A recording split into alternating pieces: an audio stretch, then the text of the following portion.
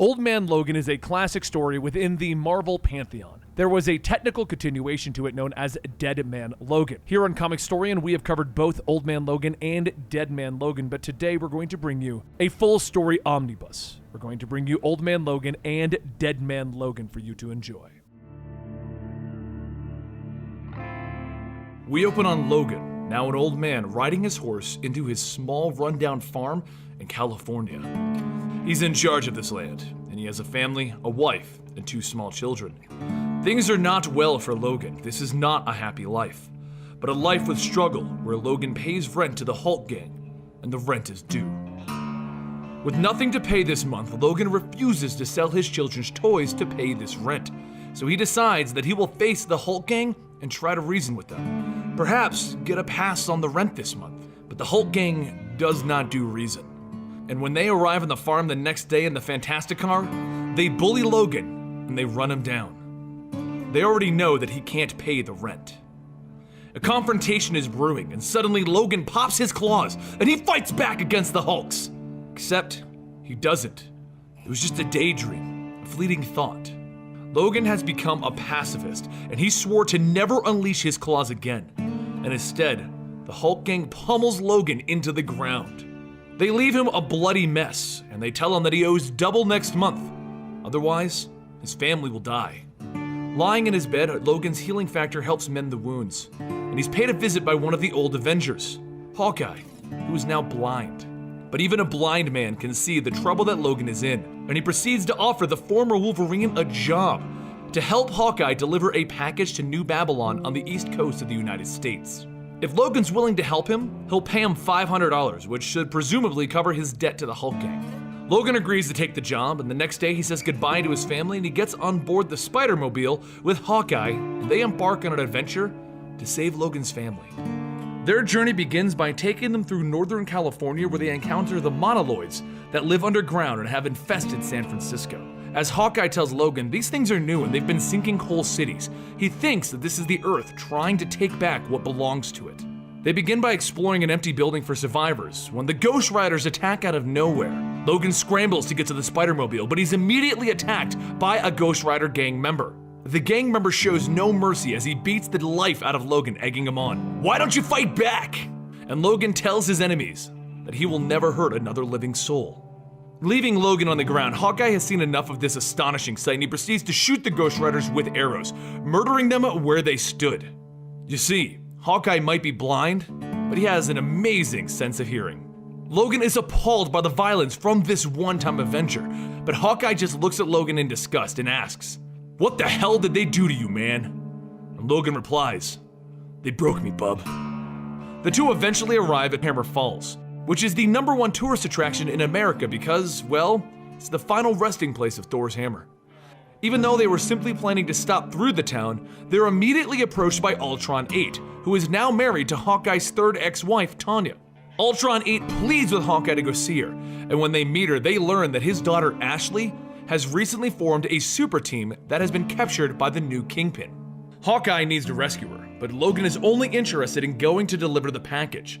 Hawkeye offers to double his pay if he helps him rescue his daughter, and Logan reluctantly agrees, although he still plans on not using any violence to assist Hawkeye. He won't pop these claws. At Salt Lake City, Kingpin sits in an arena as he watches 2 of Ashley's teammates, Daredevil and Punisher, get eaten alive by a pack of raptor-like dinosaurs. As Fisk leaves the arena, Logan identifies where Fisk is keeping Ashley, and Hawkeye enacts a crazy plan where he uses the Spider-Mobile to simply drive into the building and rescue her. The Spider-Mobile can do whatever a spider does. As the car crashes into the prison, Hawkeye leaps out and kills all of the opposition in his way. And as he frees Ashley, the Kingpin walks in demanding to know what's going on. But before he can get an answer, the newly freed Ashley takes a shotgun and uses it to decapitate the Kingpin. As it turns out, Ashley was planning to take over the Kingpin's territory by killing the Kingpin. She had no intention of coming here to save people. Hawkeye's daughter has gone completely evil villain on her father, and she lifts the shotgun to bash in Hawkeye's head. But Logan uses the Spider-Mobile to drive into the building and rescue Hawkeye from his power-crazy daughter. They drive off only to be pursued by Ashley's newly acquired evil henchmen. And as Logan and Hawkeye make their escape, suddenly the earth opens up beneath them in an earthquake, and they fall into a dark and awful peril. The victims of the earthquake surround Logan and Hawkeye in darkness as they realize that they're surrounded by the Monoloids, and they're going to be eating them alive. Thankfully, our heroes are able to free the Spider-Mobile and climb out of the earthquake crevasse, just like a spider can. Shortly after that, the two travel across the country without much more incident, and we see some of the horrible sights of this new world. Eventually, they find a calm moment to sit down for a drink at a small dive bar in Des Moines, where Logan nearly lets his claws let loose on a drunken idiot. He gathers his composure, and he storms out of the bar, and Hawkeye once again asks him, "What happened, man? What did they do to you?" This time, Logan says, "Sit down and I'll tell you."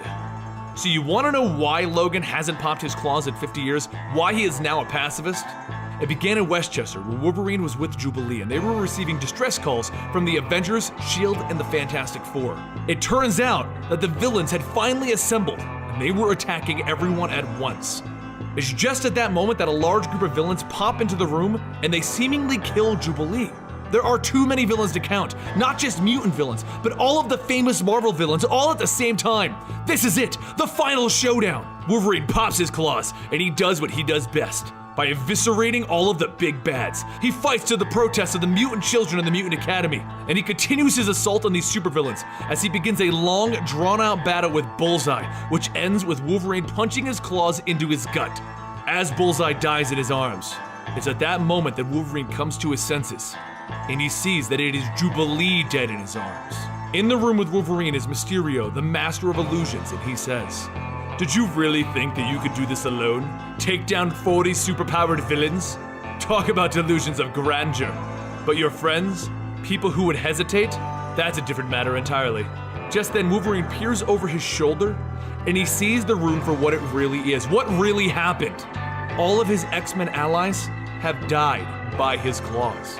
After that, he walked off into the wilderness and he found a train track where he laid down and let the train run over his neck and head over and over. And Wolverine died. Logan would never pop his claws again. Logan and Hawkeye continue their journey east the next day through Doomshead, Illinois, where a giant venom-infected Tyrannosaurus Rex attacks them in the Spider-Mobile. They try to outrun it, but it's so fast, and Hawkeye uses the secret gun in their car to shoot it, but it's ineffective. Obviously, it's venom. But it's just at that moment that a man dressed in a black coat whispers a word, and the Venom symbiote flies off of the T-Rex, and it collapses immediately.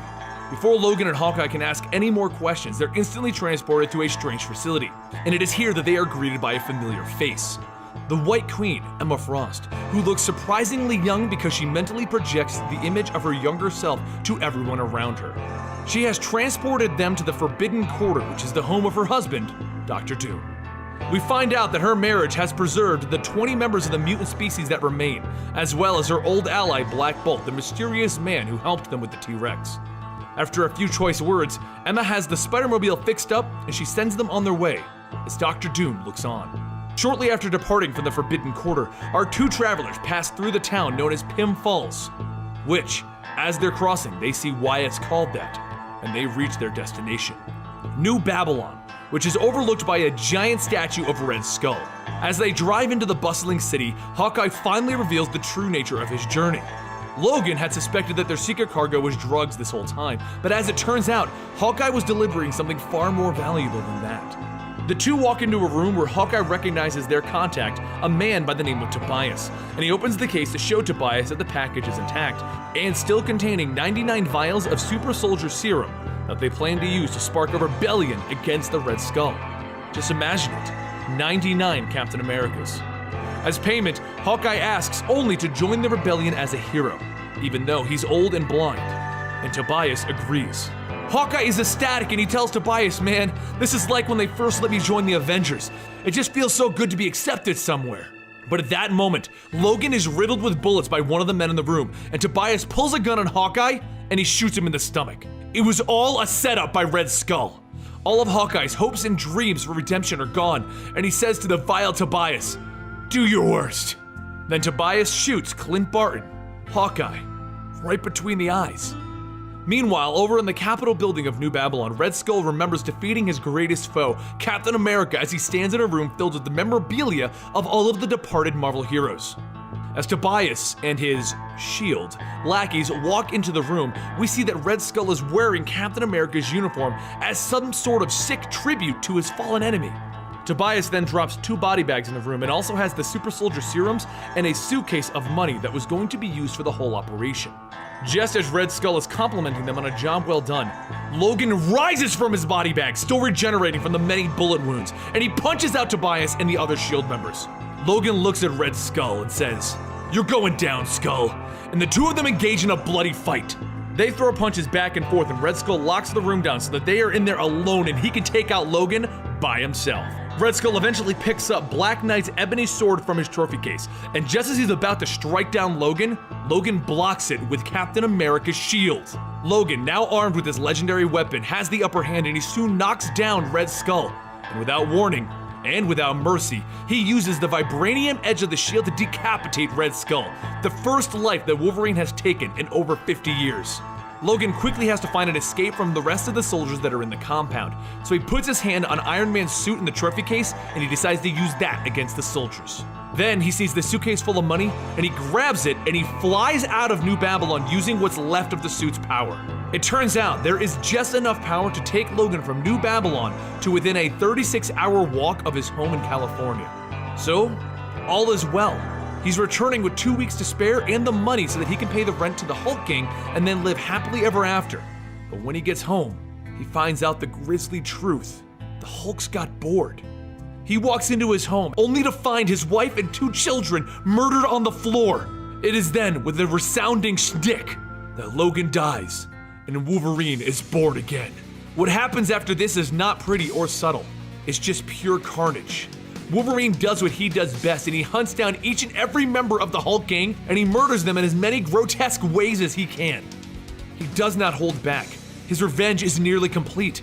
And after tracking down every member of the Hulk Gang, he troubles upon Bruce Banner's lair for the final showdown. Bruce Banner has been holed up here with one of his grandchildren, simply known as Baby Bruce. Bruce Banner doesn't give very many reasons for why he moved into the country and had a redneck family of Hulks, but he does explain that it was probably something to do with the gamma radiation messing with his head a little. So old frail human form of Bruce Banner, with superhuman strength, fights against Logan. And as they fight, Banner reveals that he was bored of being a landlord, bored of being a supervillain. He wanted someone to fight and kill again, which is why he decided to get his greatest nemesis, Wolverine, back. But Wolverine is the best at what he does, and he lunges into the old puny Banner, and he runs him through the stomach with his adamantium claws, which finally awakens the beast that is the Hulk. Now the size of a building, he grabs Wolverine and he bites into him. Hours later, another remaining Hulk relative walks back into Bruce Banner's lair, and he sees Hulk sitting and reveling at his greatest victory. He ate Wolverine, but Hulk is having stomach cramps. And suddenly, Wolverine bursts out of Hulk's body, presumably killing Bruce Banner, the Incredible Hulk finally. 1 month later, Logan is at the funeral of his family. He is there with the locals that knew him and his family, and they're all sorry for his loss. They all want to know, what is Logan going to do now? But he has nothing left. With his family dead, he is dressed up and ready to ride away from his old life. As he's ready to leave, one of them asks, "Are you really gonna bring law back to this country?" And he replies, "Why not? Got nothing better to do." While the task may seem impossible, Logan begins to ride off into the sunset with little baby Bruce Banner strapped to his back.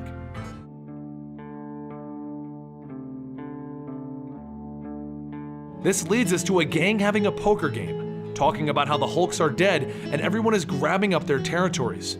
One guy in a Daredevil mask says that he heard it was a single guy, and his friend in the Iron Man mask asks him, "What guy?" That's when Logan is standing in the doorway. "Might be this guy." And he cracks open a beer and takes a sip. The man in the Iron Man mask tells him that he has 3 seconds to get out of there. So Logan steps forward and pours the beer on the guy in the Daredevil mask's head. 2. The Iron Man guy stands up. "End him!" And Logan lunges forward, gutting the man. And then he guts every thug there. Blood, body parts, and bullets fly around the room until Logan is thrown out a window and onto the roof of a Jeep. He stands up screaming, and then he shows his claws to the only man left, the man in the Daredevil mask. "Take off that mask," he tells him. And the man does, and he begins to beg. "Please, I didn't do nothing." "You wear this uniform, and you don't even know who this is?" It's just cool." So Logan guts him with the rest, and he walks away. The people of the town walk over. "What are we supposed to do now?" You're free, you're welcome. But the townspeople don't look too happy with him. You can build something new. You can build something worth living for. He then calls for his horse. I'm old enough to remember a time that hadn't gone to hell. It doesn't have to be like this. I'll be back, and if you haven't built something worth living for, I'll burn this place down and someone else will start over. He then rides off onto the dusty trail. As he's riding off, he comes across the head of an Ultron as it lands in front of him. He picks it up and he looks at it, and then he looks into the sky. Huh? Logan then goes home where the baby Hulk that he rescued from before is sitting comfortably, being raised by Danny Cage, the daughter of the real Luke Cage. Logan makes sure that she's okay and that baby Hulk is okay, and then he sets off on his mission to figure out where this Ultron head came from by going to a nearby town, known as a tourist attraction due to it being the final resting place of Thor's hammer before he fell. This place is where you can buy a Fantastic Four t-shirt or an Iron Man mask, and it's very popular. Except no one's here. Logan walks through curious as to where everyone is until he gets a whiff of Emma Frost. He walks in and she shows him Jean Grey and he tells her, Emma, stop this. I'm not Scott. I don't like it when you mess with my mind. So she changes into a young Emma, one that Logan will recognize. Stop, Emma. Show me the real you. A girl has to keep some of her dignity, Logan, she tells him. Emma explains that when Logan killed the Hulks, he started a domino effect. The balance of the territory shifted and she ended up here. But the Punisher showed up and killed everyone. She tried to help, but she only made things worse and made them crazier. She lays down on the bed and tells Logan that she knows where the head came from and why he's here. She can read minds after all. But Logan should stop what he's doing. He can't save the world. That's Doom's job. He turns looking at her oddly for that statement and then he watches her illusion fade. She grows older and he can see the bullet wound in her gut. She's dying. You had one hell of a run, Frost. Logan, I miss teaching. Yeah, me too. When I saw you walk in, I thought you were the angel of death, here to take me. And as her voice trails off, Logan gets up and he walks to the wall. A mighty dividing wall that he doesn't even remember when it was built. It just showed up one day.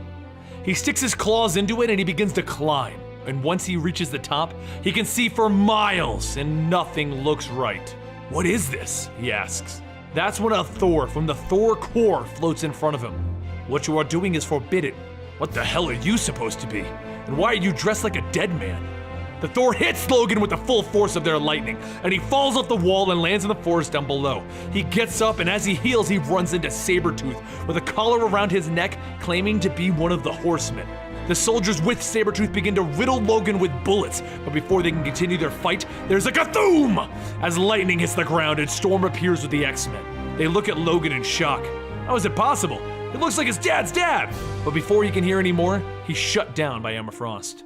He wakes up in his own mindscape with Emma trying to figure out what's going on. He remembers her dying a few hours ago, and she remembers him being dead as well. How are they both here? But that's a question that they're both going to have to worry about later because Sabretooth and the Horsemen blow up the wall. Magneto turns to Wolverine. You brought this on us! And he throws him out into the streets, where he lands in front of Apocalypse! But the Thor finally returns and demands that Logan be returned to her. He is to be punished. The Thor throws down lightning and in the process injures the X-Men and Apocalypse's Horsemen. A fight ensues as the X-Men and Apocalypse's men all begin to fight it out, and Logan sneaks away from the battle to walk up a building, where he jumps on the Thor, slicing and dicing her. She screams at him, "You dare lay a hand on me!" and strikes him with lightning, throwing him far, far away, as she turns her attention to the X-Men and the Apocalypse battle. Logan has no idea where he's going, but it's far and beneath him that there is a city, and it's growing closer and closer until he hits the ground hard. He wakes up in a lab with Tony Stark and Rhodey next to him. Tony starts in with fast questions. Who are you? Where did you come from? How are your bones laced with adamantium, and how much for that metal? Logan asks him, where am I now? And then he looks out the window at multiple suits of armor flying around, and Tony tells him, Technopolis. Tony then looks at him. You're from over the wall, aren't you? Do you know my name? Logan looks at him. Tony Stark. Aha! I'm so famous they even know me from over Lord Doom's wall. Lord Doom? Rhodey steps forward. Do you have an issue with Lord Doom? That's when Logan sees Rhodey is holding a Thor hammer. Of course not, why would I? So Tony sits him down. Your body is fighting off the deadly tech virus in our atmosphere to a standstill, but how? Logan gets up and begins to walk out of the office. Thanks for the help, but I have to go. Rhodey stops him. I can't let you leave. You attacked a Thor and you left your domain without permission. Without permission. Problem is, old man, you've left your domain. That is forbidden. There's that word again. Logan then turns to Tony. You remember me? I'm sorry. That armor of yours remember me? No, I'm sorry. The X-Men? Who are the X-Men? Brody begins to charge up his hammer and Logan pops his claws. But he can't take the might of Thor's hammer as he's thrown back against a wall, unconscious again. He wakes up in the zombie territory, a land of punishment for people who have stood against doom, where he's being eaten over and over again. He wonders if this is hell or a test from God, but he knows none of that is correct. His only reprieve from being eaten is when the zombies are distracted and they run off. But during one of those times, he runs into a cave where he meets Jennifer Walters, the She-Hulk. She doesn't know who he is, but once again, he remembers his version, and she explains that Almighty Doom has sentenced her here. This is her punishment. Once again, Logan picks up on that weird terminology, Almighty Doom. He asks her why she hasn't just jumped out of here yet, and she tells her she can't do that, it's just too high up. So he asks her, can you throw me? Suddenly the zombies find them and the fight begins again with Logan slicing up as many of them as he can. Rage fills him as She-Hulk grabs him and begins to jump away. Higher and higher, and then she throws him out of zombie territory, telling him that if he sees any Hulks, be nice to them. And then he watches as the world is left behind again, and She-Hulk is taken by a flying zombie. Once again, he begins to fall farther and farther until he lands on the roof of a building. He gets up and he sees New York, the old New York from his past. Has he fallen through time this time, or is this another one of those weird worlds he seems to be traveling to? He looks around and he remembers where all of this began, with Ultron's head falling in front of him. Something is off about this entire world that he's in. She-Hulk keeps mentioning Almighty Doom, and he remembers the arguments with Rhodey and Iron Man, and Apocalypse just being there, and multiple people with Thor's hammers. None of this makes sense. Logan falls to his knees screaming, "Ah!" And then he sees the superhero battle going on above his head, and he ignores it. He climbs down off the building and grabs some clothes out of a bin, and then starts to walk through the streets, only to be stopped by Emma Frost again, another version, and a very young Jean Grey. You look old as dirt, Wolverine, but considering you were dead yesterday, I guess that's an improvement. He begins to smell them and he realizes this is them. Emma reads his mind and Jean joins her, and they both see everything that he's gone through and everything that has happened to him. So Emma asks him, Logan, can I hug you without you stabbing me? And they embrace. You don't need to be scared of me, Jeannie. I'm sorry, but I'm more scared of what's in your head.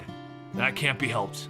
Emma then decides she's going to give Logan what he deserves after all of this, a reunion. So they bring him to a room and they give him a meal, while he gets to see all of his old friends alive and well again. The X-Men that he remembers, the time-displaced young X-Men, and even a few new faces. He has found the remnants of the real Marvel Universe from before Battleworld, before Doom took over. And they decide to give him one more thing. So they bring him to the home of the son of a Wolverine, his son from the Ultimate Universe, James Hudson. He asks Emma why she brought him here, and she explains. He deserved to know that his legacy was living on somewhere. Tears began to roll down the old man's face.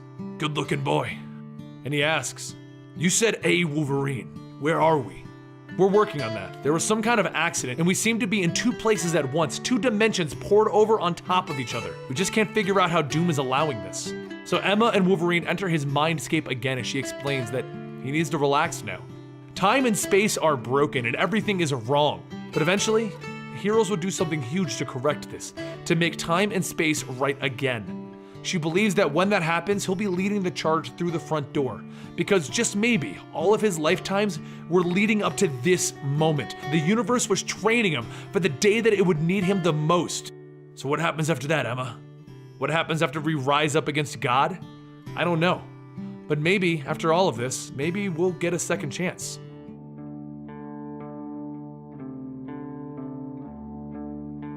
The only thing Logan can remember is a white light, and then waking up in Times Square. Except, Times Square should be gone. All of this, it's all dead. Wait, who is he?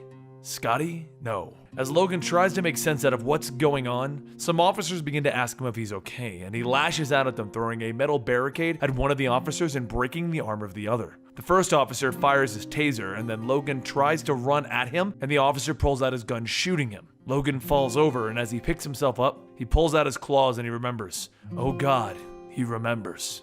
The world isn't like this anymore. The villains finally got their act together and they took over. And the worst of them was Banner. He had a family. He was trying to be happy, but it really did just end all the same. Blood, death, and him, alone like an animal.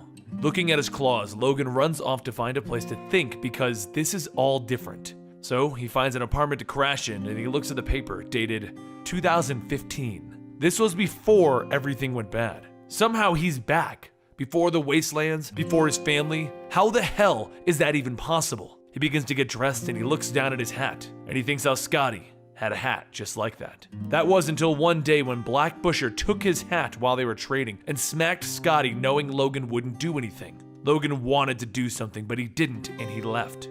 Then it happened. Except it hasn't happened yet, so maybe he was sent here to do something about it.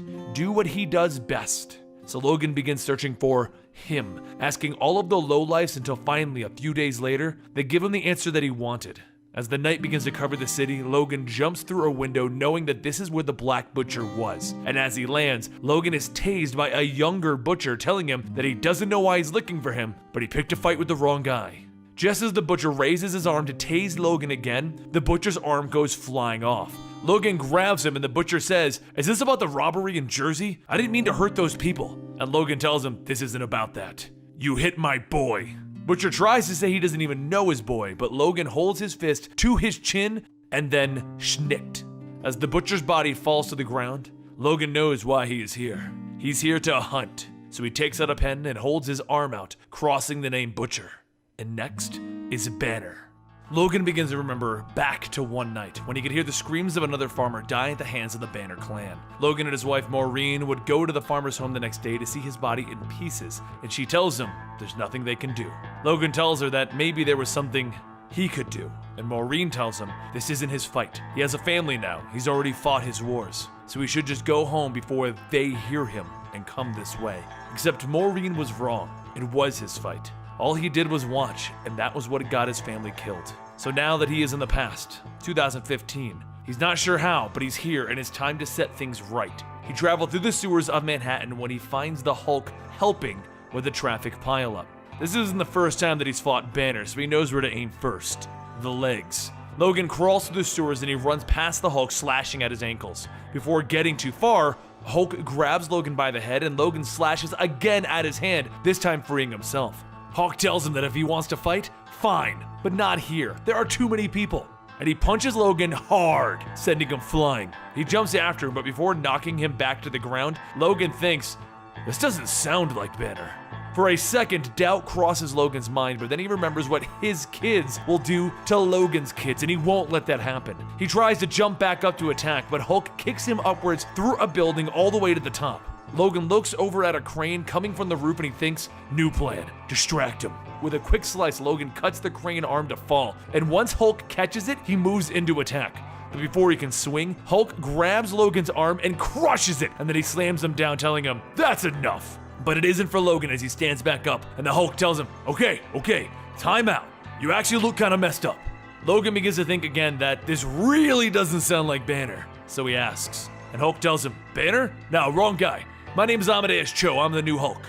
Amadeus says maybe he can help him, but Logan hears the cops coming and he runs off. As he looks at the streets, he thinks, Brooklyn. Amadeus punched me into Brooklyn, but that's good. I know someone here. He was the only friend that I had in the future, so all I have to do is sneak into his apartment and wait for him to return. In the apartment, a dog runs up to Logan and begins to lick him, so he asks where his daddy is, and then he looks up to see an arrow pointed right at him. He asks, Barton? Hawkeye? But the girl tells him, you're only half right. Logan looks up and he says he remembers. She's the other Hawkeye. This isn't Barton's place. She tells him her name is Kate Bishop, not other Hawkeye, but Clint's away on a mission. And now it's her turn to ask the questions, like why is he ancient looking and isn't he dead right now? Logan explains that he's from the future, which Kate doesn't find very surprising since the X-Men are always time traveling. But what she wants to know is what's with the list on his arm. He tells her that in a few years the bad guys will finally rise together and all of the heroes will die, and that's the world that he came from. But if he kills the people on his arm, the future doesn't happen. So Kate asks him, what about Clint? And he says that he was one of the ones that didn't die. A villain named Avalanche blinds him, and I always end up helping him, so... She tells him that can't be right, but Logan walks off stating, don't worry, my healing factor will kick in soon. Thanks for the hospitality. I'm just gonna be going on my... But before Logan can leave, he collapses. Slowly, Logan begins to wake back up and he sees that he's still in the apartment and he asks how long he's been out. Kate tells him about 33 hours, but after giving him a cup of coffee, she says, let's say that I believe you're from the future. Who else is on that list? Mysterio? I know where he is, so let's go. Logan tries to say that he works alone, but Kate tells him blah blah blah, the Grim Wolverine hunts alone, and now I'm even more grim because I'm like 90 years old. Okay, so how about we just skip that part and we go off together? As the two of them travel through the city, Kate says that she needs to know something about the future. Who is the female Thor? She's dying to know. But Logan asks, who? And Kate tells him, you know, the female Thor. Isn't there one where you come from? And he tells her, no, but that doesn't matter. People change costumes and names all the time. I probably just missed it. Once the two of them reach the building that they're looking for, Kate tells him to hold on. First, he doesn't know about a female Thor. The thing about Avalanche, well, he's been dead. So maybe this isn't his past. Maybe take some time. Logan pulls his claws out, stating that he's had nothing but time, and time's up. He kicks in the door and he begins sniffing around until he finds two men and asks, where's Mysterio? The men say they don't know any Mysterio, but Logan tells them not to lie and he slices one of the man's hands off. Kate tells him to stop, firing an arrow next to his head, but Logan turns to her, telling her the one thing that she should know is that his healing factor works great against arrows. And then he turns towards Kate. With a quick slash, he rips through her bow, and Kate counters by hitting him in the chin and knocking him away. After regaining his balance, Logan grabs Kate by the neck and he slams her into the wall, and she asks, what, you gonna kill me too? And Logan tells her, I'm trying to save everyone. And he begins to leave.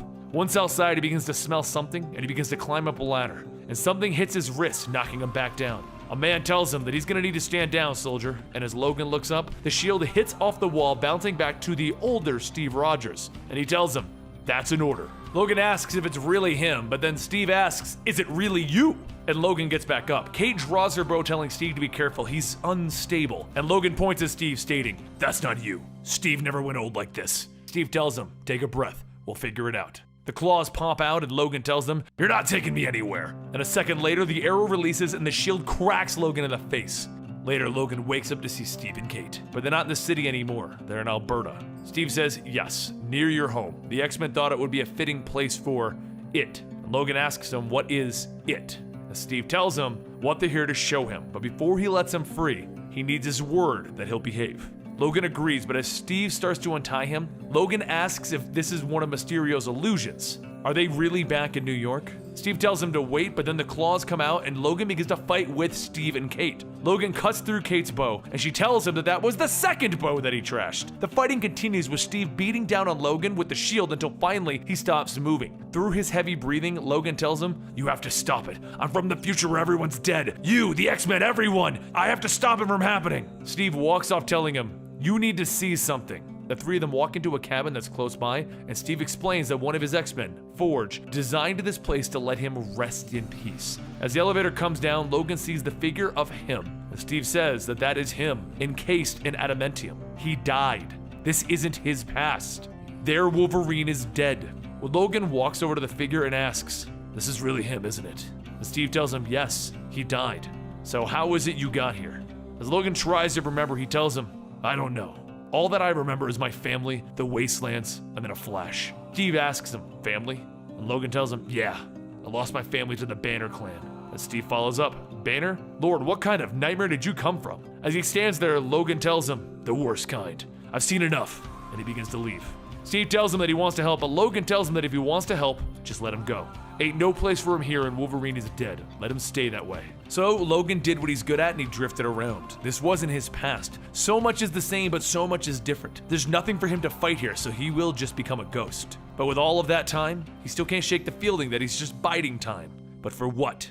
And then he found it. Logan sniffs the air and the claws come out and a sentinel drops in. He leaps towards it, but the sentinel tells him, please wait, don't hurt me. As a claw stabs into his chest, Logan asks, not hurt you? What is this? Then Logan hears someone. It's Storm and Iceman, and she asks if it's really him. And Logan stops and thinks how the past is gone, and tomorrow may well bring the hell that he fears. But today it feels damned good to be alive.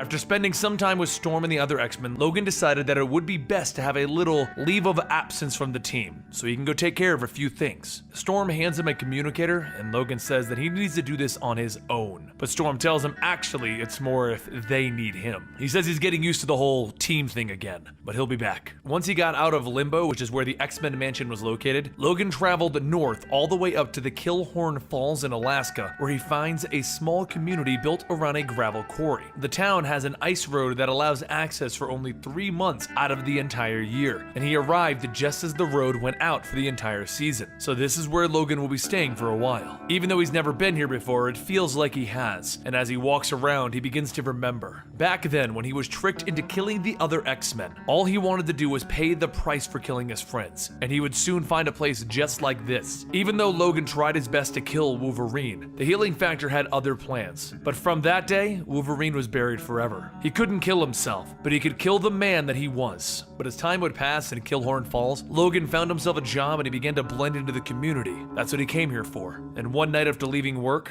he sees a dog whimper and he decides to give it something to eat. However, a voice behind him says that he shouldn't feed the strays. Mommy says that they will just keep coming back. Logan asks the little girl if that's how her mama got stuck with her, and the little girl sticks out her tongue. The girl begins to pet the dog, and Logan says that it seems like he likes her, and the girl tells him because she feeds him too. Looking down at the little girl, she asks what his name is, and he tells her James. And then he asks her what is her name, and she says Maureen, and Logan thinks, yeah, that's exactly where he needs to be. Later that night, Logan sits out in front of his shack thinking about how this may not be his past. He may never have met Maureen the way he did before, but this time, he can let her grow up safe. As the dog walks off, it's soon killed. And a voice begins to ask, can Logan really be back? And another voice says, there's only one way to find out. And that's when Deathstrike says, it's time to go hunting. The next morning, Logan is woken up by a knock on his door from Maureen and her mother asking if he's seen the dog Burger anywhere. Logan tells her that he hasn't seen him, and Maureen asks, what if Burger's hurt or even eaten by a bear? Maureen's mother, Trish, says that they can look for him after school, but Logan says that she should listen to her mother. He'll go looking for the dog. If there's one thing he's good at, it's finding burgers. The two say thank you to Logan before leaving, but around the corner there's someone watching. Logan heads out, and it doesn't take him long to find the dog's scent. And the scent is also something he's a little too familiar with. As he finds Burger, he sees the cuts on him were clean, like a sharp, clean blade, and then he smells something else in the air. He begins smelling machine oil and gasoline, and then he finds a helicopter. But before he can check it out, he begins to hear gunfire. He runs back into the town, but it's already too late. There are bodies lying around everywhere, and thankfully, none of them are Maureen. The gunfire suddenly stops and things get quiet. Too quiet. And then an explosion goes off behind Logan, knocking him away. When he looks back, he sees Bonebreaker, one of the Reavers, and the Reavers never travel alone. Bonebreaker begins to spin his Gatling gun again, and he begins to spray bullets down on Logan. But as he walks through shielding himself, he then gets close enough to cut through the gun. However, before Logan can swing at Bonebreaker, a cannon comes out of his chest, shooting Logan and blasting him away. Bonebreaker says, you know what the best part about having tank treads for legs is? Rolling over someone else's legs. Logan screams out in pain as the small tank begins to crush his legs, and when Bonebreaker parks on top of him, he asks if he's even alive under there. Claws begin to stab up through the tank body, and Logan comes ripping through it, throwing the upper part of Bonebreaker's body to the ground. Logan then walks over asking, do you know the best part about having knives in your fist?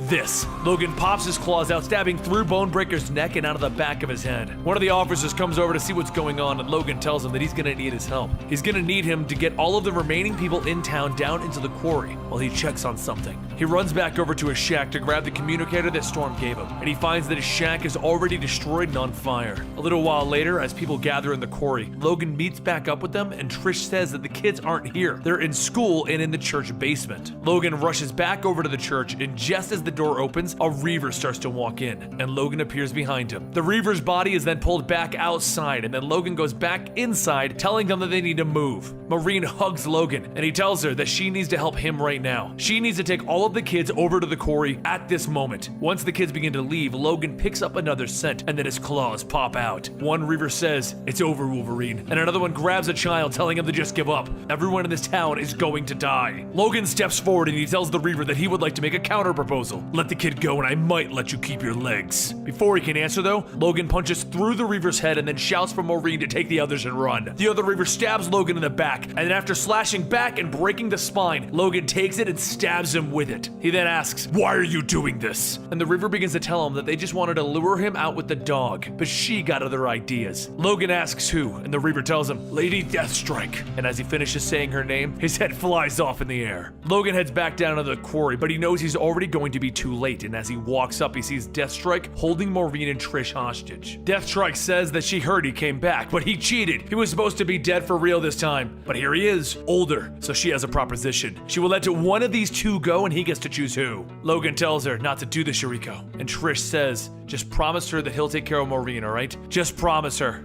Logan says, "I promise." And then Deathstrike tosses Maureen to the side, and Logan asks if he got the shot. Deathstrike asks, "What?" And then a bullet flies through Deathstrike's back as she drops Trish. Behind her, the officer from before says, "Yeah, I got the shot." Logan tells him, "Get Trish out of here. I want to handle this one alone." And Deathstrike asks if he thinks that she's the only one coming for him. "Do you think this will ever stop, Logan?" He starts to make a fist and he tells her, "Well, you got me now." And a claw pops out and Logan begins running towards her. Deathstrike jumps into the air as Logan goes in swinging and kicks him in the face. And then before he can get back up, she slashes away part of his face. Logan tries to get back up, but Deathstrike punches tearing through his stomach and out his back. And the officer tries to tell her to stop. With Logan beaten down, she then turns her attention towards the officer. She then raises her arms to kill him, but Logan gets back up and he runs forward, cutting off both of Deathstrike's arms. And then he punches her in the back and he rips his claws out. The only thing that he can remember is the sound of Deathstrike dragging herself over the gravel and the snow beginning to fall on them. And then nothing. A little while later, Logan wakes back up and sees the officer sitting next to him. He asks if Maureen and Trish are safe, and the officer tells him yes, but the little girl keeps asking about him. Logan tells him to stay with them until help arrives. He can't see them again, and tell her that he's sorry for everything. Logan leaves and he takes the dead Reavers' bodies and he begins to burn them. And then he watches the fire, because he knows that Deathstrike is out there, and dozens like her, and he's done waiting for them to bring chaos. He will be the one to bring chaos, and he will be coming for them! Once the bodies are burned, Logan returned to Limbo where X-Haven was, and he can't help but think that tonight could be the night, and that they're not ready. He's let his guard down. He then hears a voice in his head telling him that no, he hasn't. It's not going to happen tonight. And then he looks up to see Jean. He says that it happened on a night just like this, and she tells him that it's not going to happen. During his time, the Xavier Mansion was still on Earth, not in Limbo. Magneto wasn't fighting with the X-Men, and Thor was still a dude. But if he still has doubts that this isn't his time period, that he's going to be tricked into killing everyone, then they're going to take a little road trip together. She just wants to get her costume on. Back in Manhattan, some of the last heroes made their final stand against the villains. People died. But now, there's nothing. People are living just fine. Jean tells him that it's 1:30 in the morning, no mass villain attack, no nothing. And Logan tells her, "Okay, you proved your point." And she tells him, "We're not done." After New York, where else did things happen? So they teleport over to where Hank Pym made his final stand and died in that alternate timeline. But again, nothing happened. And then Jean decides they have one more stop, and she teleports them again to upstate New York where the mansion was, where Logan killed everyone in his timeline. Jean tells him that it's going to be okay. And also, she lied. She has one more place to go. This time, they teleport over to Madripoor, and Logan asks what they're looking at now. And Jean tells him that she knows that he's been on edge lately, as this was the day that everything happened in his time. But instead of being alone, she brought some company. They walk into the building, and Logan sees Steve, Clint, Jubilee, and even Puck. Logan asks Steve if everything is good, and he tells him always. Moments later, everyone begins to celebrate being together, and Logan looks at Jean and tells her that this better be a soda. And she tells him to stop being a party pooper, old man. As the night goes on, Logan steps out onto the pier as the sun rises. And a short while later, Jean comes out telling him that he needs to stop sneaking off like that. But the sun's up, and they made it through another night. Logan tells her, "Yeah, we made it through. But as I'm sitting here, I've been thinking about you a lot, and this time, in my world, you weren't around. You were already dead. You've always kept me in line, no matter how much things have changed. You've always seen the light in the dark. You remind me of my daughter. You always see the best in everyone." Jean tells him that she thinks he's getting soft. But does he really think it's going to happen? And Logan tells her, "No idea. But I think you finally got me to see that if it does, I won't have to face it alone."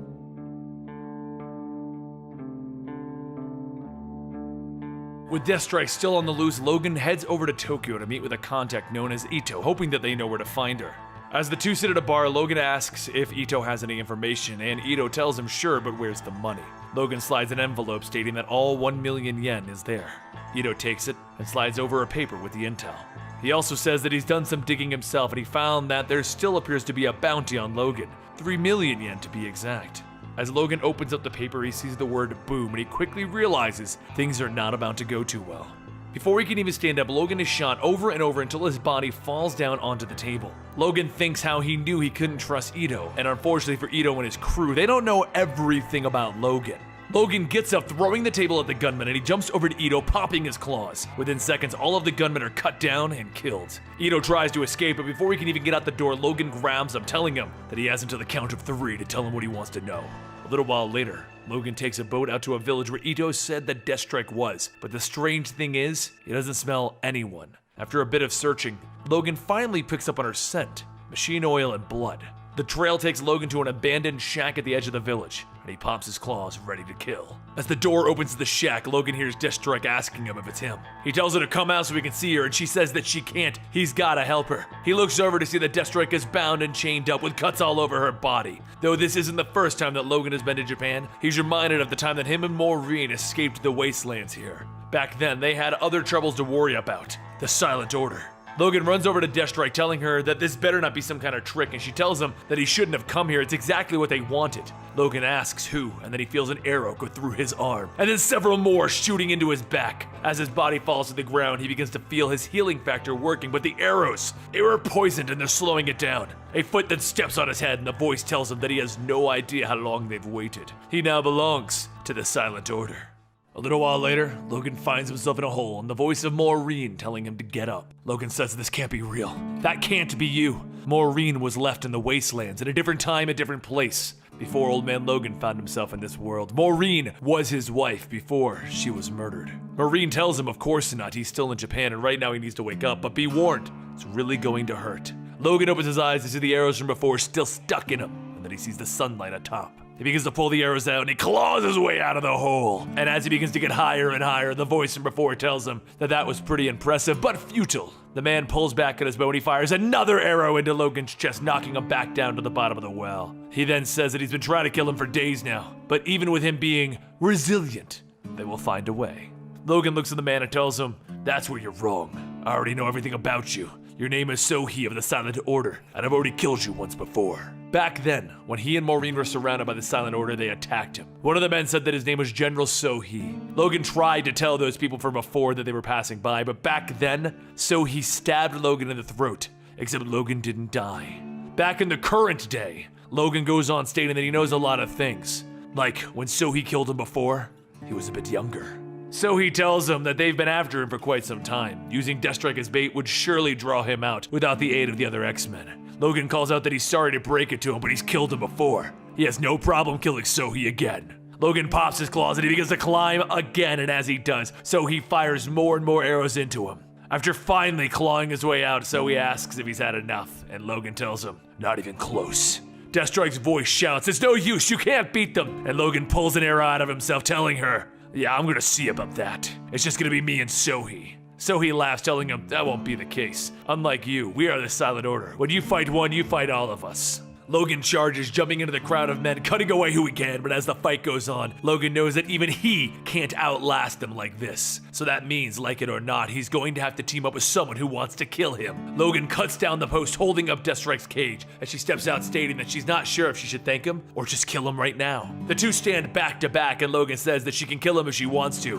but they have to get out of here first. You see, back in the past, in the other world, the Wastelands, the fight didn't exactly go like this. So he captured Logan and his wife Maureen of the time, and he had taken them to their leader. Logan told Maureen that he was really sorry for what she's about to see, and the leader sees Logan staring at some of the collections on the wall and tells him that his trophies are really something else. Though Japan didn't have very many supervillains, they all fell before the Silent Order. But right now it's about him. How about they take a look inside to see what the real him is like, shall they?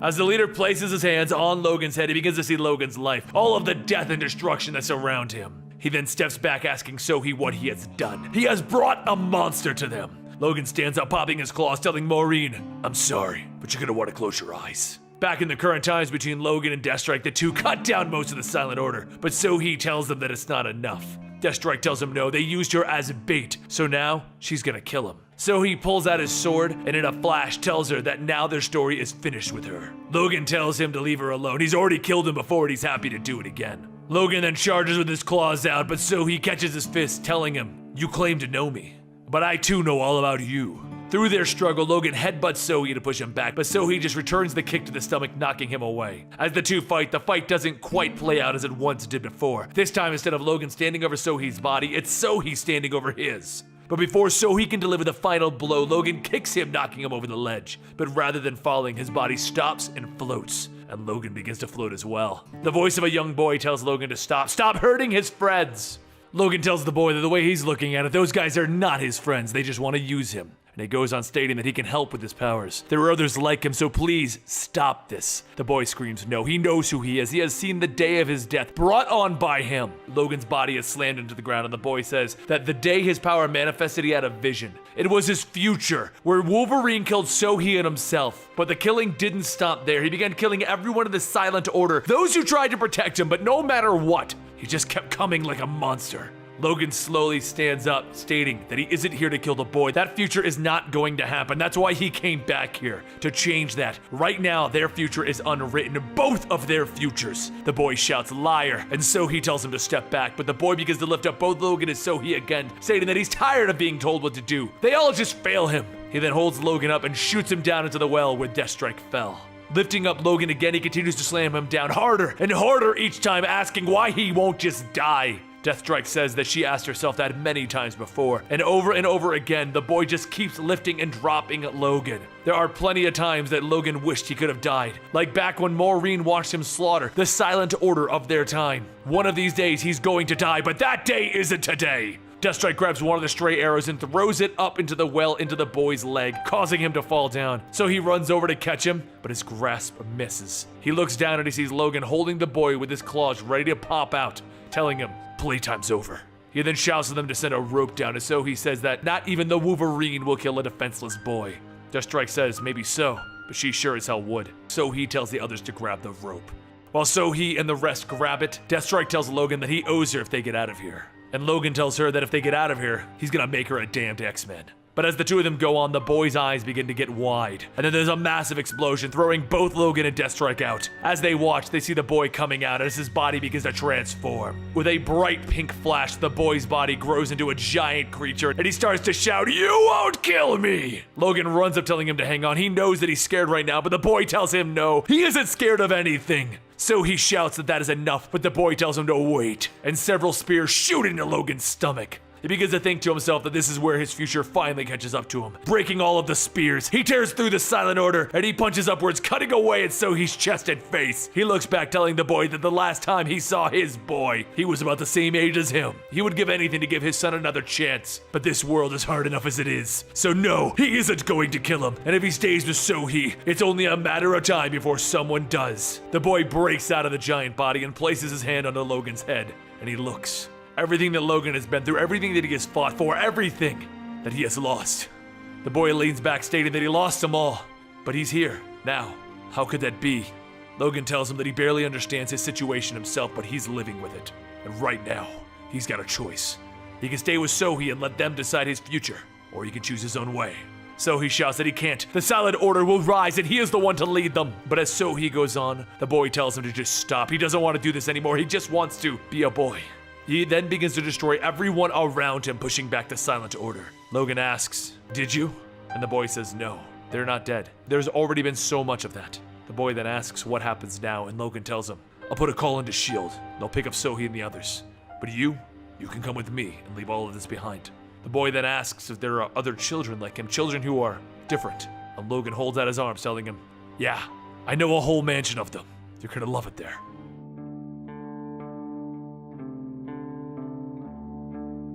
With everything that Logan has recently been through, he figured now would be the best time to sit back and finally enjoy a drink in peace. Except as he takes a sip from his drink, Cerebra shows up telling him that he has come to inform him that a notable mutant has gone missing. At first, Logan tells him that he can go get one of the others to find this mutant. He's currently off duty. But Cerebra tells him that the mutant who's missing is Jubilee, and his eyes widen. He starts by heading over to Jubilee's home in Brooklyn, but rather than finding any clues on her disappearance, Logan finds Jubilee's son, Shogo, playing all alone. Logan takes Shogo to Cerebra and tells him that he's going to have to watch the baby while he goes out to find Jubilee. Cerebra tells him that he's not really programmed to monitor and watch over an infant, and Logan says that he's got to improvise this time. Logan then asks where was Jubilee's last known location, because that's where he's going to be sending him. Cerebra says that the last known location was Romania, but maybe they should drop the infant off with the other X-Men before they can go. Logan tells him no, he's going solo in this, and if he's ready, go ahead and teleport him to of Romania before he melts him down into a new motorcycle. Just as the pink light begins to shine, Cerebra tells him that there is no need for such threats. In a flash, Logan is teleported into the woods of Romania to begin his search. But not long after walking a few feet, Logan can begin to feel that there's something wrong with this place, and that's when he finds blood on the ground. He checks it and he can see that it's not Jubilee's blood, nor is it even human. But then,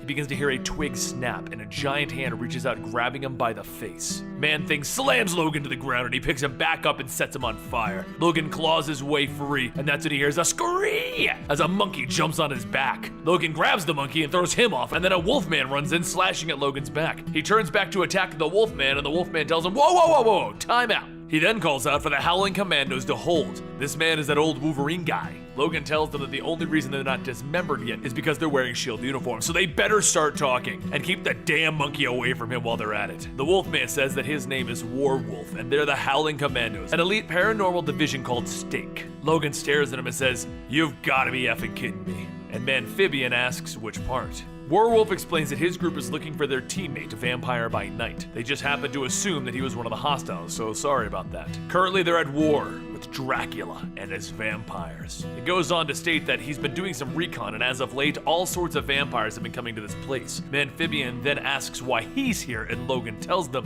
because his friend is a vampire, and her name is Jubilee. She must be under Dracula's control right now. Logan then begins to walk off, telling them that this is enough chit-chat. It's time for them to get their friends back. Moments later, the Howling Commandos begin their assault in front of the castle while Logan makes his way through the sewers. And as he gets out, he sees Jubilee, and she shouts that he's gotta save her. Logan tells her that it's going to be okay, he'll get her out of there. But then when he goes to check on her, Jubilee says, "He's here to save me." "Just as you said, Master." A voice then asks Logan if he really thought he could surprise him. Before Logan has a chance to react, Dracula grabs him and bites down at his neck. After letting go, Logan turns around and tries slashing at Dracula, but he slams him into the wall, asking how long will that healing factor go to keep the infection out. As Logan's body falls to the ground, he looks at Jubilee and tells her that this isn't her. He knows that she can hear him. Think of her son, Shogo. Jubilee punches him, telling him to shut up, and Dracula laughs as he goes back to beating on Logan. After slamming him around a little bit more, he then picks up Logan's body and tells him that he's going to try and fight off the infection, but it's taking everything that he has, isn't it? A short while later, Vampire by Night leads the other Howling Commandos, and Jubilee says that the rest of their intruders have been captured. Dracula tells them that this is most excellent. They all deserve a reward for their work, so bring them all to the throne room so that they may feast. But not long after that, Logan begins to wake up, chained to a wall along with the other Howling Commandos. While Dracula taunts them, Jubilee tries to fight back against Dracula's control over her, and Logan shouts that she can do it. She doesn't belong here. Think of Shogo! She walks over to Logan, but Vampire by Night kicks her, telling her that that is enough. Logan then calls back out to her, stating that she can do it, and then there's a loud thumping sound that's getting louder and louder, and Vampire by Night asks if there are any more mutants, and Werewolf tells her nah. He may have called a little backup though, except he's not really little. Dracula shouts who dares, and Orgar rips the roof off and tells him that he dares. It looks like the Commandos have gotten themselves into a fine mess yet again. Man-Thing jumps in and begins freeing everyone from their chains, but as he does, Dracula grabs a hold of Jubilee. He tells Logan that if he can't hurt him, he's gonna have to kill the girl. Jubilee smiles and throws Dracula off of her, shouting for Logan to catch. As he gets closer, Logan pops his claws, tearing into Dracula's stomach, telling Jubilee, "That's my girl." Dracula swings back, telling Logan that he has all the time in the world. He will rise again, and Orgo tells him it's time for him to help. And he grabs Dracula and holds him into the sunlight. As Dracula weakens, Logan tells him that he's had this coming for a long time, and he cuts off Dracula's head. Vampire by Night then runs over, telling Werewolf that she didn't know what had come over her. She's so sorry. Logan looks back at Jubilee and says that it's been one hell of a day. They should probably go home. She grabs Dracula's head and tells him, yeah, they should, but what should they do with this? Logan laughs. Haha, I got a few ideas. Then he calls Cerebra. Seconds later, Cerebra teleports to the sun and releases Dracula's head there to fall in. A short while later, as Logan and Jubilee sit in her apartment, Cerebra tells Logan that it is done. And Logan tells him that he knew that he would make a fine garbage disposal. And Jubilee tells him to be nice. Logan says that he can't, he's got a reputation to uphold. And Jubilee goes on stating that it's too late. Shogo likes him, and he can tell that he's just a big softie. Logan tells him not to believe it. He's tough as nails, just ask Dracula. So Shogo flings his food at Logan, and he shouts, "Dracula!" Jubilee smiles, stating that she thinks someone's just happy to have their mama back. As Logan pulls the food off of his face, he says that he isn't the only one. There was a time when he thought that he would never see her again, and Jubilee laughs, telling Shogo, "See? Told you he's a big softie."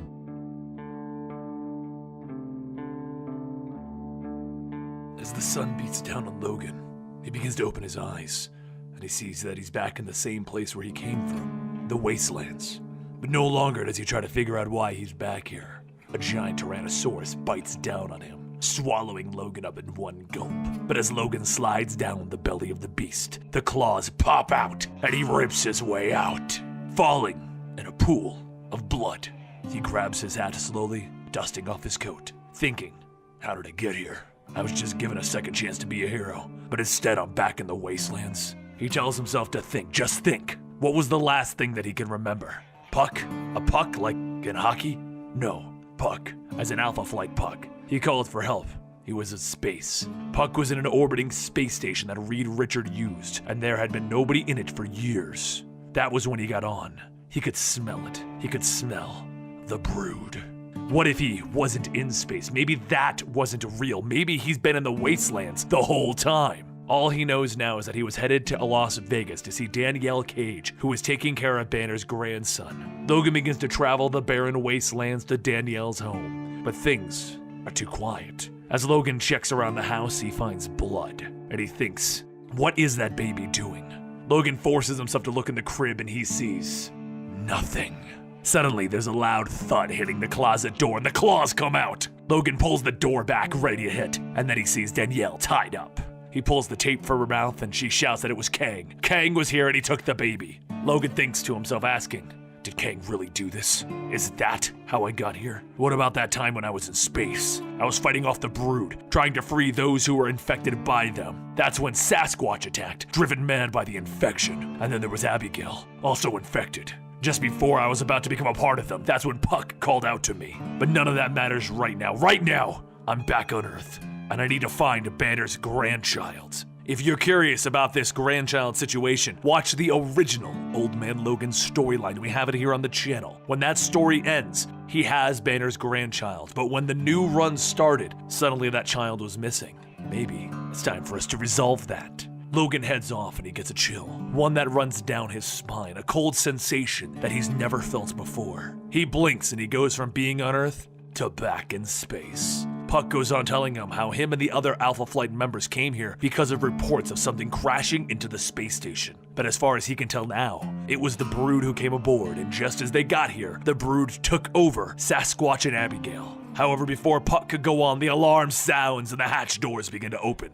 Logan begins to remember why he was so cold. He was sucked out into the empty space, and his helmet was cracked. Logan's vision fades and he begins to feel like he's falling. Nothing to reach or grab onto, nothing to stop the descent. And a few seconds later, Logan gasps as he pulls himself out of the lake that he just fell into. He looks around trying to understand what just happened. He was in space and, in a blink of an eye, he finds himself back in the spacecraft. He checks around again and he sees that he is there. And Puck says that he's been out for about 15 hours. As much as he'd like for them to go home, they have to get back onto the space station. They need to stop the infectious spread and get Sasquatch and Abigail back before they can leave. As the two begin to fly and crawl back into the space station, Logan begins to think that he should be back on Earth looking for Banner's grandson. Logan blinks and he sees himself back on Earth, making his way to Kang's stronghold. He remembers Puck telling him to go back. He just doesn't understand at all. He looks at a pile of dead bodies that were his friends, and Puck says that it was the Warlord of the Wastes. Logan shouts asking,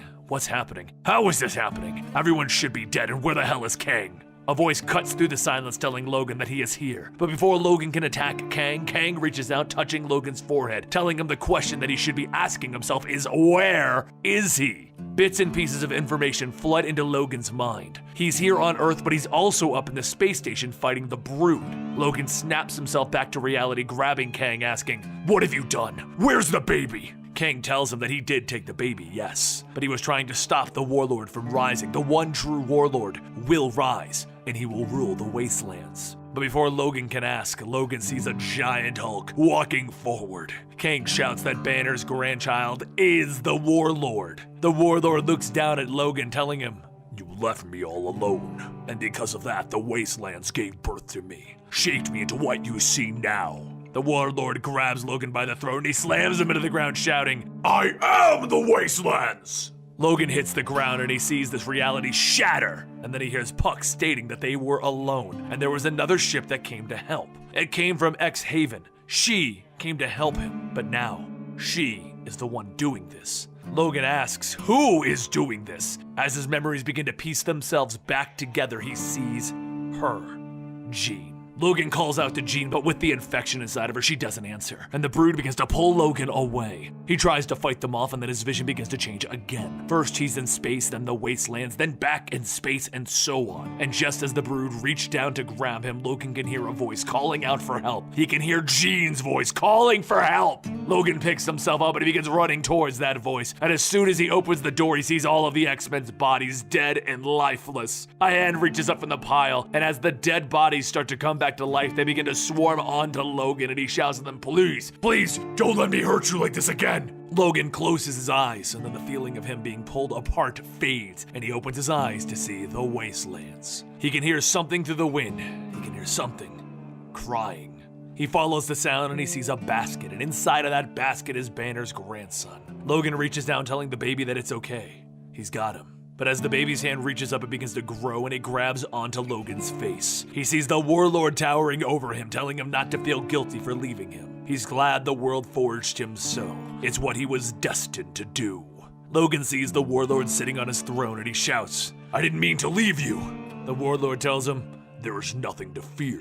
I became the king of this world, and now all bow to me. If you had raised me, I would have grown up weak and vulnerable, just like your own son.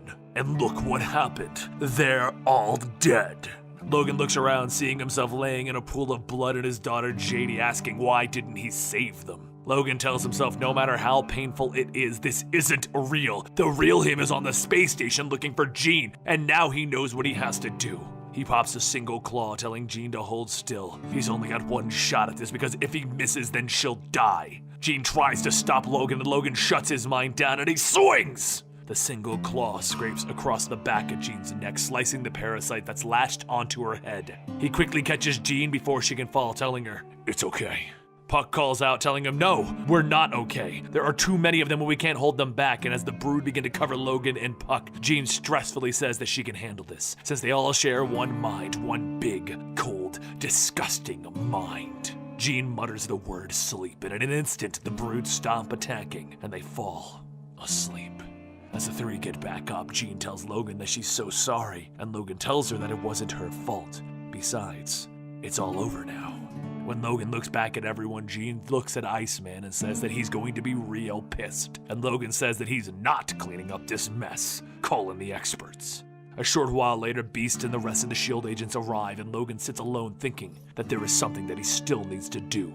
As Jean walks up, Logan asks if everything's better, and she tells him yeah, just a killer headache she wanted to apologize again for. And Logan stops her, telling her it's fine. In fact, he's actually glad this whole thing happened. Jean asks how exactly is this a good thing, and Logan tells her because it made him remember something. Some way, somehow, he's gonna save him. He has to go back for Banner's grandson.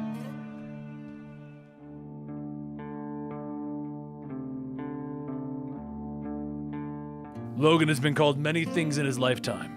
A mutant, a freak of nature. However, the second part, they got all wrong. Him and nature. They get along just fine. As Logan enjoys the scenes of the forest, the sound of a branch snapping can be heard, and two hikers startle the nearby deer. The male hiker looks at Logan and he tells him, we didn't think that we'd find anyone out here. And Logan just stares at them, stating, neither did I. The female hiker then says that they got kind of lost and they really can't get a signal, so Logan tells them to just head up the stream about 7 miles. And once they get to the bridge, go west about another 5. The couple thanks Logan, and Logan smiles as he can smell the fear of them fade, and the change of that to relief. Just as Logan looks away, he hears the all too familiar schnicked, and a blade shoots out of his chest. Logan looks back and he sees that the two hikers have now peeled away their flesh and they reveal their metal interiors. The two robots start to cut away at Logan, using their long claw-like nails, ripping Logan apart. At this point, Logan knows that he can't take the two of them on. They're too strong, too fast. So his only option now is to run away. He heads up the river and he leaps off the ledge into the lake below, and he starts to think of a plan. The robots make their way down into the lake and they spot Logan's blood in the water and they attack him. And as they come out, they find only the chunk of Logan's flesh that he cut off to fool them. Over in the cave, he lets his body regenerate and he begins to think, who'd be after me? Weapon X? Weapon Plus? Reavers? Those things had adamantium blades like fingernails. There's only one person in the world who had those. Yo, Rico. Meanwhile, in another location, Yoriko sits in a test tube as she tries to crawl her way out. After a few failed attempts, she just looks out of the tube and begins to scratch something onto it. The scientists on the outside read the message, "Kill you all." And one says, "Well, that's cheery." Another one sets down a container labeled Logan, and he begins to pull out the chunks of Logan's flesh, stating that they won't have to put up with her for much longer. They've got 2 now and only 3 to go, and as the scientist walks off, he passes 3 more test tubes, each marked Domino, Warpath, and Sabretooth. Later that night, Logan sets out to find the only person he knows can help him. After following the scent, he finds a tree with 4 claw marks and then a torn apart bear. He smiles and says, "Gotcha." But before he can get far, Victor Creed appears, slashing away at him. Logan shouts back to Creed, telling him he isn't here to fight, and Creed yells back, "Liar!" Logan jumps back, telling Creed to calm down. He can smell as good as him. He can tell if he's lying or telling the truth. Creed stares for a moment and he tells him, I don't know anything anymore." Logan looks at him, telling him, "They got you too, huh? Look, all I know is that there are killer cyborgs wearing human skin."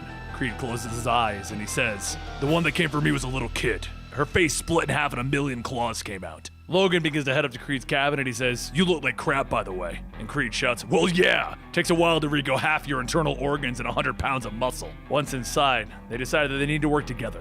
They have to get a hold of one of those cyborgs and tap into its memory banks. Creed says that they have been fighting for over 100 years. Why the hell would they team up now? And Logan laughs, telling him, "Well, I may have come here and passed every security camera along the way. So just give it a few minutes." Before Creed can ask what he's talking about, the cabin explodes and a cyborg appears shouting, "Die, mutants!" Creed looks at the cyborg and says, "You son of a..."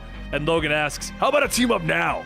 Meanwhile, over in Arizona, James Proudstar, the man known as Warpath, notices a helicopter bothering some of the nearby Mustangs. As they run off, he looks up the helicopter and he sighs and he begins to chase after. He leaps up and he flies through the air with his knives and cuts the propellers. As the helicopter comes crashing down, he notices that the pilot is a dummy. All of the Mustangs turn back and they begin to neigh at James, and then they transform into mechanical horses with claws. One stabs into him, but he tries to fight back, but the number of horses is too much, and they begin to overpower him. Back over in Washington State, Logan and Creed fight off the group of cyborgs that are after them. Logan shouts that they nearly killed them when they were separate, so they're just gonna have to fight together. One of the cyborgs cuts into Logan's stomach, and Creed laughs, telling him, "Haha, looks like you're getting slow." And then the cyborg punches him.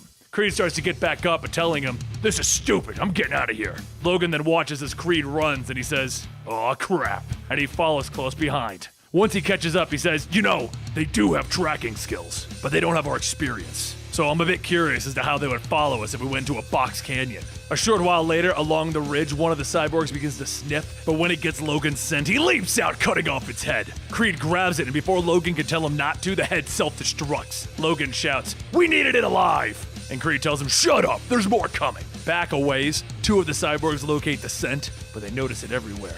One says, "It's a trap," and they begin to take out clothing and change back into their human forms. Over in the bushes, Creed and Logan watch, and Logan mentions that he caught a whiff of the new skin, and it's their scent. They stole their blood, and he kind of takes that personally. Creed looks at Logan and he tells him, "I really hate you right now, but you're lucky I hate those cyborgs more." Meanwhile, back at the unclassified location, the scientists get to work on their experiments on Warpath. The next morning, Logan and Creed sit in a diner watching the cyborgs as they try to locate them. But then they see them renting a car. Creed points out, stating that they're driving, not flying, which means they have no fancy sci-fi jets. The 2 exit the diner and Logan begins to tell Creed what they should do when Creed starts to walk off. Logan asks what's he doing, and Creed points over to the gun store, telling him that he's gonna do some shopping. Inside, the cashier says that they have bigger guns, but there's normally a lot of paperwork that comes with that. And Creed holds out a fistful of cash, telling him, "I got all the paperwork you need right here." As the 2 cyborgs leave, Logan and Creed wait until dark and they sneak into the car rental place. Logan says that these places have GPS in their cars, so now they just have to follow where this went. And later, over in California, Nina Thurman, the mutant Domino, rides a boat feeling the water. And she quietly asks, "Now? No, now? No, now!"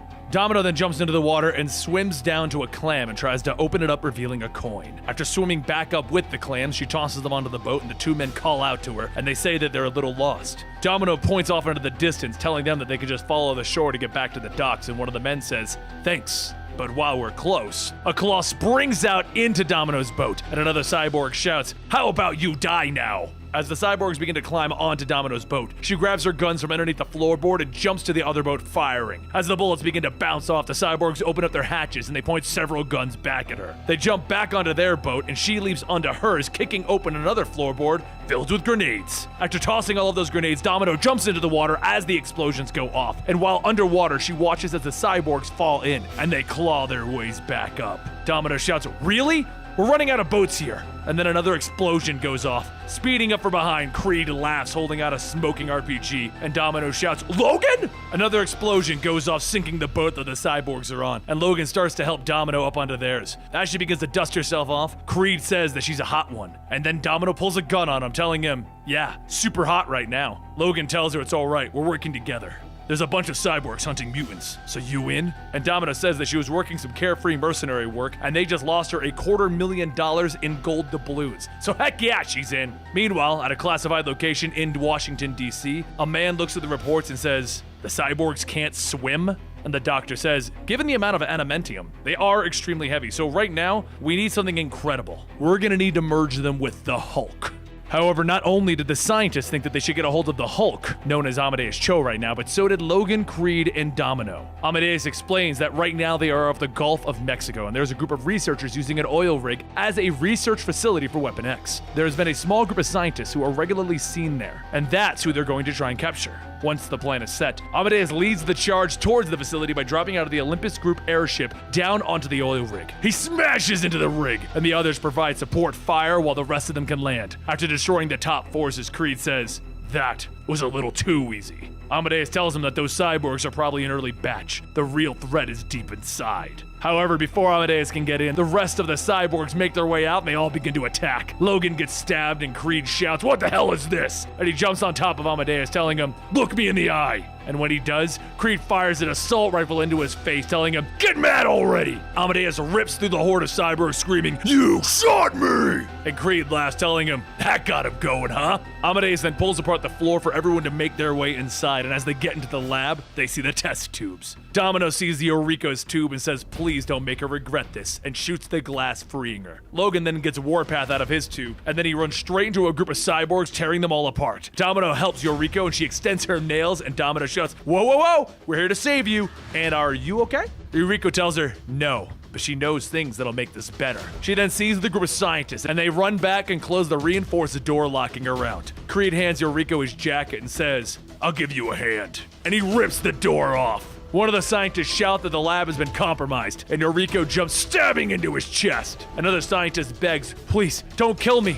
And Eureka says, "I don't remember you crying when you were cutting into my flesh." The scientists tell her that she heals in seconds. They could never. But Eureka grabs her, shouting, "I could still feel it." She pulls back her head, and Amadeus grabs her, telling her, "You're not gonna kill anyone. We're supposed to be the good guys." Amadeus then looks at one of the scientists and says, "I know how we can make things right. Tell me who your boss is." Meanwhile, at that classified location that we've mentioned multiple times in this storyline, the shadowy figure says enough of this, and seconds later the rig explodes. The blast incinerates all of the scientists, and Logan says, "Every time we get close, something always blows up." Amadeus tells them they just murdered their own people, but we can't be stopped now. This place was a facility for extracting DNA where the cyborgs are being made somewhere else. And Logan says, "Well, I got one question. Who still wants a piece of those?" Back over at the classified location, the doctor explains that they did succeed in getting the Hulk sample. "Well done, Reverend Stryker." And Stryker tells Carla, "Don't give me credit. This was God's will."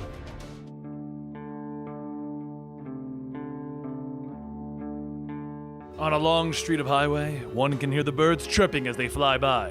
That is until you begin to hear the sounds of two men running. Logan falls closely behind Wade Wilson, shouting, "Damn it, Wade, I told you!" But before he could finish, a van is thrown on top of them. The van begins to burst into flames, and as Logan claws his way out, he continues, "Told you not to!" And then a tank is thrown on them. Wade gets out of the wreckage, stretching, as a semi is then thrown, and then from the fire, Logan says, "Damn it, Wade, I told you not to double dare them!" At that moment, a burning plane falls towards the ground, about to crush Logan and Wade. But how did our heroes find themselves in this mess? Well, it all started 2 days ago in a New York subway. As a group of thugs get on the train, one smacks a book out of an older woman's hand, and the leader of the group shouts that that's enough reading, Granny! The woman picks up her book, sighing, stating, "Kids today, I would pay good money to see someone slap some sense into them." and the passenger next to her asks, "What you now?" Wade pulls down his paper and then asks, "How much money exactly?" So after punching the leader of the thugs through his newspaper, he shouts, "It's hard-hitting news!" And Wade continues beating the thugs and throwing them out of the train. Wade then leans back into the train asking the old woman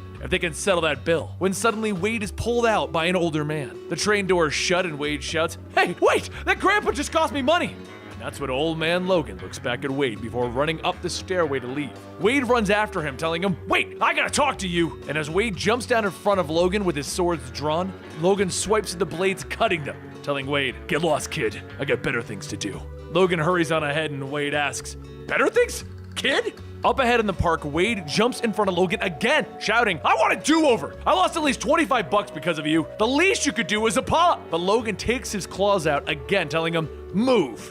And Wade tells him, "Make me!" So Logan charges at him. Wade slices into Logan's chest, and Logan slashes, cutting down the second sword. Wade then looks at the two broken blades and says, "It's a good thing I buy these things in bulk," and he stabs the two of them into Logan's shoulders. Logan shouts, "I'm gonna rip you to pieces!" And he punches Wade in the gut, stabbing into him. Wade jumps back out shooting, saying, "You got too much red meat in your diet. Let me introduce you to some lead." Afterwards, Wade jumps back up and into a tree, which Logan then cuts down, causing Wade to fall out, and the tree then falls on him. Logan walks up to Wade, telling him, "That's always been your problem. All bark and no bite. See?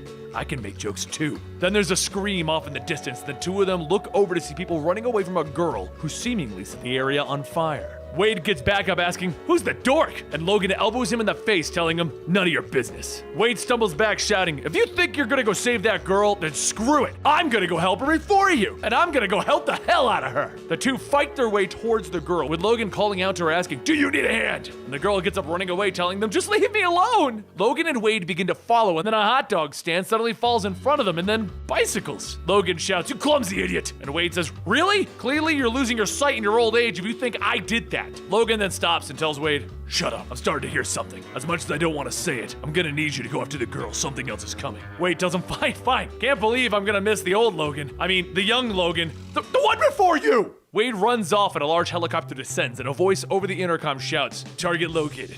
Acquire the weapon." Just then, the armed soldiers drop out of the helicopter, and Logan runs up, ripping the group to pieces. Eventually, the soldiers begin to overwhelm Logan, and as they pin him down, Logan asks, "Is that all you got?" The man starts to walk down out of the helicopter, telling the soldiers to fan out and find the others. And then he looks at Logan and he asks, "Where's the weapon?" Logan yells at him, "I got your weapons right here, pal!" The man holds up a tablet with a picture of the girl, telling him, "No, you idiot, the girl. Where is the girl?" But as the man steps off of the helicopter, he looks at Logan and he tells him, "I know all about you, just didn't expect you to be so old. Anyway, you may address me as Agent Hart from Genform Enterprises. And back to the topic at hand, where is the girl?" Logan says, "You mean the girl that's been getting away while I've been distracting you?" Suddenly he pops his claws, lifts himself up to headbutt Hart, and then he kicks him back, telling him, "I know for a fact that the girl doesn't like talking to strange men." The soldiers begin to shock Logan, and Hart calls out that they don't have time for this. "Everyone back into the helicopter and find me the girl!" Logan starts to get back up, still twitching from the shock, and he says, "That could have gone better. Maybe Wade will look out for the kid after all." Meanwhile, up ahead, Wade runs up to the girl, pushes her down, yelling, "Out of my way! Wickedy wild, Wilson looks out for number one!" As the girl falls into a pile of boxes, Wade quickly stops, stating, "Oh, crap!" And he lifts the girl up, telling her, "I'm sorry, I forgot I had to save you to stick it to stupid hairy face. So, Precious, what's your name?" And the girl tells him that it's Maddie. "And you really suck." Wade throws Maddie into a box and then he yells to the soldiers chasing them that "You are so interrupting our conversation here." Wade then kicks one of the soldiers headfirst into a pole, telling them, "And don't be so rude, my dude. Use your head." Wade then takes out his gun, shooting the soldiers in the face, shouting, "On guard!" But after shooting a few soldiers, Wade stomps and sighs, stating, "I really miss my swords. Hall & Oates, they never let me down." But from above, more soldiers appear and they begin to fire down on Wade and Maddie, and from the helicopter, Hart tells them, "Report! You have to take back the weapon alive!" Just as the soldiers begin to respond, a slight gurgling sound can be heard, and Logan holds up one of the soldiers with his claws, telling Hart, "You better stop while you have some men left." Hart responds, telling them, "That is not an option, Weapon X. We have a mission, and I'm going to complete it." Logan pulls his claws out, telling Hart to just drop it. "The kid's innocent, and if I see you again, you're dead." Logan then drops the walkie-talkie, and Hart tells the other soldiers to be on high alert. Weapon X is loose. Consider him extremely dangerous. As the soldiers respond, Logan has already jumped off the roof as he was ready to kill more soldiers.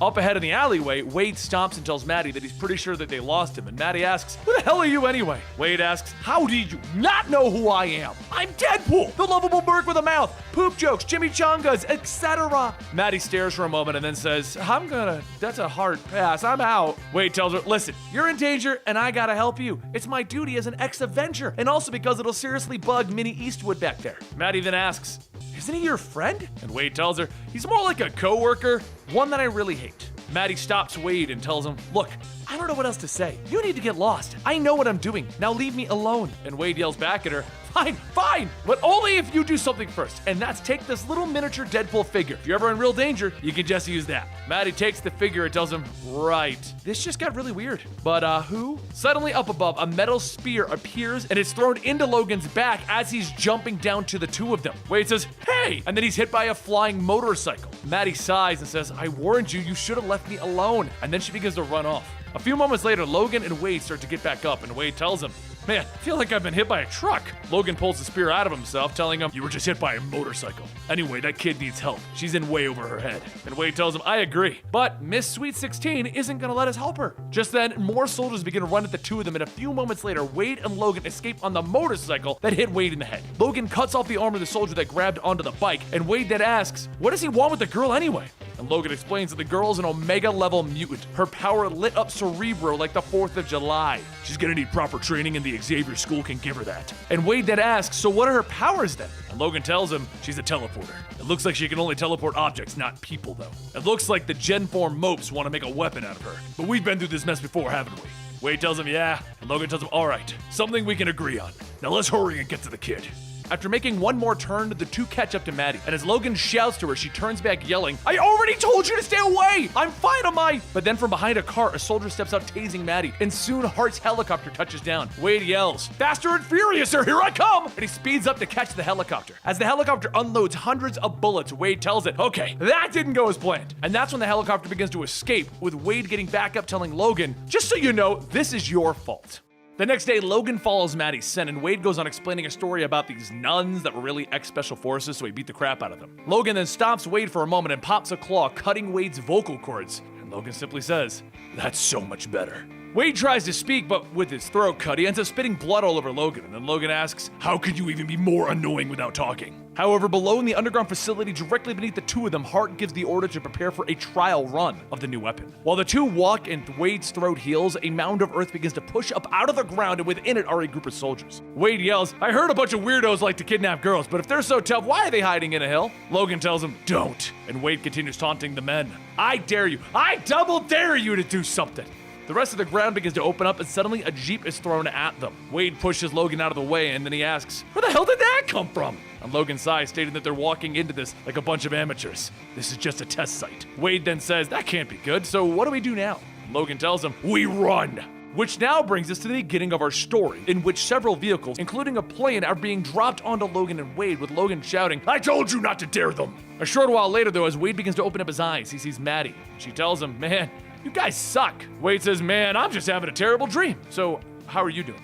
And Maddie tells him it's pretty bad. She's being tortured by lunatics. And Wade yells, don't worry, that's why I'm here to rescue you. And she asks, how exactly are they going to do that, seeing as they are now stuck in prison with her? So do they have any idea what it's like to be poked and prodded to be a lab rat? Wade takes off his mask and Maddie looks at him going, oh.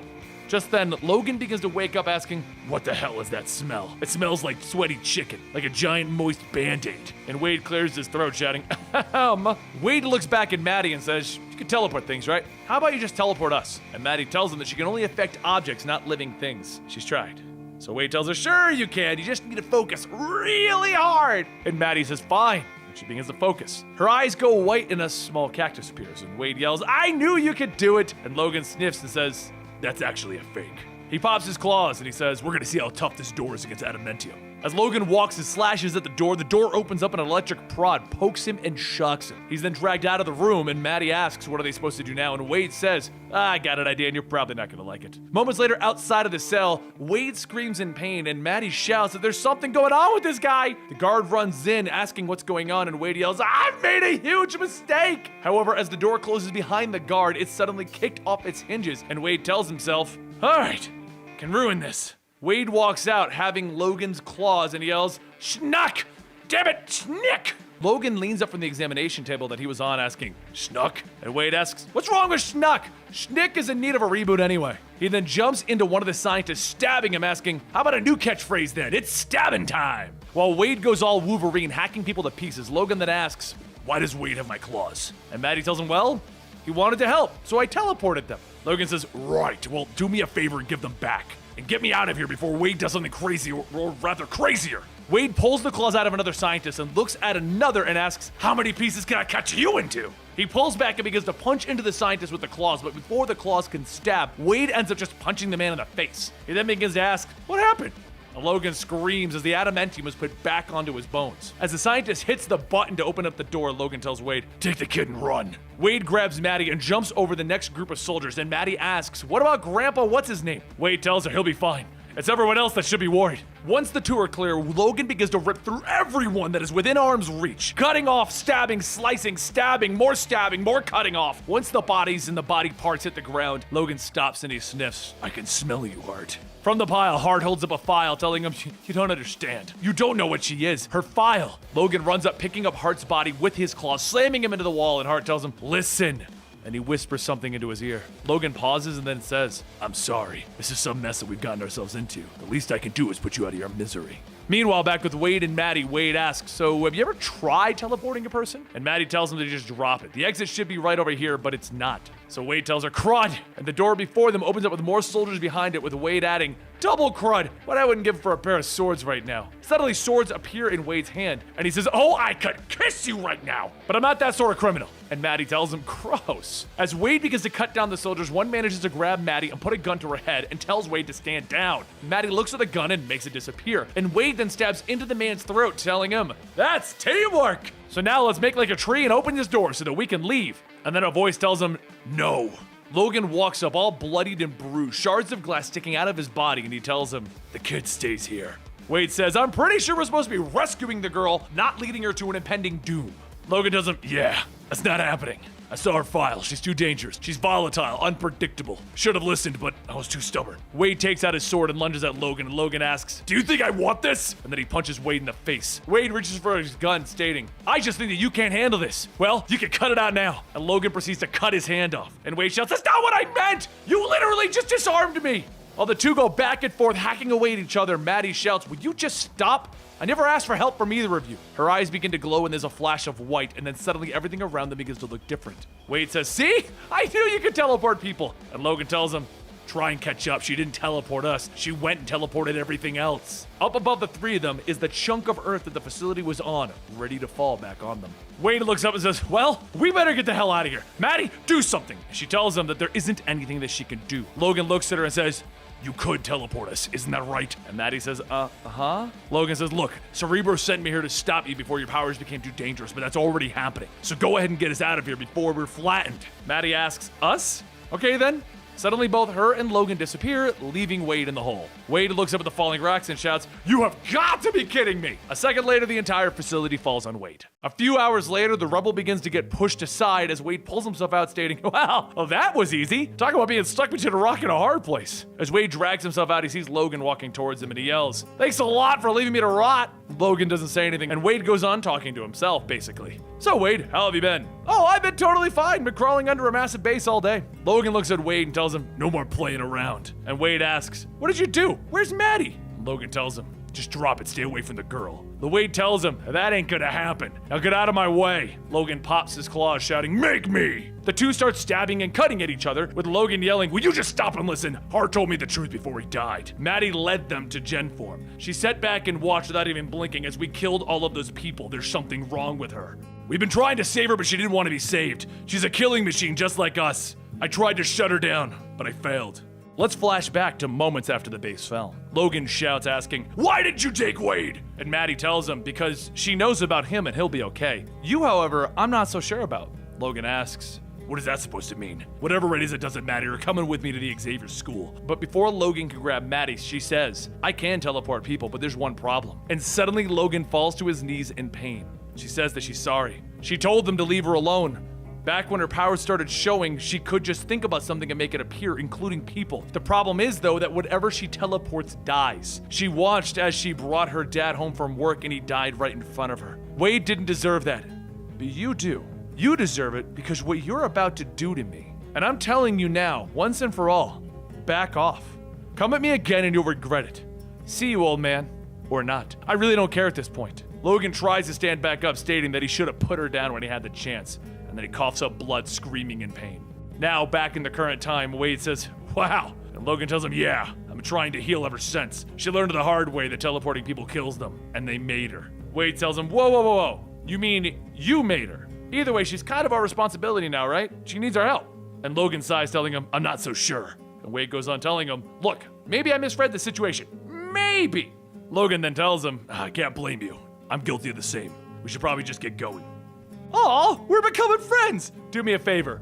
Fist bump? Logan looks at Wade as he holds his fist up and then he smiles, fist bumping Wade and stabbing into his fist.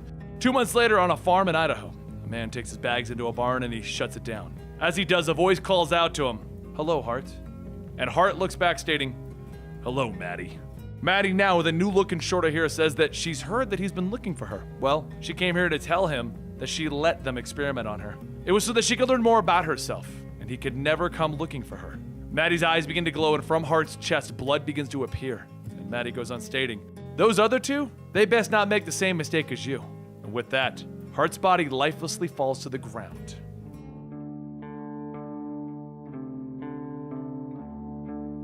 It's been a long time since Star-Lord Peter Quill has been on Earth. Things are completely different from the last time that he remembered it. He lounges around his apartment in nothing but his sweatpants, and he tells Abigail Brand that he has plenty more beers if she'd like to join him. Abigail tells him that it's not even 11 in the morning and he's already a complete mess. After kicking his feet off at the table, Abigail throws him her shirt, telling him to get dressed. The only reason that he is not in custody of Alpha Flight is because he saved the planet. She then hands him a cell phone, telling him that she has pre-programmed all of his known Earth associates, so try going out for once. Peter looks at the phone and he sees that he only has 2 contacts, Howard the Duck and Kitty Pryde. After staring at Kitty's contact, Peter decides to call Howard. For those of you guys who don't know, Peter Quill and Kitty Pryde were intended to get married until the entire incident in which the Guardians disbanded happened. Kitty went off to go join up with the X-Men again and kind of just left Peter there. After a short conversation with Howard, Howard tells him, let me get this straight. You're depressed and you're lonely. How about you try being trapped on Earth as a duck? Boo-hoo, Peter Quill, go to an art gallery or something. Maybe there's someone who will mistake you for a Greek sculpture, and then you can get all the attention that you so desperately need.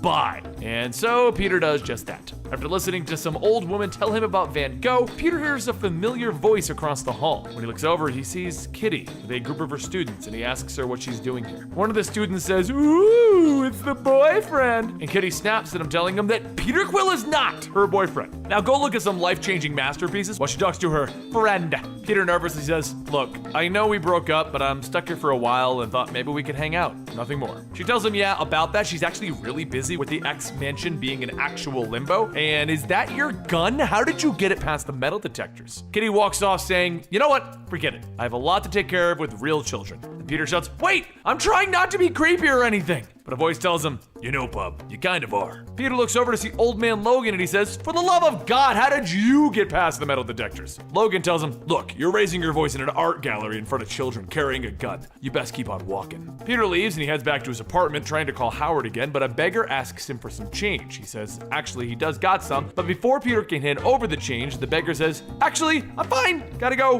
Peter sighs, telling him, God, everyone hates me. And then Logan's voice tells him, actually, it's because of me. Peter asks, what is this, part 2 of Big Brother Logan? Are you here to fight or something? Logan leans in, telling him, I've got no desire to knock you out, but you going unconscious is not entirely off the table. A short while later at a local bar, Peter sits with the beer, telling Logan that this isn't exactly what he thought it would be. And after several beers, he says that he's gotta hit the can, he'll be right back. When Peter leaves, Logan sniffs the air and notices a man is about to pull a gun on him. And as he points, Logan jumps up, swiping away, cutting the man's arm off. Peter steps out of the bathroom, zipping up his fly, telling him, you know, I used to go in space space adventures, and then a glass is thrown against the wall next to him. He looks over to see Logan fighting against a group of thugs, and he jumps in the brawl, telling him, "Wow, I'm glad I'm trapped on Earth instead of some dangerous unknown part of space." The two start swinging, and Peter tackles one of the men to the outside, and another calls for some reinforcements. Logan jumps out asking Peter if he's up for this, and Peter laughs, "Haha, I live for this." The two jump in, and the thugs open fire, and a stray bullet hits one of the bystanders. Logan's eyes turn white with rage as he rushes at the group of men. Peter runs over to help the woman that was shot, but as he does, he sees a pair of headlights, and he quickly takes out his element gun, creating a pillar of stone, causing the car to crash into the side. Peter helps the woman up, and the cops surround Peter, shouting for him to drop his gun. Peter puts it down, telling them, "It's cool, I'm one of the good guys, like, save the universe a bunch of times, good guys." One of the officers grabs Peter, slams him into a patrol car, telling him that he doesn't care if he's Captain America. He's under arrest. The next morning at the Manhattan Criminal Court, Peter tells his lawyer, "No, I will not autograph your paper with the headline of me getting arrested." The judge bangs his gavel down, saying that he would appreciate the defense not interrupting Mr. Murdoch's closing arguments. But before Matt can get back to his statement, the courtroom bursts open and Abigail walks in, stating that she understands that there are vigilantes in the courts that they turn a blind eye to. For example, Daredevil. Abigail and Matt lock eyes. Abigail then steps forward, stating that she is Abigail Brand, Lieutenant Commander of the Alpha Flight Space Initiative. Mr. Krill here has saved the universe and is temporarily on Earth as a guest of Alpha Flight. And though they understand ignorance of the law is no excuse, he did help people. So please allow Peter back into their custody. The judge sighs, stating that it seems like every day there's something new pushing the boundaries of their antiquated laws. But fine. Mr. Quill, you are ordered to pay a $10,000 fine and contribute 100 hours of community service. Abigail then pulls Peter aside, telling him that this is the last time that she bails out his beautiful butt. 2 weeks go past, and Peter tells the receptionist of the Winter Homes Retirement Community in New Jersey that he is from the Golden Friends program to see Edmund Allen. The woman says that Mr. Allen is in Unit 207. Please do not burn down the building or anything. And Peter says, "I don't have any superpowers." After heading upstairs, Peter knocks at Edmund's door, and Edmund pokes out, stating, "Just go away. I don't need you." But Peter lets himself in, stating that actually the courts need me here. So tell me about your days gone by. Edmund sits in his recliner, stating, "I'm going to kill him. My son Greg signed me up for the stupid program out of his own guilt for not visiting. I'm perfectly fine on my own." Peter tells him, "Well, you're not according to the court, so how about we go out?" A short while later, the two head outside, and Edmund asks, "What are you supposed to be, some disgraced astronaut?" And Peter tells him, "Not exactly, but close enough. I'm just a guy who likes adventure. So how about we go on an adventure?" Edmund shakes his head, telling him, "Nope, I've had enough adventure for a lifetime. It just comes like a tornado and it tears your world apart." Peter tells him that he wasn't gonna ask him to go bungee jumping or fight Dr. Doom. I was suggesting ice cream or something. But before the two of them can go on, there's a loud crash, and Peter runs over to see two men robbing a bank who just happened to crush their own getaway car. Peter says that he can't stay here and watch. He's got to, and then a voice shouts, "Not so fast, jerks!" Kamala Khan, Miss Marvel, jumps in, grabbing and disarming one of the men, stating that she's surprised anyone would rob a bank in New Jersey. "She's all over this town!" Edmund says, "Look, it's a real superhero. We should just go." And Kamala grabs the other guy and says that the rocks are on the outside and there's no explosion, so how did they blow up the bank? Suddenly, a rock is thrown into Kamala's back, and Mind Blast shouts, "It's easy when you Mind Blast!" Peter quickly jumps in, tackling Mind Blast, and Kamala shouts, "You should run! This is insanely dangerous!" And Kamala leans in, asking, "Wait, are you Star-Lord? The guy with no superpowers and his trusty senior citizen sidekick who also has no powers? I'm literally a child who can't even vote, and I know that this is incredibly irresponsible. Go back to Star Cave or whatever it is you do while I take care of these people with my superpowers." As Kamala walks off, Peter says, "That was pretty fun, right?" And as they head back, Peter notices a bag of money on the ground. Edmund says that they should just leave the bag of trouble, except now the bag is gone. As the two of them get back to Edmund's home, Edmund sees that his door is already unlocked. Peter charges in to see a man going through Edmund's things, and he grabs him, but Edmund shouts, "Wait, that's my son Greg." After letting go, Greg asks, "This is who you sent? This is Space Lord." And Peter says, "Actually, it's Star-Lord. And hey, I'm not the one breaking into apartments here." Greg pushes Peter to the side, stating, "The manager let me in, since I am the one paying for all of this." And Edmund shouts, "Without my permission." Peter storms out, telling him, "You know what? Father-son squabbles is kind of a trigger for me, so I'm gonna go." And Greg yells, "Yeah, you better leave." Peter turns back to argue with Greg, but Edmund stops him and tells him, "Greg, look, if you want Peter gone sooner, then you're gonna have to give him a job at your little bar. The faster Peter pays his fine, the quicker he'll be gone, so how about it?" 3 days later, Peter meets up with Greg and tells him that he's sorry he's late. He's used to traveling millions of miles per second without a funny stench. The subway system's been hard to get used to. Greg says that you better get used to being faster. My boss doesn't tolerate lateness. The two walk into a dark alleyway, and after being let in, Greg says, "Welcome to the bar with no name. Try not to get killed." 3 weeks go by with Peter having no problems adjusting to the villainous crowd that frequents this bar. After punching Jigsaw, he tells Javelin that he's sorry about that guy, and she says that she could have handled it herself. Once the shift is over, Peter heads home, and Greg stops him asking, "Are you gonna go see my dad? If so, tell him this is for him." Peter says that he could do it himself, but Greg says that they should just stay out of each other's lives. Father-son stuff, you know? Peter grabs the trash, telling him, "Yeah, I get it. My dad left after knocking up my mom and then tried to kill me as an adult." Greg tells him, "That's pretty dark.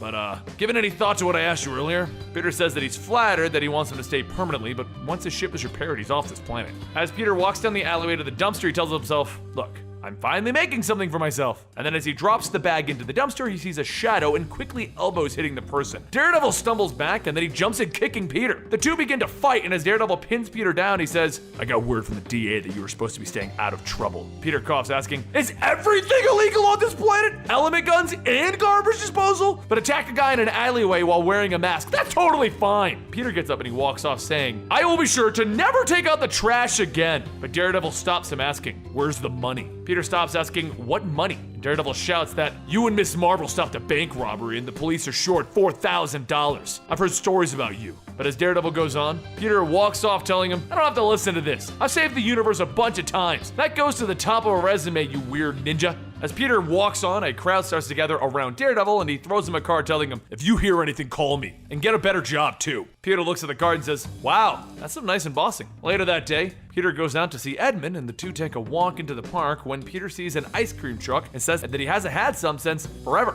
Edmund walks up and asks for 2, and as Peter reaches for his wallet, Edmund tells him, "I got this, don't worry about it." Peter grabs the cones and notices that Edmund has a lot of money in his wallet. When the two of them get back to Edmund's apartment, Peter tells Edmund that he couldn't help but notice how hefty his wallet has gotten. And in other funny news, it turns out that there's a fair amount of money missing from that robbery. Edmund stares for a moment and he says, "Look, nobody got hurt from me taking it." Peter says, "That's not the point. People think that I stole it." Edmund then goes into his drawer and he pulls out the money, handing it to Peter, stating, "I figured, though I already did buy some stuff like ice cream, so there's only like $3,200 left." So later that night, Peter calls up Daredevil to return the money, and Daredevil says that he will see to it that it gets to the DA drop-off point since his friend mistakenly took it, but he will need his name to keep an eye on him. Peter shouts, "Come on!" And then he sits down and says, "Fine, it's Edmund Allen." Daredevil goes on and then stops. "Wait, did you say Edmund Allen?" Elsewhere, at this time, a patron of the bar with no name, Diamond Head, wakes up asking, "Where am I?"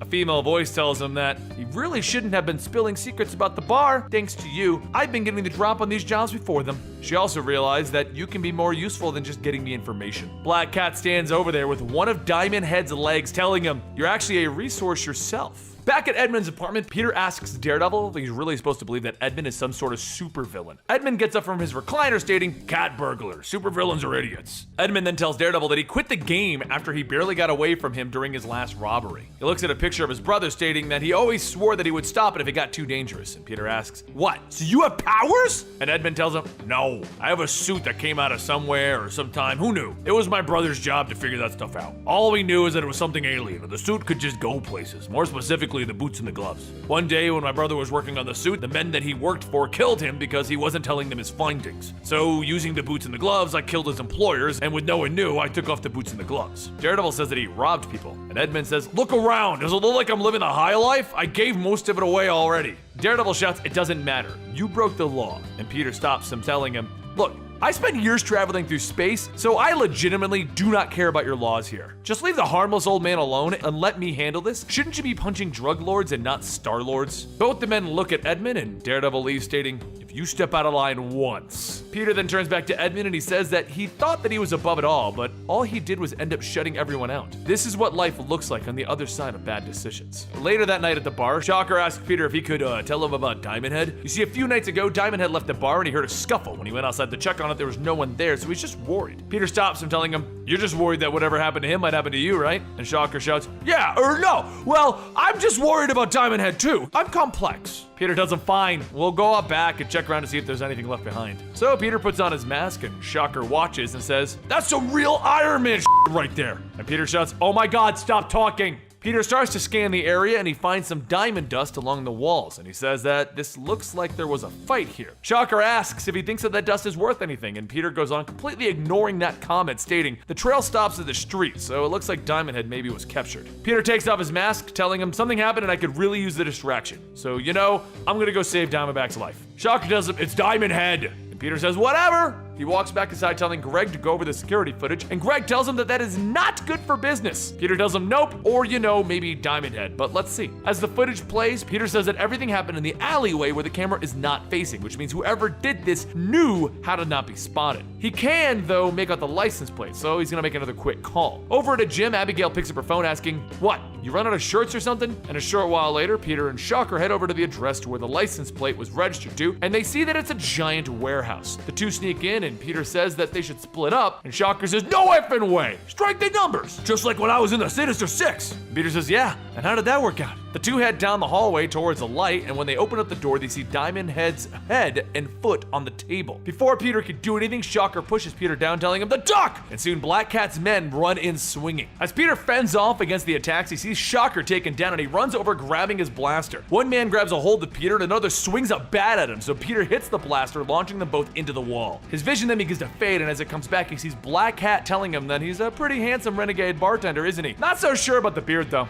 Peter says that he'll take that into consideration, but who the hell are you? Felicia leans down smiling, telling him that I'm your boss. My name is Felicia, but people call me the Black Cat. Peter tells her that he would like to file a complaint with HR, and Felicia laughs, saying that she owns the bar, so. See, the bar business has given her some valuable information, allowing her to take over the city, and she's going to need him for a little something. You're about to break into the apartment of our next target, the wealthiest denizen of the little bar, and if not, well, you have someone close to you, right? Peter runs over to Edmund's apartment, and as he bursts in, his phone goes off, and Felicia says, no, it's not the old man, but you will need him, because he will help if he wants to get his son back. The next day, Peter watches Edmund as he walks into the building across the street, stepping on air, and he asks, so you just had these magic boots and gloves lying around the whole time and you never told anyone? Edmund calls back that these things breed secrets, and those secrets cost him his wife and distanced his son and broke their trust, something that he might not yet get back. Peter sulks, telling him, I would actually be surprised. Edmund walks back, telling him the only reason he's doing this is because of Greg. Can't he just call those superhero friends of his? Peter tells him that Felicia made it very clear that if she spots anyone breaking into Javelin's penthouse, Greg gets it, but he has a few ideas. Meanwhile, later that night at the bar, Felicia stands on top of it, telling everyone that she's afraid she has an announcement to make. People here have been selling the secrets of the individuals at the bar, which is a clear violation of the rules, but don't worry, she has dispatched Mr. Quill and Mr. Allen, because there's a traitor among them, someone named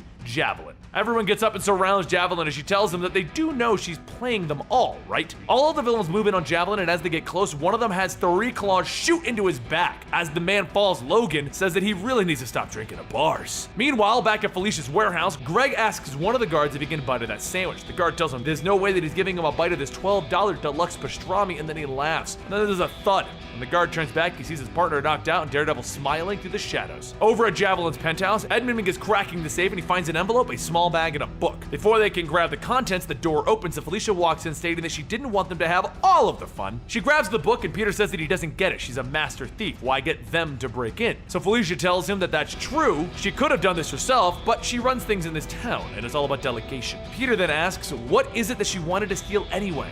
Felicia starts flipping through the book that she took. She says that Javelin is a good thief. She keeps up-to-date notes on how to break into pretty much anywhere that counts. Edmund shouts that he doesn't give a freak about her monologue. They did what she asked. Now let Greg go. Felicia leans in smiling. Oh, Edmund, I'm going to need an experienced thief to go through all these addresses, and I'm afraid that Greg is going to be staying with me a bit longer. Suddenly, 2 batons are thrown, knocking the guns out of the guards' hands, and Daredevil jumps down from the ceiling while Peter wastes no time punching out the guards. Peter grabs his phone and he calls Abigail, stating that they are clear, shut it down. And just as he hangs up, Felicia jumps over him and out the window, and putting on his mask, he says, "Nuh-uh, lady." He hits a switch on his belt, rocketing through the glass ceiling, jumping onto Felicia. He then shouts, "I've been stuck on this planet, arrested, I'm having a terrible love life," and Felicia then asks him, "Why do you even care? You're just a bartender." Peter runs in telling her, "But I'm still Peter Quill, damn it. I guard the galaxy, including bars, penthouses, and people." As the two start their fight, a light is shined down on them, and Abigail radios out that she's going to assume that he wants to arrest her, right? fight. Felicia quickly kicks Peter back and jumps off the ledge of the building, and as Peter runs over, he sees Edmund standing there holding Felicia. She screams for him to let her go, and he says that he has no choice. These gloves, they lock in and they don't move. She isn't going anywhere. But before Abigail can get to them, Felicia crawls up Edmund and grabs his throat, telling him that he should never have crossed the Black Cat. She then kicks Edmund as Abigail's men fire, and Edmund falls from the sky. Greg shouts for his father, but Edmund already passed out when he landed on the car. A few days later, Peter wakes up and he gets ready for Edmund's service. There isn't many that came to the cemetery, and as the service finished, Greg told Peter that he really appreciates him coming out, but please don't think that there is any more that he could have done for his father. Everyone knows that Peter Quill did everything he could for Edmund, and now he died thinking that Peter stops him, telling him, "Your dad loved you, and he would have given his life 10 times over to save you." As everyone leaves, Peter is given a letter. A short while later, Peter walks into Javelin's penthouse asking, "You beckoned?" Javelin says that she's glad that he came on such short notice, and Peter tells her that he must admit it's a bit weird considering he did just try to rob her. Javelin goes on stating that she's well aware of the position that he was in, wanting to save Gregory and sending James to protect her. She also has heard about his recent troubles with the law and the fine that he has incurred. She would like to pay him for it. As Javelin's hand creeps up Peter's thigh, he says, "Wait, are you trying to seduce me? Really, that would cross 3 things off my sexy bucket list scenarios." Javelin bursts out laughing, stating, "You're far too young for me." And a voice says, "Yeah, you just learned how to grow a beard, bub." Peter turns over to see Logan wearing one of Javelin's robes, asking if there's any milk. And Peter shouts, "Who's the kid now?" Logan tells him, "Milk's good for the bones." Which Peter yells back, "Your bones are covered in metal and you heal instantly." Logan tells him, "Man, you're awfully pissy today." And Peter says, "It's not that, I'm just not happy. Nothing about what happened makes me happy." As Logan goes on to make a joke, he tells Peter, "You got your ticket out of here. Why not just go endanger some other seniors?" Peter turns back and punches Logan in the face, telling him, "Screw you!" And then he pulls his hand back in pain. Ha! Metal skull! Peter continues swinging and beating into Logan until finally Logan grabs him and holds him in place. And Peter sighs, telling him, "You're not letting me go, are you? You just provoked me because you thought I needed to fight someone other than myself, huh?" Logan tells him, "Yep, you won this one. Saved the kid, saved Lynn, all paid up. Yes, there was a cost, but it wasn't your fault. You just need to learn to forgive yourself and move on, bub. That's just life." Peter hugs him, and after a moment of silence, he says, "Your robe isn't open, is it?" And Logan says, "Yeah, it is." Later at another bar, Rocket Raccoon slams his glass down, stating, "This one is so disgusting too." The bartender says, "You just tried half of our specialty cocktails. Perhaps our drinks are just not for you. Please leave since you're clearly an animal here on your own." Rocket shouts, "Look, my owner is in the can. I'm a service raccoon for an owner's anxiety, and you can't legally kick me out of here. So just give me another beer." Peter walks up telling him, "Thank God my anxiety is still here. And what on earth, and I literally mean that since you are still here, are you doing in this gaudy restaurant?" Rocket tells him, "It had a bright sign. Plus I thought that this was like Flapper Doodles on Kramer 6. Rocket then takes a drink from his beer and he says, "Look, I'm still not ready to talk to you. You really screwed things up." Peter tells him, "I know, but there's something I want to say though.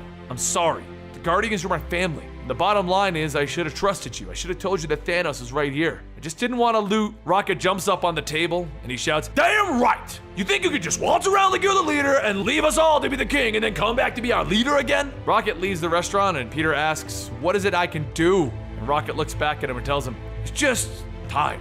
Sometimes it's not our enemy." As he walks out, Rocket grumbles, "Of all places, he still finds me here." And then he looks up at Abigail, stating, "Of course, it was you." Abigail walks in and the waitress welcomes her, asking if she would like, and Abigail tells her no, never talk to her. She pulls Peter outside and he says that he couldn't help but notice that nobody confiscated the murderous space raccoon's weapons. And Abigail asks him if he ever tried to take away garbage from a raccoon before, let alone his guns. Peter tells her good point, and Abigail just switched teleporting them away, and she tells him welcome to Alpha Flight, aka her office. Peter looks around asking, does this mean that he got a job here? And Abigail shouts, never. However, you can have your element guns back. The reason I brought you up here was to tell you that we've caught enough of the bro off to know this place isn't your home. Your home moves, it's got a hull, controls, and weird friends. So take your guns, get a ship, get those friends, and get the heck off my planet.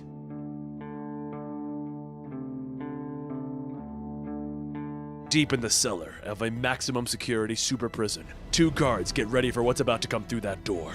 One of the guards asks if it's really him. And after the 2 hear a man screaming on the other side of it, the second guard says, yeah, it's him. The second guard says that they really don't pay them enough for this kind of crap. And 3 claws begin to tear through the door. Seconds later, Logan rips the rest of the door off and he jumps through, grabbing one of the guards, telling him, I need to get to the lower levels, so open up the rest of those blast doors. The other guard fires his shotgun into Logan's back, so Logan turns to him, telling him, that was a big mistake. The two guards open fire to slow Logan down, and then a man piloting a mech suit steps out, telling Logan that he's not sure why he's here, but he better stand down. Logan jumps to the suit and he begins to shred through it, saying, "I really don't take kindly to orders." After grabbing the man out of the mech suit, Logan pops his claws into the man's neck and he tells him, "You can either lose your head or tell me which way to go to the lower levels." The pilot points at a door, trembling, and Logan tells him, "Good boy," and he tears through it, leaving the guards behind. 9 days earlier, in Ileana's chambers, she tells Logan that he's got to be kidding. He wants her to send him back to the Wastelands, the same post-apocalyptic, incredibly tragic, and soul-crushing wastelands from whence he came. The same place where everyone that you know and love is dead. And Logan says, "Almost everyone." And Ileana says, "Who? The Hulk baby? One of Evil Banner's broods?" Ileana then asks, "I thought you left him in a safe place." And Logan says, "I did, but I don't know how safe being with Danny actually is. It's only a matter of time." Ileana snaps her fingers, telling him, "That's the other big problem. Time.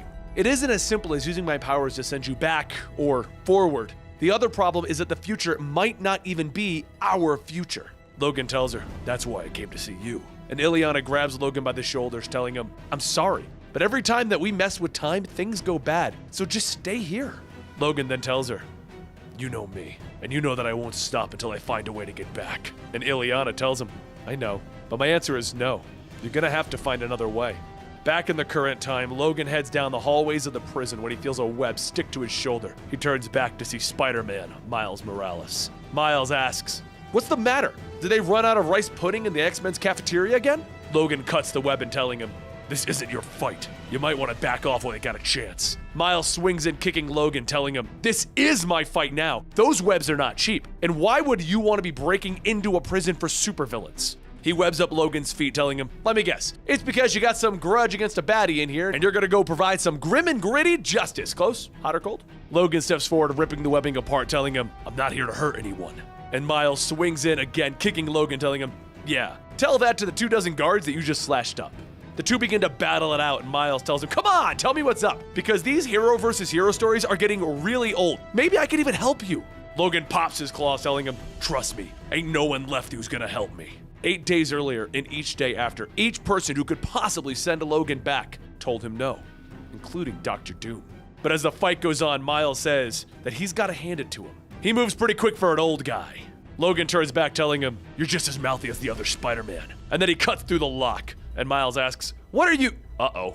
Logan cuts the last lock, telling him, "Yeah, uh-oh." And all the villains begin to walk out of their cells. While Miles tries to fight off the released criminals, Logan goes down the pathway until he reaches the man that he's been looking for. And as he walks into the cell, Asmodeus asks, "I do not know who you are. I am the Scourge of Satan. I am one who walks with the night, slayer of angels, prince of dark magic." Logan holds out his claws, telling him, "I know exactly who you are, and I'm here to make you an offer you can't refuse." Asmodeus asks, "What is it that you want?" And Logan grabs him by the neck, telling him, "I did my homework on you, Mr. Charles Benton.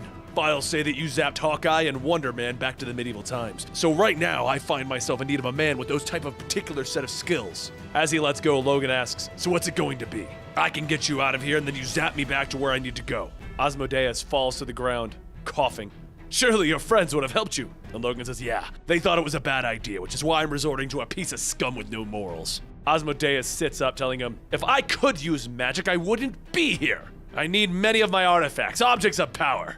Logan pulls out a backpack that he was hiding under his jacket, and he takes out a costume and a scepter. And Asmodeus says, "Those were taken by the Avengers long ago." Logan tells him, "Yeah, I may have taken them from Doctor Strange, so do we have a deal or not?" Asmodeus shouts, "What do you want, a blood oath? Fine, we have a bargain." The man is thrown outside of the cell, and Logan says, "We may want to hurry up. My little distraction has almost run its course." Miles with the rest of the security guards walk in, and Miles asks, "Who the heck is that?" Asmodeus shouts, "I am Asmodeus, and I walk in the shadows. I am the Scourge of Satan. The—" And Logan cuts him off, telling him, Yeah, put a sock in it. Let's just get out of here." Asmodeus sighs and then creates a portal. "Fine." In a flash of light, Logan and Asmodeus step out, and Logan asks, "Where are we?"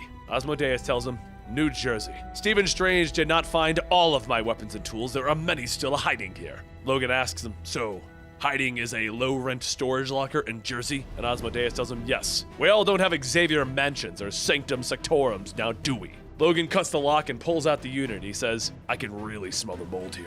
As Asmodeus begins to go through his boxes, Logan says, I want to make one thing clear. I need an escape hatch, something for me to bring with me, like a time limit. Asmodeus tells him, yes, I've gathered that much. I just need to find it. I know I had it with the National Geographic. Aha! A few moments later, Asmodeus finishes setting up the makeshift ritual in the storage locker, saying that this is so much easier with someone willing. A few moments later, he holds out an amulet stating, this will keep you tethered to this time and place. The spell will only last for 4 days though, which afterwards you will be returned here with your body. Logan asks, what do you mean by body? And Asmodeus explains, it's your consciousness that will be traveling. You will inhabit your own body in the past. Logan says, I'm not sure I like the sound of that. And Asmodeus tells him, well, that's how the spell works. So, do you want to go back or not? Asmodeus then opens up a box and sets out a knife, and Logan pops his claws. Asmodeus tells him, relax, I just need to get a bit of your blood for the spell. You can heal, right? Logan holds out his hand and he cuts into Logan's palm, draining the blood into a small cup. As he drinks it, Logan tells him, that is disgusting. And Asmodeus tells him, I need to do it if you want to return. It's blood magic. He then leans forward, placing his hands on Logan's head, telling him, I just need to look into your past a bit to know where to send you. Logan's consciousness slowly begins to lift out of his physical body, and soon the ritual is over. As he starts to get back up, he tells him, I must confess, I may have fudged the details just a bit. I didn't say which part of your past I was going to be sending you to. Elsewhere in the timeline, Logan wakes up in a pile of snow covered in blood. He starts to look around thinking, this isn't where I left the baby. Which part of the wastelands did you send me to, Colorado? As Logan takes a few steps out, he sees a bunch of soldiers slaughtered, scattered about. Before Logan has a chance to move, a rifle is held to his head and a man tells him, you better stop right there, you filthy savage. Shortly after, a colonial man rides up on a horse, telling them all, it looks like we finally got the jump on you. The Canadians' best assassin is now our prisoner. Logan thinks to himself, crap, it's 1812.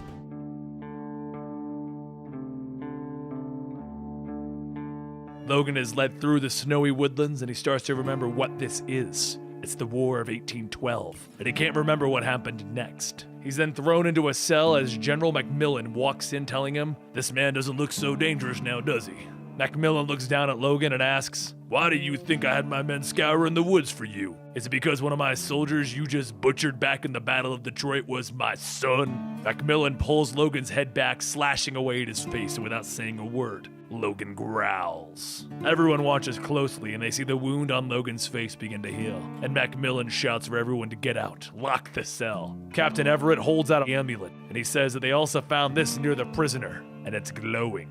Logan spots the amulet, the only way that he'll be able to get home, and then his claws pop out. He knows that if there's any chance for him to return, it's gonna be with that amulet. He rips through the chains and the cell bars, and he charges at the soldiers. All of them begin to open fire, and as Logan leans back up, all he can do is growl. While Logan fires at the soldiers, Macmillan begins to escape with the amulet. Logan tears his way through running after Macmillan, and then he tackles him to the ground, taking back his amulet. After getting away, he looks at the glowing amulet, and then his spiritual body is taken back out and sucked right back into the time stream. He thinks that maybe this nightmare is over, and then the darkness and the pain sets in, and it's pain that he's never felt before. But then he remembers. He does remember this pain. And after working up the courage to open up his eyes, he knows exactly where he is. Weapon X. However, as Logan does open up his eyes, he sees the amulet floating next to him. He desperately swims, trying to grab at it. The scientists outside shock Logan to stop him, but he continues to try until he finally catches the amulet. The time stream opens back up, and he's pulled back out of his younger body, off into another version of himself in the timeline.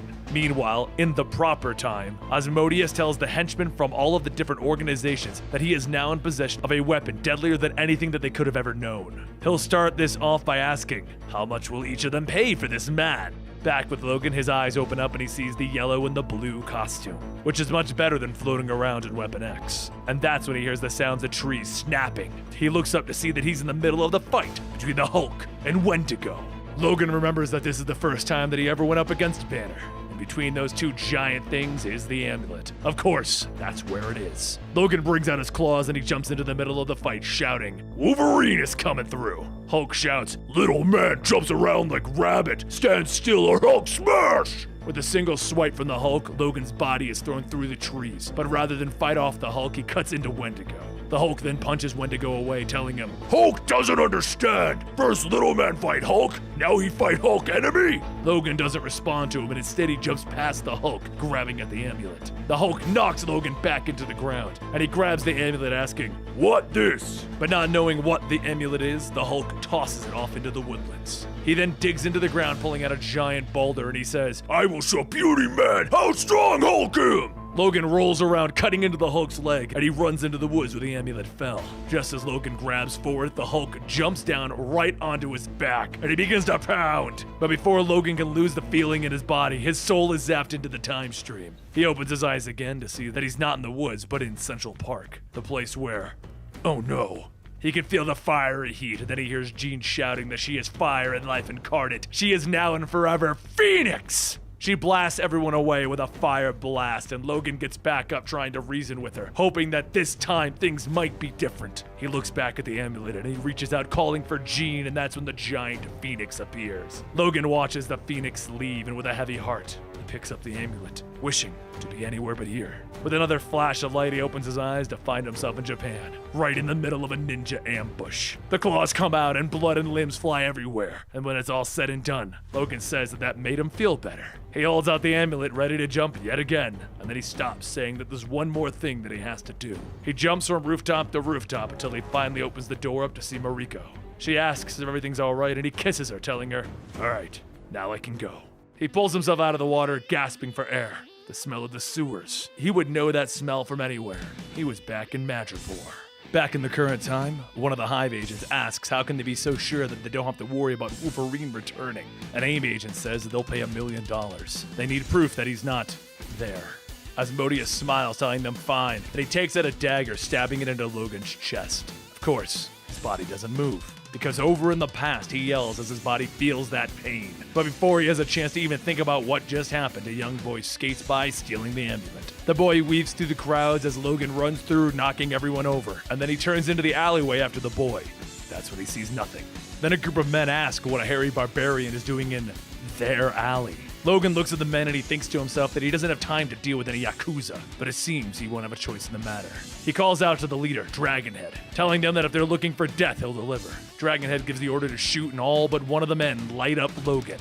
That one single man looks at Logan's body, telling him he's toast. And then the schnick can be heard. Logan jumps out of the trash, telling them, "You took your best shot. Now it's my turn." Within seconds, the alleyway is littered with bodies and blood of the dead Yakuza. And Logan asks Dragonhead what about him? Still a tough guy? Dragonhead runs off and he notices the patch that he was carrying fell out. And he says screw it, and he puts it back on. A short while later, he catches up to the boy who stole the amulet, and he happens to be sitting and eating a bowl of noodles. Logan asks how are the noodles, and the boy gets up to run, so Logan grabs him, telling him not so fast. The boy asks, "What is this thing?" And Logan tells him, "Who knows? Freaks me the hell out too, but I gotta go."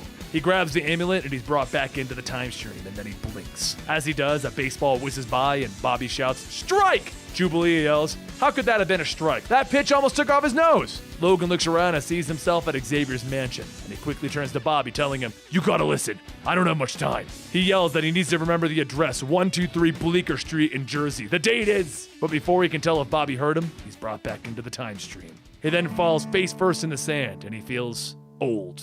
He looks out at the sandhills and he says that this is it. He's back in the wastelands. He's back home. He walks down to his old house and he grabs the doorknob, thinking he really should. He already knows what he's about to find. Nothing. As the door swings open, there's Scotty, Marine, and Jade, just like they were before. He tries to process what he's looking at, and Jade asks what he's holding. He looks at the amulet and he steps on it, telling them, "It's nothing. I think this is... I'm home, and I'm never going back." Later, the light begins to shine into Logan's room, and Maureen says morning. So, what was that all about last night? He says he, just missed her, that's all. And then Maureen gets up telling him, well, she's not going anywhere. After breakfast, Logan and Scotty head out into the farm to get the tractor up and running. And Logan thinks how he had forgotten how this was. Just being with family, doing normal things. As the hood was closed, Logan tells himself that he came back for Banner's grandkid, but instead he got so much more. This is so real. This is real. He's home! Over in the current time, though, Asmodeus continues his business when suddenly shards of ice begin to shoot into the walls. Bobby slides in with ice claws, telling him an old friend of his said to come here on this day. Jean then breaks in through the glass and tells Asmodeus to release Logan for whatever that spell he's cast on him. Asmodeus says that he can't, And Gene asks, what do you mean that you can't? Asmodeus says, I lost contact with Logan's consciousness. He's lost in time. Back in the past, Maureen comes out and tells Logan that she really is a natural, huh? It's like Jade was born to ride. Logan looks out to see Jade riding a horse, and Scotty says that she really shouldn't be out there. Today is payment day. Just then, a ship flies down onto the field, and one of the Hulk gang members says, she looks cute. Another one tells her, if you say so, but I've never really trusted redheads. Logan runs up asking, what do they want? And the banners tell him, you should know why we're here. Rents due. Logan says, you'll have it soon. Go into the market to do some trading. He then clenches his fist as he thinks that he can do something about it this time. All he has to do is bring out those claws and he can gut them right here and now. Except the claws, they won't come out. One of the banners punch into Logan while the others begin to stomp on him. And he thinks to himself, that's it. That's the catch. He can't change anything while in the past. He's gonna watch them die all over again. A little while later, after getting patched up, he sits on his steps and Maureen asks, how are they gonna pay them? He says that he'll go to the market and trade some of their tools. And then Jade calls out, stating that she felt sad when they hit him. She went ahead and fixed up the pretty necklace. Logan looks at the amulet, stumbling back, weighing the options. Leave this place or lose them all over again. Logan tells Jade to give him an extra big hug and tells her that he loves her so much. He holds the amulet, stating that one day he'll come home and find them dead. But not today. Today they're alive. And this is the best day of his life. Back in the current times, he gasps for air and Bobby asks if everything's all right. Gene helps Logan up and Logan looks at Bobby and says that he's impressed that the ice pick remembered. Bobby says, you know, I'm not just a pretty face. What should we do about Asmodeus? Logan tells him to toss him back in the hole where they found him. I'm going for a walk. He walks out to the pier and he thinks about how the last year all he's been doing is running around trying to find a way back home. But while he's been trying to forget them, he'd forgotten about the good stuff. The way that Maureen would always seem to just wake up just before he could. How Scotty always knew what tool was needed and never wanted to wait to get his hands dirty. And even how Jade's breath felt warm on the back of his neck when she hugged him. The past will always be with him, but his life is here. His life is now. And with that, Logan takes the amulet and throws it into the river.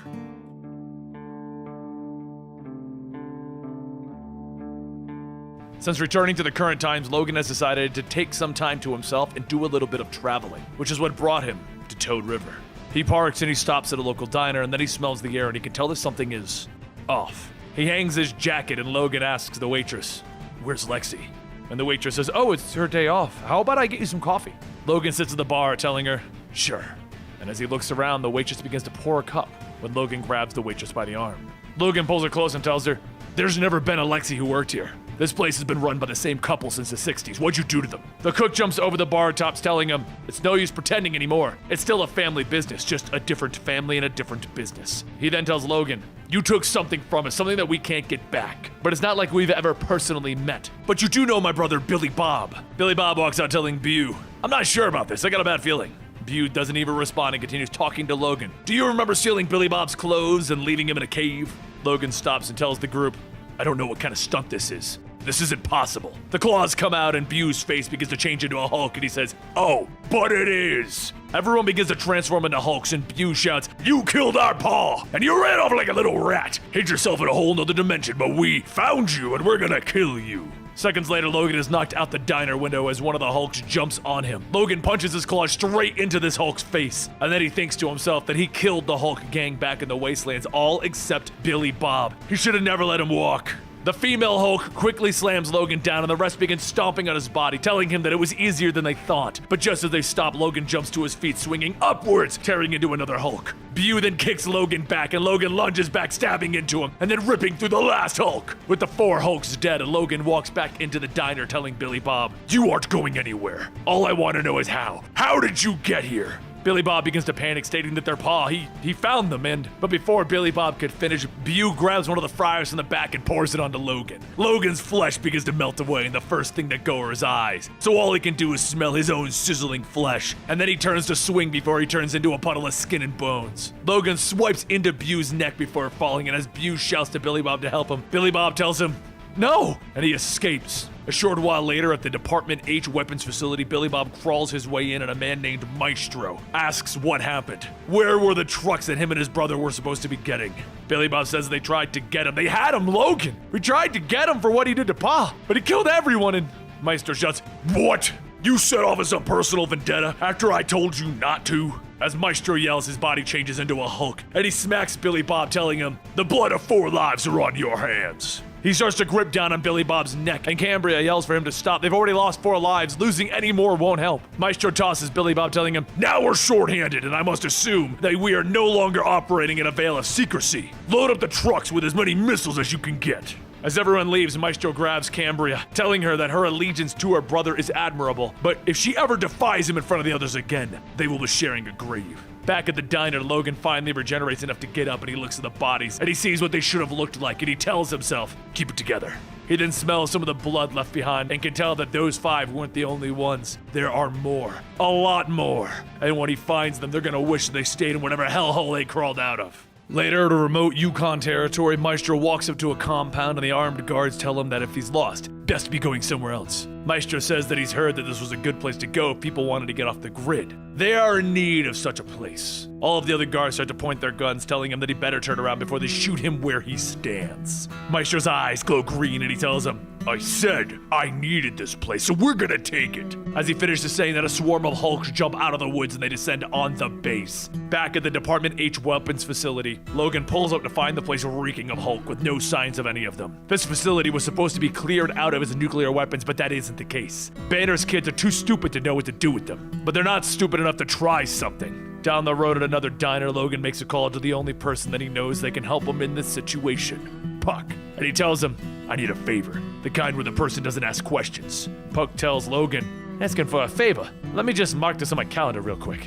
Logan tells him around 6 or 7 this morning, some trucks rolled out of a decommissioned Department H bunker in the Yukon. He needs to know if they can be tracked. While Puck starts pulling the info up, he tells Logan, "You're not gonna like what's going on, but I know if you ever need help."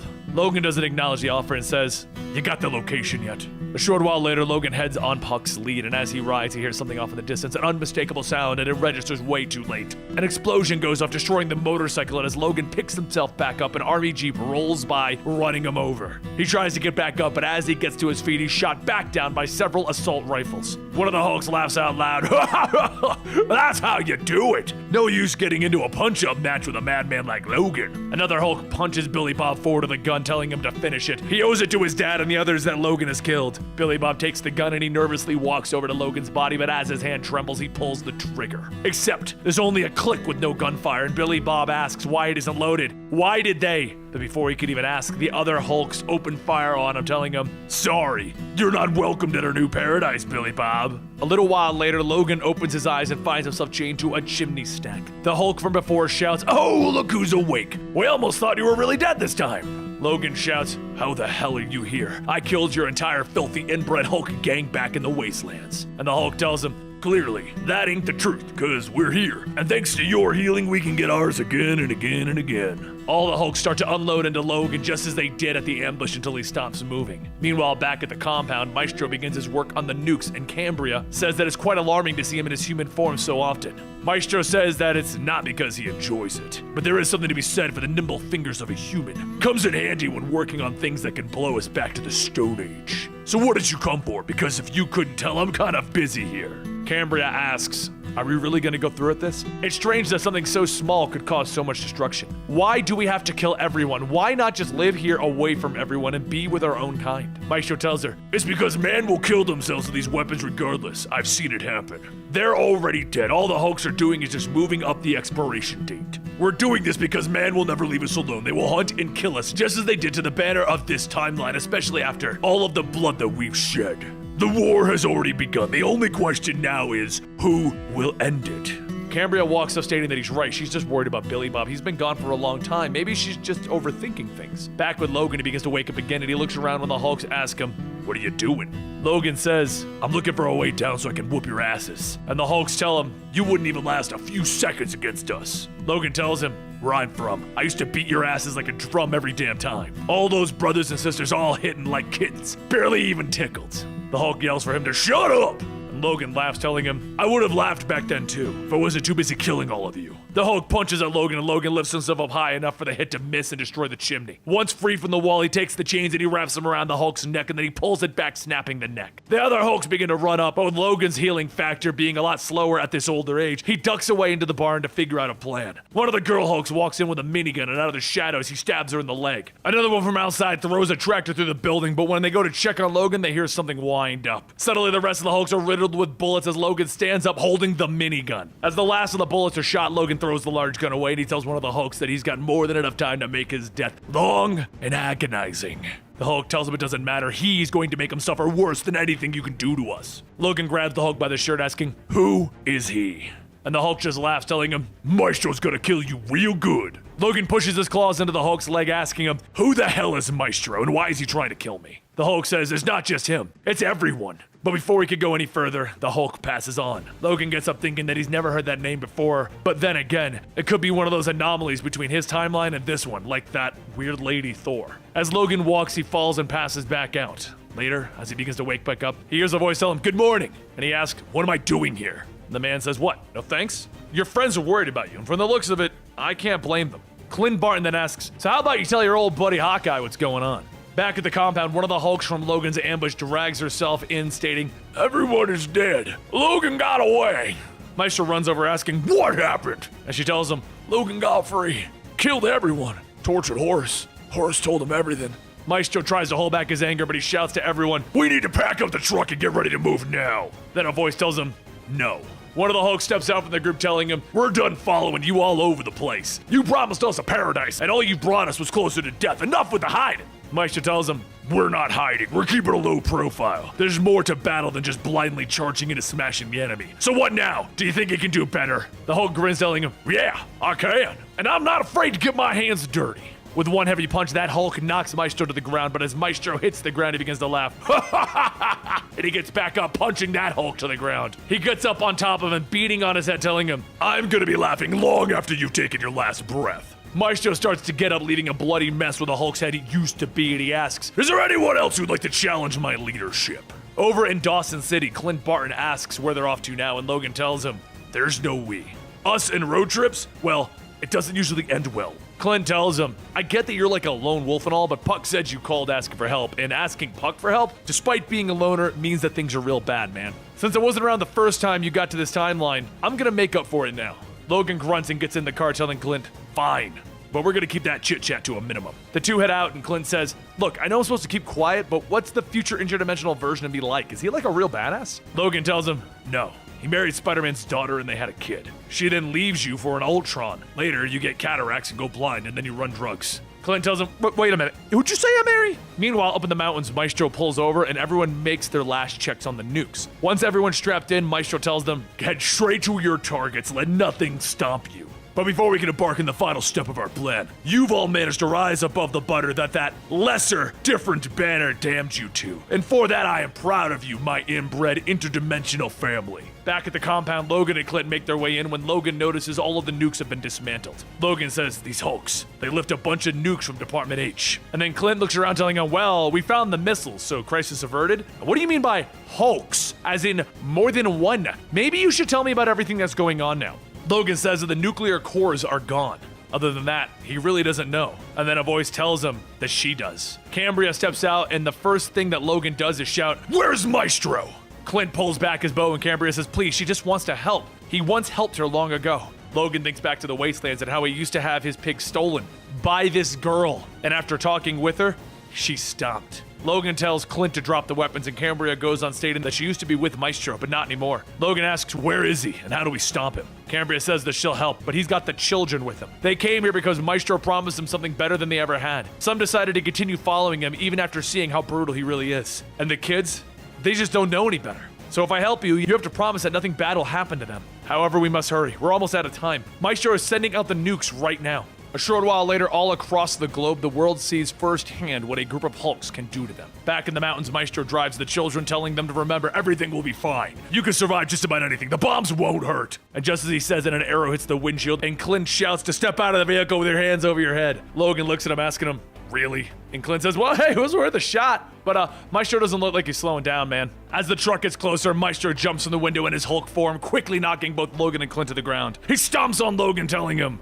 I've run into others like you before. You're just a shadow of the Logan that I once knew. Logan gets up, cutting away at Maestro's feet, asking him, you really are Banner, aren't you? Just older, uglier, and balder. After Cambria told me, I wasn't sure what to believe. Every Bruce Banner that I know is... And Maestro stops him. What? Dead? Interestingly enough, I've heard the same about you. But while those two fight, Cambria tells the kids that they need to come. Maestro's been lying to them the whole time. Those bombs are not gonna only kill the humans, but even the Hulks that they're strapped to. The kids shout that she's lying. Maestro loves them, and he would never do that. Clint says that if you didn't notice, talking to them isn't working. I'm gonna trank them now. One of the children hit with the arrow rips it back out, yelling, you tried to kill us! And then he punches Clint in the face. Cambria knocks the child off of Clint, telling them that they're trying to help, but the other children tackle Cambria, telling her, you're just a coward and a traitor! Back with the Hulks across the world, they all begin to pull out their switches and detonate the nukes. But all that happens is foam begins to pour out of the tops. Up in the Alpha Flight station, Puck laughs, stating that the nukes have been neutralized, and Department H did some pretty hefty failsafes just in case. Logan stabs into Maestro, telling him, did you hear that? Your big plan to wipe out the world failed.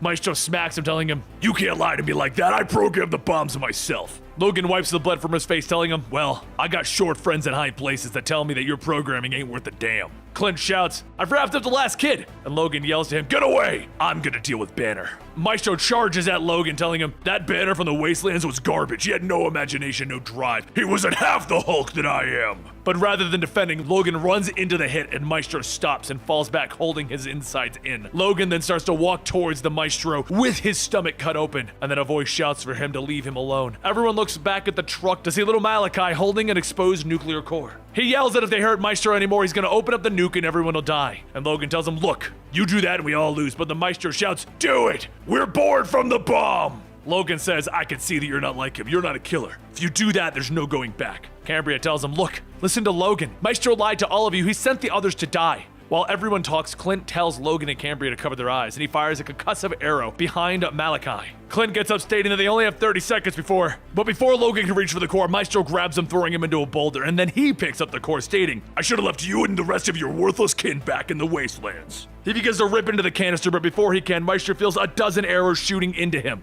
Clint yells to Logan that he really could use an assist here, and then he looks over to see Logan is still getting up, and he says, well, crap. Maestro takes the wrecked truck and slams it down on Clint, and Logan screams for Clint as he runs straight in, cutting into the Maestro's stomach again. But then as he charges in and he gets close, Maestro leans back, kicking outward, launching Logan across the forest. Back with Cambria, she gets ready to leave with Malachi when Maestro takes both of his fists and slams him into Cambria's back, shouting that this is all her fault. She tries to fight back, but Maestro picks him up while they're stating, you are all wasted potential. But before the rock can come down, one of the children jump into it, and all of them begin to shout and punch that he lied to them. Before Maestro can kill any of the kids, Logan runs back in, telling Cambria to take everyone and get out of here. Logan and Maestro go back and forth, punching each other over and over until both of them can hardly stand. And Maestro says, this is it. This is the Logan that I remember. And the broken Logan says, I'm just getting started. But rather than attack, Maestro turns and says, I'll be back. And we're gonna fight again, just not today. After Maestro escapes, Clint tells Logan that he isn't gonna be winning any beauty pageants anytime soon. And Logan says that he thought that and Clint says, yeah, I thought that too, if it wasn't for Malachi over there. Cambria tells Logan that she should be thanking him for helping, but it is time for them to leave as well. Clint says, why not just come back with them? He has a whole apartment building that they could live in. And Cambria tells him no, they've helped enough. And Logan helped them back in the Wastelands, but now it's time for them to start relying on themselves. As she takes the children, Logan says to just let her go. She knows what she's doing. Once he's healed up enough, the two start to walk back, and Clint says, so was that really Banner? It's just hard to not feel responsible after what we did to our Banner. It's like he's paying for it. Like this is one of his nightmares come to life. Logan tells him, he's not the only one. I killed the Banner back from where I'm from too. Only thing I can say is that sometimes you gotta learn to forgive yourself. We've all made mistakes. It ain't about the mistakes that we made in the past. Good people sometimes do bad things. It's what makes us human.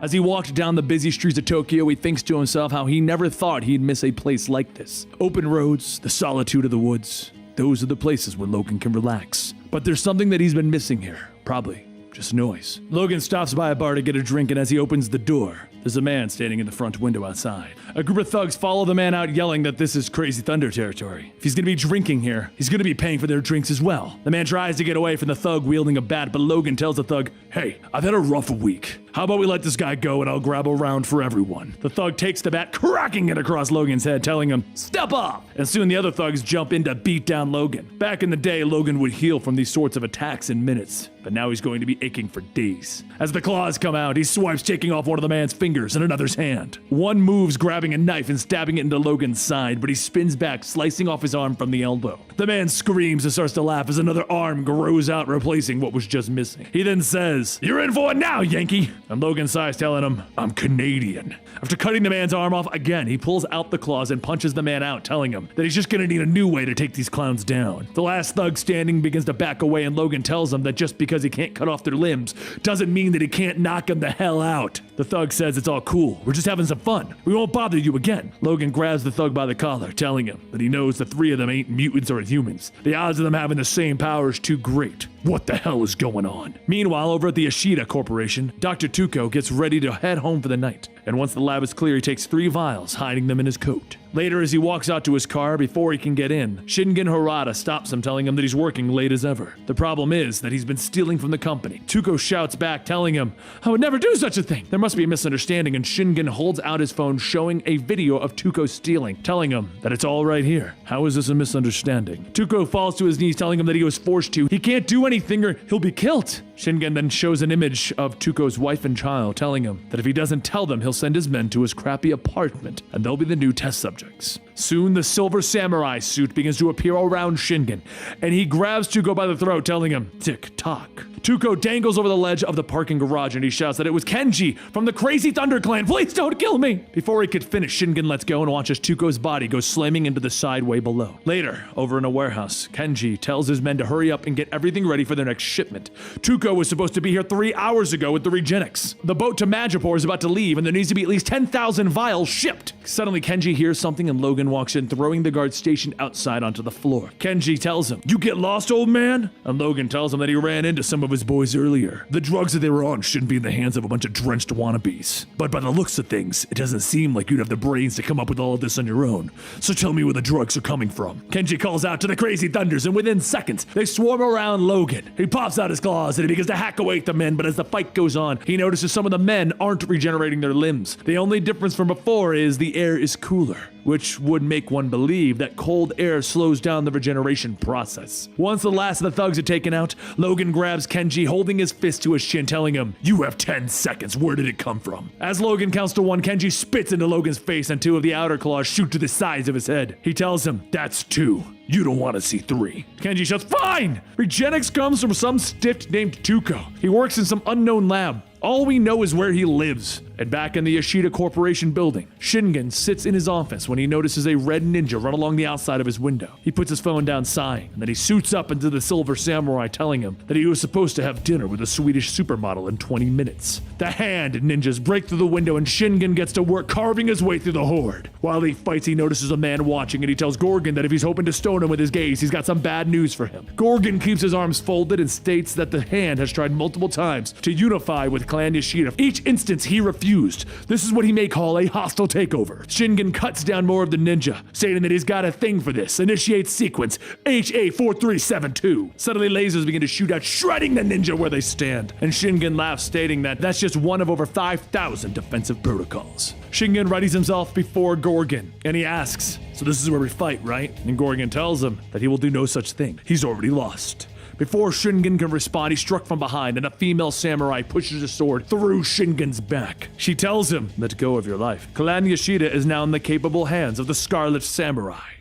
As the time comes for Tuco's memorial service, people gather to pay their respects. People begin giving their condolences to Tuco's wife Asami, and among them is Logan. The two walk off, and Asami asks if he was a friend of her husband's. But Logan says no. He came to Tokyo to see him, but he knows this isn't a good time. He was hoping to ask her some questions regarding the matter. He has resources that may be able to find out who did this. Asami pauses for a moment and then tells him that they can talk, but not here. Meet her in the Paris bar later that evening. As Asami walks off, Logan walks by a grave marker and sees Mariko's name. He takes a long, hard look at that name, and then he moves on. Later that night, Logan heads to the bar that she told him about, and she thanks him for meeting with her. Logan cuts right to it, telling her that there's no easy way to say this, but her husband had a name for himself by selling Regenics on the black market. Asami says that she begged him not to do it, but he wouldn't listen. And Logan goes on telling her that he was stealing it from Shingen Harada Harada. There's only one way that could have ended. What I need to know is about the drug. Who is he selling it to? She begins to cry, stating how Tuco was working at Regenix for years. It was supposed to be something good, but he got mixed up with the crazy Thunder Clan. And then when they found out what he was working on, they forced him to steal it from Harada. Logan asks how much of this stuff did he give them. If it spreads out too far, people get. But before he can finish, Logan notices people in the bar trying to run out, and a voice tells him, "Go ahead, finish that thought." Claws come out as Logan jumps up from the booth, and before him is Gorgon, the Scarlet Samurai, and a group of hand ninja. Logan then tells Asami to get out, but before she even has a chance, the ninja hand grab her,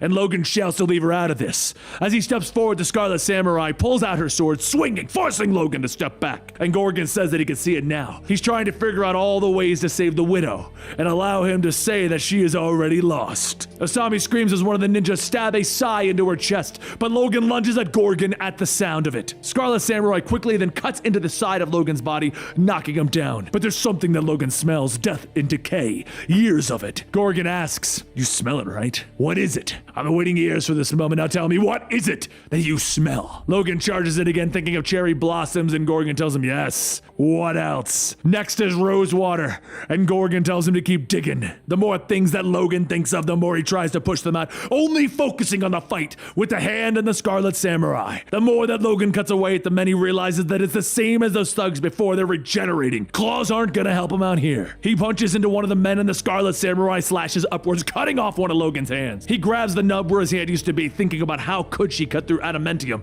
like it was nothing. Who is this person? He turns and tries to escape, but before he can go anywhere, the Scarlet Samurai slashes down along his back, causing him to fall. Gorgon tells him that he thought that he would have recognized it by now. Elsewhere, in the trash, Shingen groans as he wakes up and suddenly falls off of the heap on the ground. He gets up shouting, "Garbage! Those honorless bastards threw me out with the garbage! Me!" Back in the bar, the Scarlet Samurai holds her sword up above Logan's head. Then Gorgon tells her to take the helmet off first. In Logan's mind, he already knows who this is. He's going to kill Gorgon for what he's done. Logan says, "Please don't," and Gorgon asks, "What's the matter? Aren't you pleased to be reunited with your long-lost love?" Logan holds his arm up to shield himself, saying, "Mariko, don't." Mariko's sword charges up and she says Logan's name, slamming the sword down right beside Logan. Using the chance, he kicks her legs out from underneath her and he makes a break for the exit. Still missing his hand, he pushes his way through, using his left arm to cut anyone in his way. A woman stands in the path before him, but before the ninja could kill her, Logan grabs her and runs outside with her. After letting her go, he yells for her to just go. "They won't be coming after you, run!" Back inside, Mariko gets ready to make chase, and Gorgon stops her, telling her that clearly she's not capable of taking Logan down. She puts the helmet back on, telling him that she was merely caught off guard. A mistake that won't happen, but Gorgon stops her, telling her, "No, you hesitated. I saw it. We brought you back, gave you life and purpose, and this is how you repay me?" Just then, one of the ninja walked back into the bar, telling Gorgon that he's sorry, but they've lost Logan. In frustration, he breaks one of the tables and then turns back, telling the ninjas to go back out there and tear this town apart. Finding that mongrel, keep him alive. Later in the poor area of town, Logan sits in a corner, allowing time for his hand to regrow. As he sits there, a voice tells him that he looks like crap, and without saying a word, he takes his one good hand, popping the claws. Shingen sits down next to him, telling him, "Does it look like I'm in my silver samurai armor? I'm not here to fight. It looks like Gorgon had his way. Gorgon came after you." Logan asks, "How did you find me?" And Shingen says, "Tokyo is my city. I have eyes and ears everywhere. It would seem that the hand have gotten a hold of Regenix." Shingen sighs and says, "It was supposed to be something to make me richer than Tony Stark. Before, the hand only had one weakness, and that was their ability to throw soldiers at their problems. With Regenix, instead of using 1,000 soldiers, they can use 10. It was supposed to be secret until Tuco." Logan stops him, asking, "The one you killed?" And Shingen tells him, he was lying about it. It's him that we need to blame for everything that's happening right now. The hand brought back Mariko, and when they assume that I'm gone, she would have the birthright to claim the corporation. Logan then says, "It's not just the hand who has it. There's already a shipment sent out to Madripoor for sale." Shingen grabs his head, yelling, "Crap! Regenix isn't ready!" It breaks down on its host, eating away at their muscle tissue and eventually killing them. Could be days or weeks. Logan gets up, telling him, "I know a way. You're gonna help me take down the hand, but you gotta promise me a few things. Stop making Regenix and financially take care of Tuco's kid, who's now an orphan thanks to all of this. And you do not kill Mariko." Later at the Yashida Corporation lab, Gorgon and Mariko talk when they hear a tink, Tink, tink. They look over and see a canister of liquid nitrogen thrown into the room, and as Gorgon walks over to it, a shuriken is thrown into, releasing the nitrogen into the room, rapidly bringing down the temperature. Before anyone has a chance to respond, Logan rushes in, cutting down one of the ninja, and Shingen says that Gorgon put a scratch on his desk. Logan tells him, shut up! And Shingen asks why. It's Bokat wood with vibranium inlay. And Logan says, this is why I work alone. Shingen jumps through a group of men, cutting them down, and yells at Gorgon, you came into my home. You killed me and you threw me into the trash. When I'm done with you, I will resurrect you and kill you again. Logan tears through another group and he runs towards Mariko, telling her that he knows that she's in there, and he knows it's hard to gain control, but she can do it. She swings her sword, pushing Logan away, stating nothing. She failed once before, but there won't be a second time. Logan yells, just think about the first time that we met. How I gave you a white flower. You have to fight this. On the other side of the room, Shingen chases down Gorgon, and Gorgon asks, how are you alive? We killed you. Shingen tells him that he has over 5,000 defense protocols. Literally being stabbed in the back was one of the first things that he planned for. There's no way that you can win. Gorgon turns and kicks out the window, and before he can jump out, he tells him, I can and I will. Next time. Back with Logan, Mariko cuts into his stomach, telling him he is nothing but a pathetic old man clinging to something that never was. Logan lays on the ground, telling her, you have no idea how true that is. I'm not here to kill you again. I've lived with that guilt for far too long. Mariko raises the sword, telling him, rest assured, he won't be carrying it much longer. But before she can strike, a sword is thrust into her back, and Shingen stands over her body, stating, you're welcome. Logan gets to his feet, checking on her, asking, what have you done? And Shingen tells him, oh please, did I not just save you from her murderous ex-girlfriend? Relax, she's still alive. There's no way in hell I would let any relative of mine die while under the hand's control. I gave her the same thing that saved my life. The wounds healed her before it was fatal. All thanks to a bunch of little nanites of my own design, though way too expensive to put on the market, a real shame. But now that I've released Mariko from their control, I figured that there's a favor in order. Logan picks up her body, asking, what is it? And Shingen tells him that he will take Mariko to Madripoor. Destroy what's left of the Regenics before the hand gets a hold of it, or worse, a competitor. This can go one of two ways. One, the hand gets a hold of Regenics and people die. Two, people use it and die, destroying the company in the process. Or three, we find the shipment, destroy it, and everyone lives happily ever after, and you and Mariko can ride off into the sunset. Either way, after that, I hope to never see any of you again.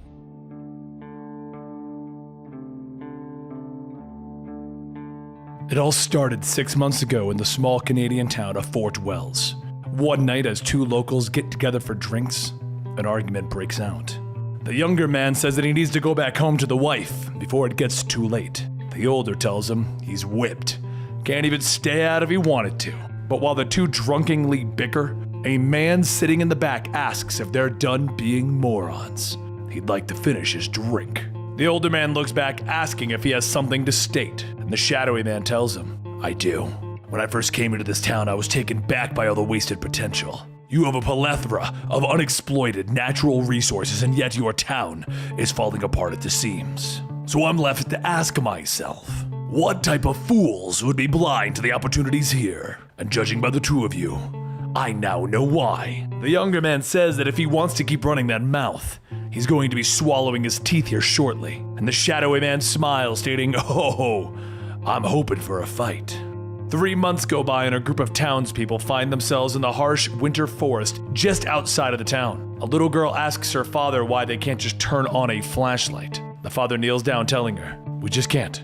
We have to be very quiet. We have to make sure the king doesn't hear us. As the group goes on, a young boy named Joshua asks why are they running? They have guns. Joel, the old man from before, tells his son that he hasn't seen what the king can do. You know, back when Tony was still alive. The man is a monster, and guns won't hurt him. We tried, and he's got some sort of healing power. You shoot him, he just heals right back up. And the woman asks, wasn't he supposed to be one of the good guys? He looks much older. The group pushes on, and as they pass by a tree, Joshua trips over a branch sticking out of the ground. Joel quietly yells, what the hell are you doing? If you make too much noise, the king will. But before Joel could finish, there's a thwack, and Joel's body is thrown against a tree with such force that he dies. Joshua runs over, calling out to his father, and behind them, the king's voice asks, did you really think that you could run? You try and run again, it won't just be one person. Now, in the current time, 2 men stand watch over the town entrance as another man walks up. One of the guards asks, what the hell are you doing here? And Logan says, I came around to see the boss man. He around? One of the guards says that the boss isn't taking any visitors right now. If he doesn't leave right this second, they'll open fire. Logan sighs. You don't want to do that. As the second guard shoots, Logan lunges at him. He manages to throw the second man out, but the first guard knocks Logan on the back of his head with his gun, knocking him out. A short while later, Logan opens up his eyes as he tries to get up, but he feels that his neck and his arms are bound. Joshua looks at Logan and tells him, "You shouldn't have come here." Logan tells him, "From the looks of things, I have to agree with you there, but why am I here?" Joshua begins to unlatch the lock from Logan's neck and says, "You're here because we need to call for help. The police, the Avengers, whoever. Bad things are happening here. When the king showed up, he just took over, made the town work for him. He makes the women. People tried to fight back, including my dad, but the king is too strong. Just promise to come back with help." As Joshua begins to cut the rope around Logan's wrists, the guards come out shouting, "What the hell are you doing here?" Joshua tells them that this man can get them help, but the guards push Joshua back and they shove Logan out, stating, "The king will see you now." Logan steps out and he looks at the town, and he sees nothing but ruin. Makeshift shacks scattered throughout the street, people piling dead bodies in a truck. He watches and quietly says, "My God." He begins his march towards the king, and after going into the church, the king, or as some would know him, as the alternate universe Hulk, named Maestro, sits up on his throne stating, "What do we have here? I was beginning to wonder whatever happened to you after our last meeting. Did you come here to beg for forgiveness? Bend a knee to the king, Logan. Why would my guards bring in the Wolverine?" The two guards step back asking, "That's him?" Logan tells him, "I just had to sell it to your guards so that I could get close. The time for you hurting people is over. So how about you get off your damn throne and we settle our differences? We didn't finish our fight, Maestro." Maestro asks, "Is that really what you want? There's no one here to help you this time, Logan." That's when there's a snick as the claws come out and Logan tells him, "Yeah, I'm sure."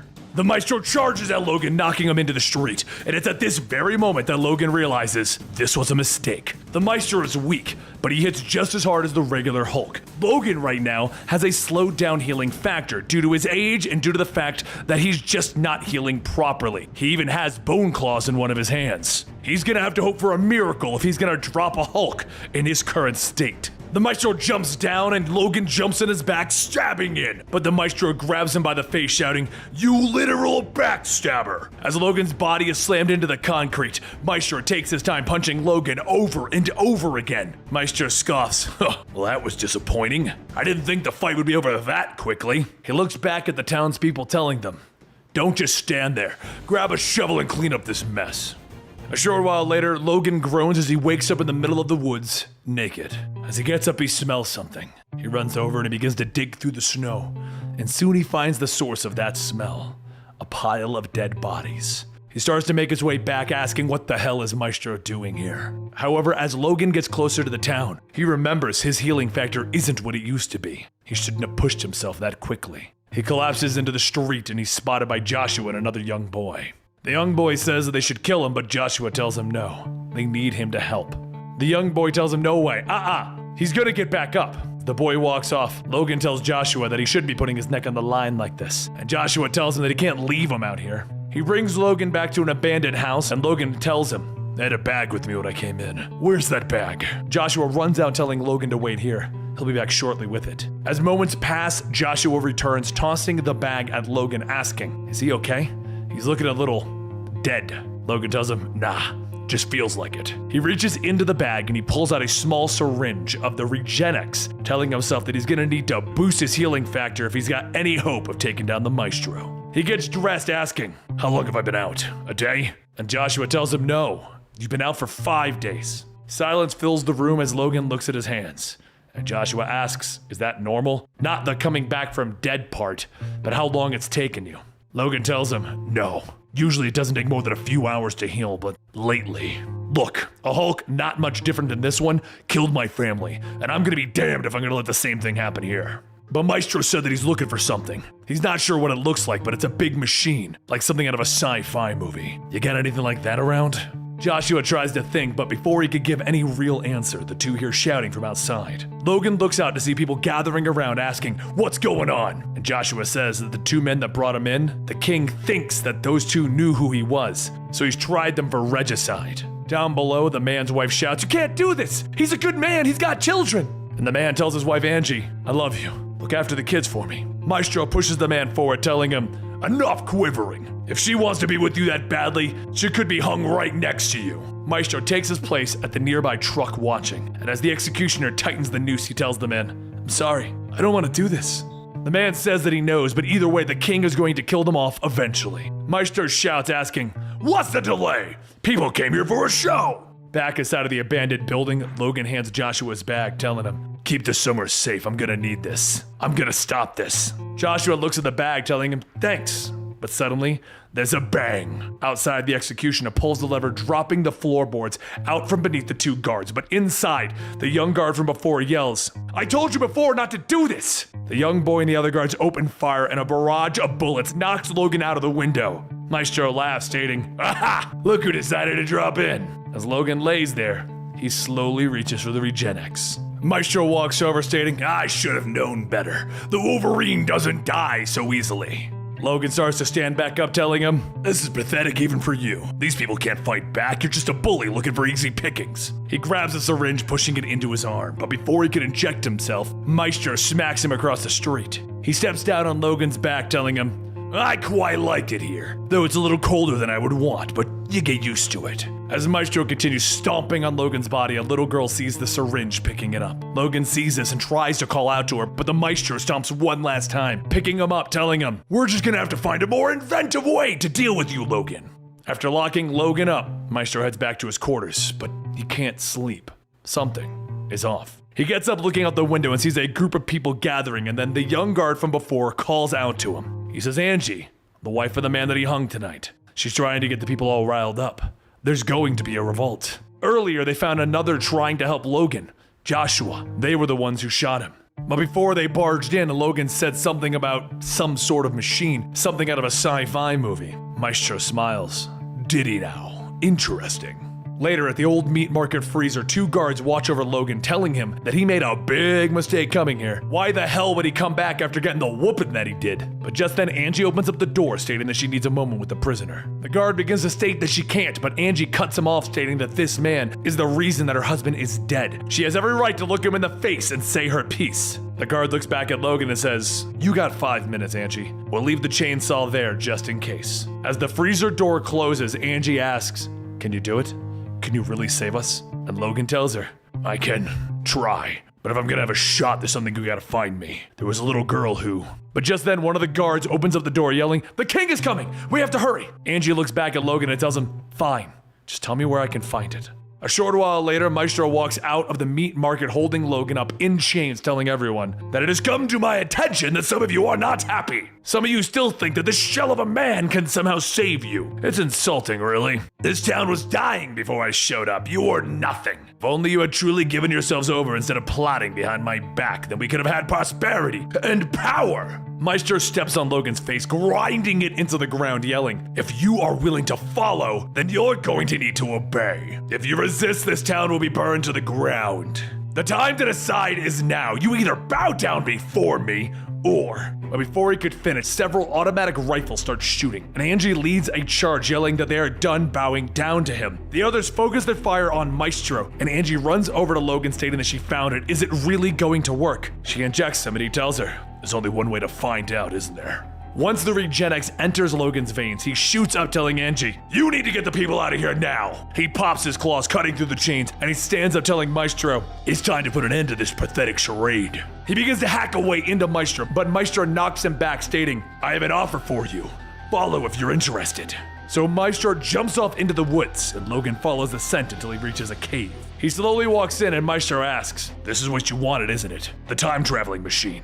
There's nothing left in my world, so I came here. Such a disgusting, dead-end splinter of time. Anyway, my offer is this. Step into that time machine, go back home. Forget all about all of this, and we don't have to deal with each other. Logan asks, why don't we both just go back and leave these people alone? Maestro leans forward, telling him, pass. And he spins back, smashing the machine. Logan shouts for him to stop, and Maestro continues breaking the machine, stating, I gave you a chance to go back. Now you get nothing. Logan lashes at Maestro, but Maestro claps down on Logan's head. He stumbles back, asking, is that the best you got? So Maestro jumps into the air, and as he comes back down, Logan slices through his neck. as a loud thud as Maestro's massive head falls and hits the ground. Logan lands, readying himself to attack again, but as Maestro's body spurts out the green blood, it slumps and it falls over. He lets out a sigh of relief and begins to walk off, stating that he can't let himself die here.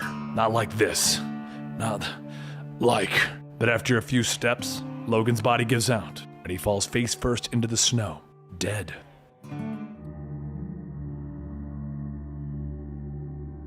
Along the mountains of Fort Wells, Canada, the snow begins to cover the remains of the nearly frozen Logan.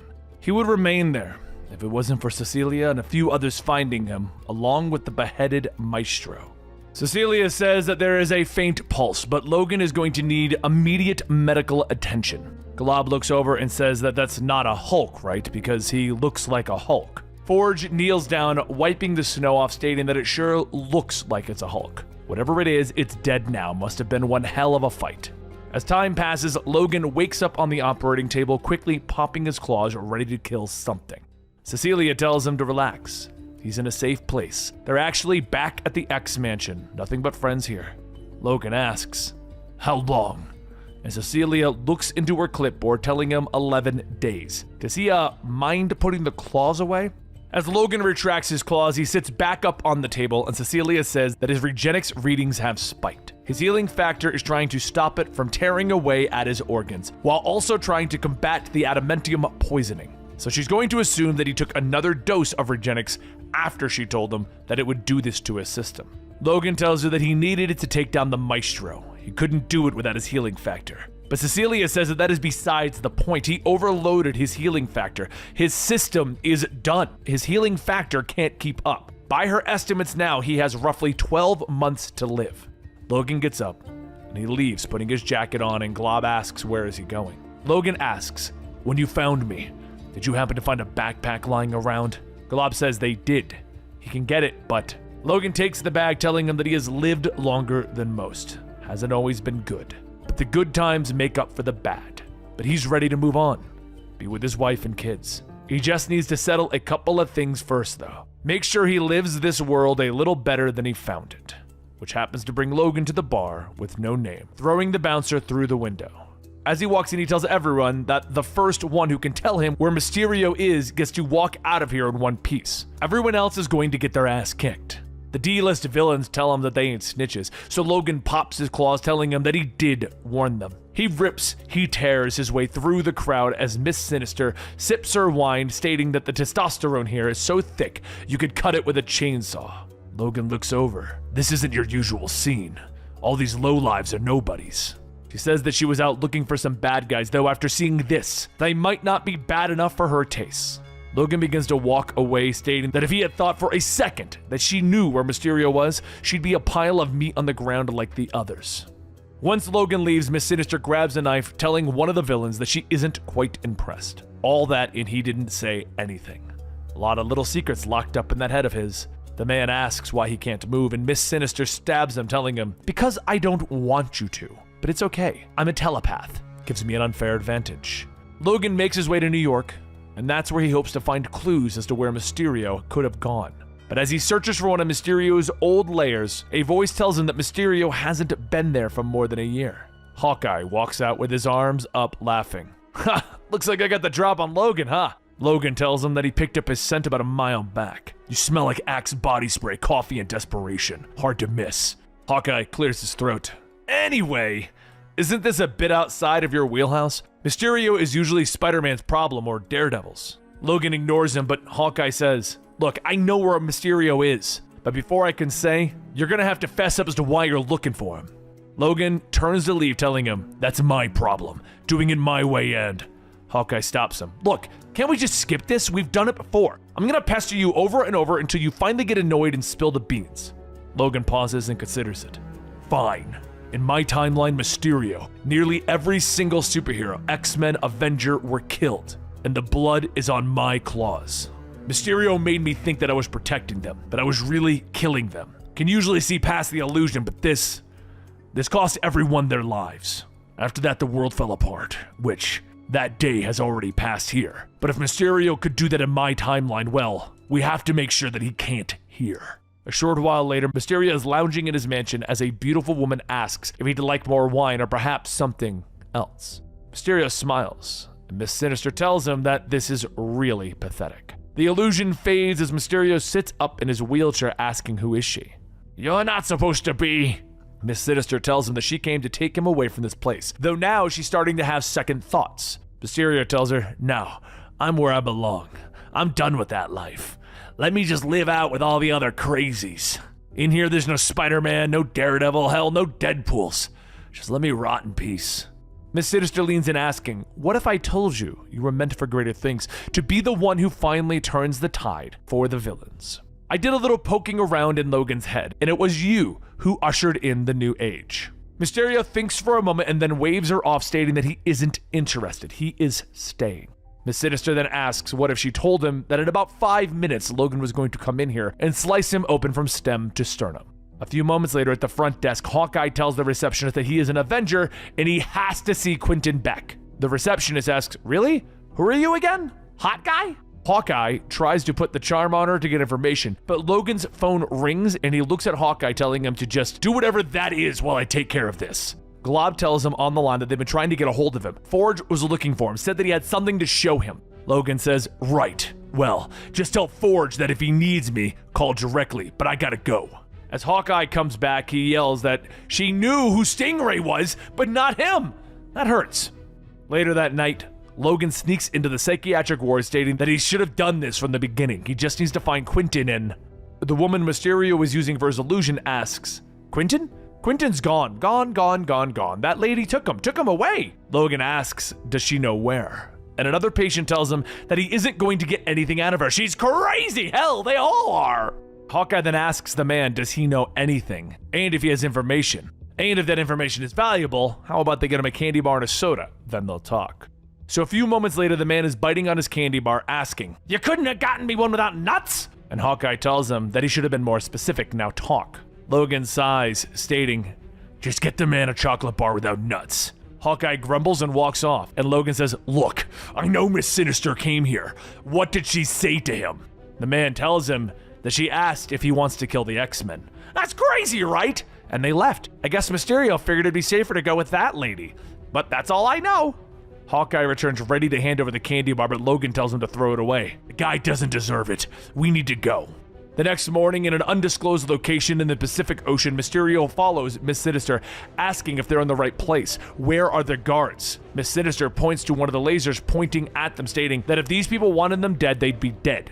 Now put your game face on, or whatever you do with that dome. As the door opens, Red Skull's daughter, Sin, asks if this is the man who's going to help her realize her father's dream of killing the heroes and ruling the world. Crossbone yells, Hail Neo-Hydra! And shortly after, all the soldiers behind him chant, Hail Neo-Hydra! Miss Sinister says, yes, Hail Neo-Hydra indeed. A little while later, Spider-Man runs around to the corner trying to escape the Neo-Hydra agents when suddenly dozens jump out and begin to spray him with bullets. As Spider-Man bleeds out, one of the agents says, this is so cool. I honestly thought that was Spider-Man. The illusion fades from the dead prisoner, and Sin asks if he could do that for anyone. Like if she wanted it to seem like she was killing Captain America or, I don't know, Magneto? Mysterio says yes, but Miss Sinister says that she didn't bring Mysterio here so that she could blow off some steam with a fantasy kill list. He was the first step in an attack orchestrated by her father to take down all of their enemies in one fell swoop. They can rule together, plenty of land to go around. This way, they can avoid the mistakes made in Logan's reality. Sin asks what sort of mistakes, and Miss Sinister tells her that she was stomped to a pulp by Giant Man day one. Sin yells, all right, let's do this, but first, bring out another prisoner. Make it look like Black Widow. Later that night at dinner, Sin says that they need to look to sell those who have some interest in this. Doom wants a chunk of this new world they're building, but he's gonna have to cough up the dough. As she goes on, Miss Sinister shouts that she's being such a child. They are on the eve of one of the greatest victories that either of them will ever see, and she's worried about money? She should start worrying about taking this seriously. And Sin says that her whole life has been about this, about world domination, to outdo what her father couldn't. But who's to say that they can't have a little fun along the way and make some extra cash? Mysterio says that he's not some child's birthday magician. He is a master of illusion. He will be. Crossbones stops him, asking, are you gonna take your helmet off? How the hell are you supposed to eat? Mysterio says that he's not really hungry, and Crossbones gets up, dragging him off, stating that he and the Master of Illusion are going to visit the little boy's room. He throws Mysterio into the bathroom, stating that they're going to have themselves a little chat. That little display back there with Spider-Man was great and all, but if you even think of trying a stunt like that on us? Mysterio yells that he forgets that they need him. You low-rent Punisher! Without me, you have nothing, so watch your tone when addressing Mysterio. Crossbones gives him one last shove and says that he's been warned. Mysterio then goes into one of the stalls, taking off his helmet, sweating, stating, "Damn it, Quentin, what did you get yourself into this time?" Meanwhile, over at Forge's lab, Forge tells Logan that he's a hard man to get a hold of, and Logan says that he's been just a little busy. Forge goes on stating that it's not often that they find a piece of machinery that has him stumped. It was quite refreshing. As Logan looks up, he sees what Forge is talking about and says, "My God." Hawkeye asks, "What is this?" Forge says that it's a time-traveling device found in a cave about 100 feet from Logan's big showdown with the Maestro. Logan says that Maestro destroyed it, but Forge tells him no, he damaged it, and now it's fixed. The tech used to make it is incredibly advanced. It took a week to just begin understanding it. Watch. As Forge activates the machine, a portal opens up and Forge tells everyone to follow him. A few seconds later, everyone is now in the wastelands with Hawkeye asking, "What is this place?" Logan looks around. It's home. After a few moments of taking it all in, Logan says that he can't, not yet. And after returning to Prime Earth, Logan and Hawkeye go back out on the hunt, taking out more and more villains looking for Mysterio, while one of them tells them to hang on. He might be able to help. Hawkeye says, "Right," as he pulls on his bow, and the man tells him to chill out, Arrow, dude. Logan says that he suddenly knows where Mysterio is hiding, and the man says he always did. Dude owes him money, but he's starting to think that Mysterio won't be able to pay him. Figured if he won't pay, that they might be for a chance to know where he's at. So, are you two willing to pay up? Later, as Logan and Hawkeye walk through Times Square, Hawkeye asks, "Really? This seems a bit much for their man." Logan tells him, "Look, this didn't happen to you. So maybe it's hard for you to understand, but the things that Mysterio did, the guilt that I've had to carry, just get to the other side of the street. I'll flank him on both sides." When Logan looks up, he sees the Sinister Six and says, "Of course Mysterio brought a crew. Not that that's going to help him." Logan takes out the Regenix vial, injecting himself, stating that he knows that this is killing him, but without it, his healing factor is shot. Can't risk letting Mysterio get away. This'll just be the last one because after this, he won't need it. Logan charges in headfirst at Mysterio, but Hawkeye yells for him to wait. It's a trap! And Taskmaster blocks Logan's attack, telling him, "Stop! We don't want to hurt you!" But as we see Hawkeye's point of view, Cap pushes Logan back, stating, "But we will if we have to, Logan." Logan swings again, telling them not to think. He won't kill them if they just let him get to Mysterio. He then leaps over everyone, but what he sees is Beetle flying up at him, taking him into the sky.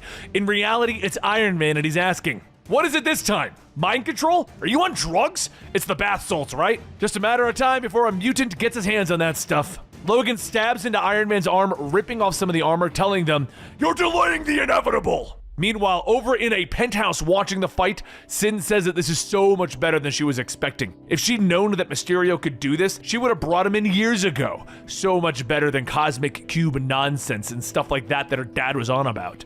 Back on the ground, Hawkeye runs over to everyone, stating, "Logan doesn't know what he's doing. We've been hunting Mysterio because he thinks that Mysterio is going to do something like this. He did something like this in the world that this old Logan came from." Cap says, "You think Mysterio's doing this to Logan again?" And Hawkeye tells him, "We never found him. Mysterio went into hiding, but I think he found us." Logan claws away at more armor, with Iron Man pushing him up using his thrusters to shock Logan in an attempt to stun him. Logan then begins to laugh. "Ha! You have to try better than that." And Iron Man radios in asking, "Is there any chances of assistance up here?"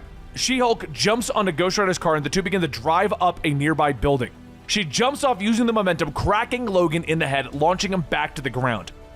Back over at the Xavier Institute for Mutant Education and Outreach, Glob sees a news report about the fight and runs out of his room yelling, "No, no, no, no, no!" He runs into Jubilee's office yelling that they have a major issue. Logan is fighting the Avengers. She sighs, stating that they do not need this right now. A whole new Avengers versus X-Men. What the hell is Logan thinking? Well, Logan had us prepare for this. He knew it was coming. That's why he was hunting Mysterio. Back in Times Square, Cap looks over asking, "Is he?" And She-Hulk looks back stating, "Hulk, squash beauty Canadian!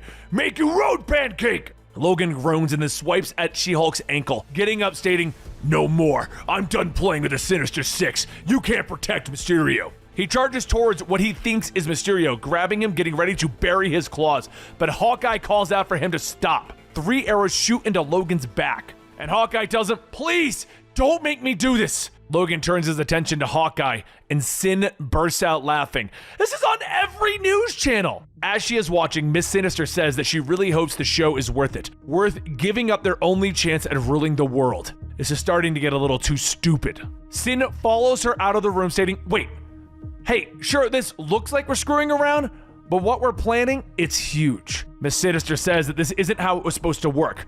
Right now, they're supposed to be working with Doom, Kingpin, Magneto, and the others. They should have been following the blueprint. But right now, she's like a child on the new toy, running off, shooting her gun so that everyone knows that she has it. There is no recovery from this. You had one shot and you ruined it, Sin. Sin asks what is her problem. They still have Mysterio. It's their secret weapon. Miss Sinister says that in Logan's future, the future where they were successful, her dad killed Mysterio after all was said and done. He killed him so that Mysterio couldn't do the same to them. Sin sighs, stating that she's right. She just forgot is all. Now she's off to grab some more beer. Does she want anything? Miss Sinister pauses for a moment and says that she will take a Pinot Noir. The higher the cost, the better. As Sin leaves, Mysterio's illusion of her fades and he says that he knew it. Back outside, Ghost Rider drives his car into Logan, with Logan jumping on the hood, beginning to tear it apart, stating that that is a pretty sweet ride. Jack-o'-lantern, what's under the hood? As the two crash, Logan jumps onto what he thinks is Jack-o'-lantern and then stops. The illusion fades and he sees Ghost Rider asking, how? No, this isn't. But before he could say another word, he collapses. Cap runs up telling Ghost Rider that he stopped him, and Ghost Rider tells him, I didn't do anything, that... Cecilia and the other mutants walk up stating that it was them. They got it from here though. Cap tells him, now hold up a minute. Logan just tore up all of Times Square and nearly killed Iron Man. We're not gonna let him be taken. Jubilee says that Logan had them prepare for this eventuality. They're going to deal with him. Cap begins to tell them that this is bigger than the X-Men. He is a danger and they can't just let him go like this. As Glob and the others assist getting Logan secure, Jubilee says that they have an obligation to Logan. They're going to do everything in their power to ensure that this never happens again. While the mutants leave, Iron Man asks if they're really going to let this happen, and Cap says that they're not going to set off another Avengers vs. X-Men war right now. No one wants that. Hawkeye then says that he'll go with the mutants to see what the failsafe is and keep an eye on things. And over in an alleyway, Mysterio sits and he's watching.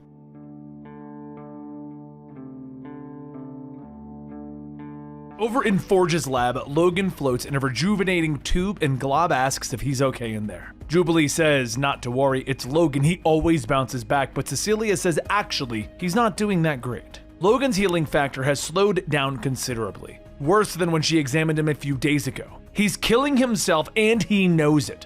Meanwhile, over in Hawkeye's apartment in Brooklyn, Hawkeye grabs a pot of coffee off the burner, stating that he needs some of that sweet, sweet life juice. But just then he drops the pot as Mysterio climbs in through his window asking, "What the hell are you doing here?" Mysterio tells him, hold on, I didn't come to fight, I came to get help. I came to help. Wait, no, that's a lie. I need your help. Hawkeye slowly lets go of an arrow asking, really? How stupid do you think I am? Mysterio takes off his helmet telling him, look, they're going to kill me. They wanted to use me and then toss me out like common trash. Hawkeye tells him, you really know how to pick your friends. And Mysterio scoffs telling him, they are not my friends, they forced me into this. I just want out of this madness. Back over at the lab, Logan wakes up hearing Jubilee coming in. He asks how many people did he kill, and she tells him, thankfully, none. But some of them had to go to the hospital. Nothing too serious. Logan takes the towel, stating that he was stupid. He ran headfirst in like that. The amount of noise that he was making, of course Mysterio would have known where he was at. A lot of people could have gotten hurt, Jubilee. As he gets dressed and heads in with the others, Cecilia says that she can't believe him, even after she warned him.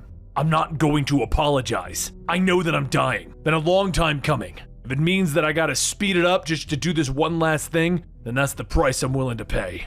Cecilia sighs, stating that she isn't going to argue with him. That 12 months, he's got 6 now. And if he takes Regenix again, less. Just then Hawkeye walks in stating, all right, before anyone gets any ideas, let me explain things. And behind him, another Jubilee walks in stating, hi, and Logan immediately lunges for her. Mysterio drops the illusion yelling, hey, wait, just listen for a moment. And Mysterio tells him, it's okay. Mysterio is here to help us. Just hear him out. If you don't like what he has to say, then you can kill him, Logan. As the team flies in, Mysterio says that he told them everything. Why do you need to take me on this suicide mission? As the jet begins to land, Logan tells him, because we don't trust you. I'm keeping you close so that if it looks like you lied, I get to claw punch you to the brain and dump your body in the ocean for the sharks. As the jet begins to land on the Neo Hydra base, the defense cannons begin to fire, hitting a wing, sending the jet into a spin. It crashes into the waters, and Neo Hydra quickly begins to jump into their boats to investigate. One agent looks over trying to see what's going on, and at that moment a fist shoots up from the water and Logan's claws stab right into him. While Logan and the others throw everyone off the boat, Blob says that Kitty is going to murder them. It's like the third Blackbird that they've lost in months. As Logan drives the boat in, he and the others jump off, carving their way through until every last agent is dead.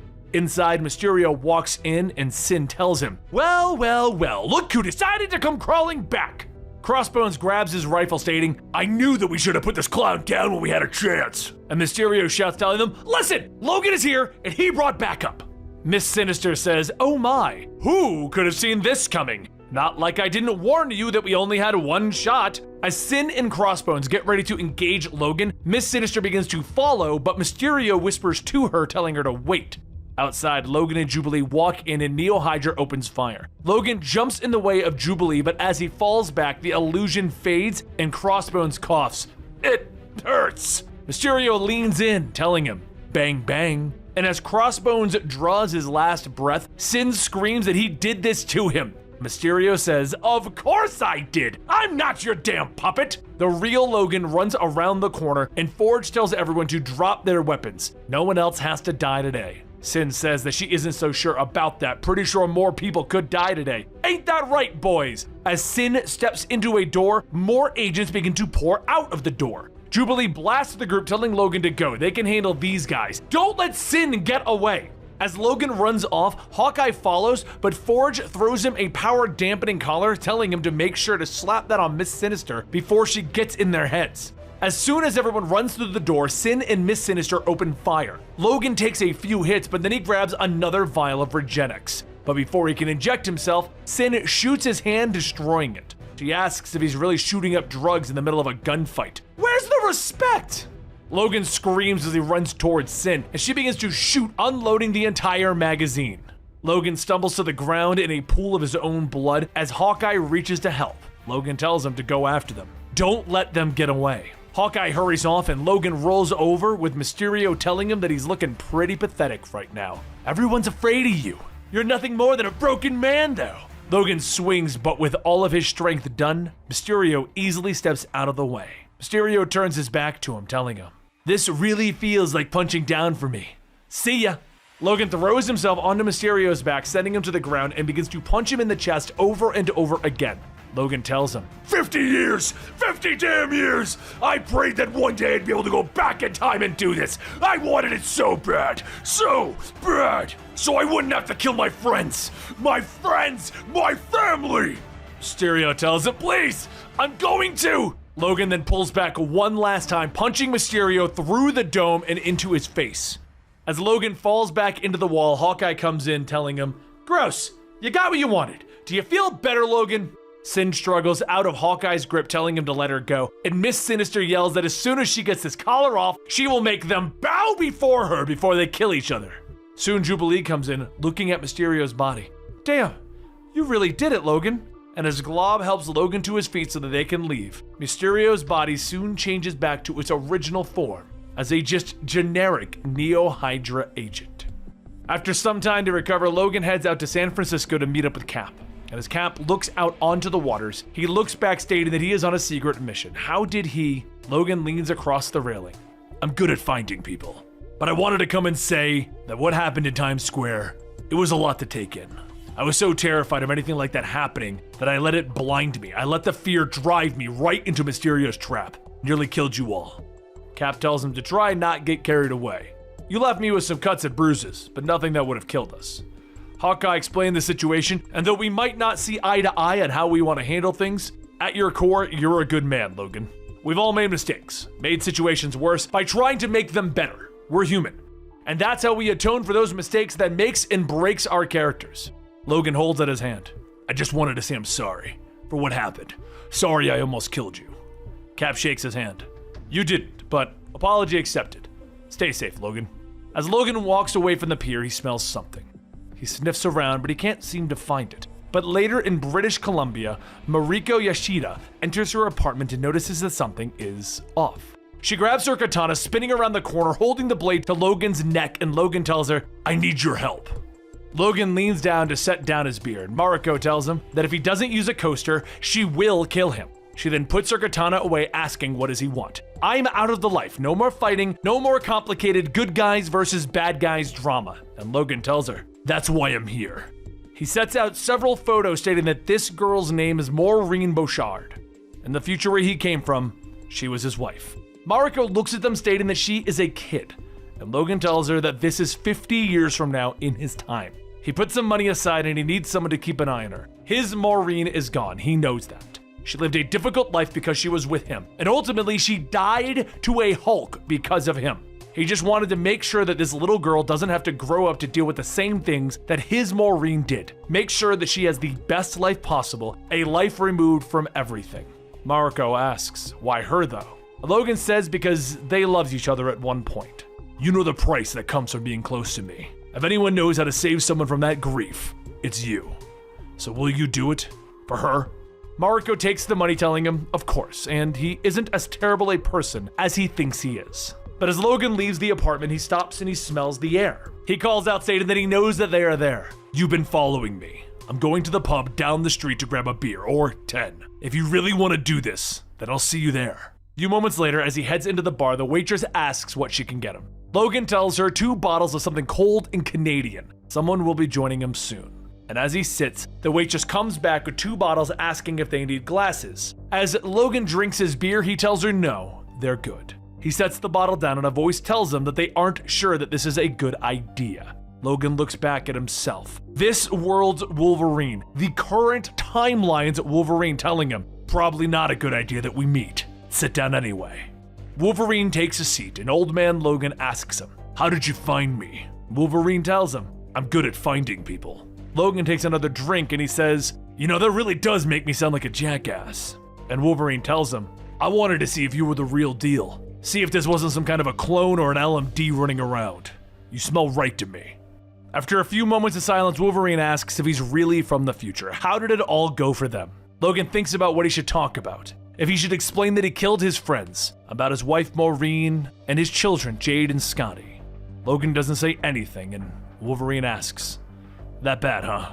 Logan says that their futures are not the same. They're not going to be the same. He won't have to carry that burden. There is nothing that can be said that will help him. To be honest, it's safer the less he knows. Wolverine says that he can handle himself, and Logan tells him that he isn't worried about him. He's worried about those around him. Whenever he is finished with, well, whatever the hell he's doing, go back to the X-Men. They miss him. They need their Wolverine. And when he gets older and he finds someone that he deeply cares about, someone that he'd be willing to die for, be careful. Never stop fighting. Once he turns back on who he really is, once those claws are put away, that's when he'll lose it all. Just then, a chair is thrown into the wall and Wolverine laughs, stating, speaking of fighting, should we? Old Man Logan raises his beer and he tells him, it's not like we'll ever get another chance. The next morning in Forge's lab, Glob taps on a glass tube containing Maestro's head, stating that this is creepy. And Hawkeye asks why they're keeping Maestro's head. Forge says because Maestro is not dead. He's regenerating, but they can slow the process so that they can steady him. Given the number of times that he's gone berserk, the responsible thing to do would be to examine him in order to develop a Hulk-stopping weapon. Forge then pulls on a lever, activating the time machine, stating that they have about 5 minutes. Old Man Logan shakes his hand, telling him, that's more than enough, and once I'm through it, blow it up. No one goes to the wastelands. Jubilee hugs him, stating that she'll miss him. And Logan tells her, I'll miss you too. Tell Shogo goodbye, okay? Cecilia then hugs him, telling him that she isn't going to lecture him, but to make sure that he takes care of himself. No more Regenics. Please, just be careful. Logan then turns to shake Hawkeye's hand, but Hawkeye jumps on him. No, bro, we're hugging it out. For what it's worth, it was an honor fighting alongside you. Believe it or not, you're much easier to get along than your younger self, who's, you know, still pretty old. As Glob says his goodbyes, he asks why they have to leave. Why not just stay here? Logan laughs, telling him because this isn't his home. I need to go back to where I belong. And Glob hugs him. I'll miss you. And Logan tells him, I'll miss you too, Glob. Forge calls out that they don't have much time, and Logan tells him, all right, I'm ready. Thanks for everything, everyone. Forge tells him that he's happy to have it done, and when he gets over to the other side, they should meet up. As Logan begins to walk through, everyone watches, and Jubilee says, goodbye, old friend. And a few moments later, Logan steps through, the machine exploding, leaving Logan in his old world, the Wastelands.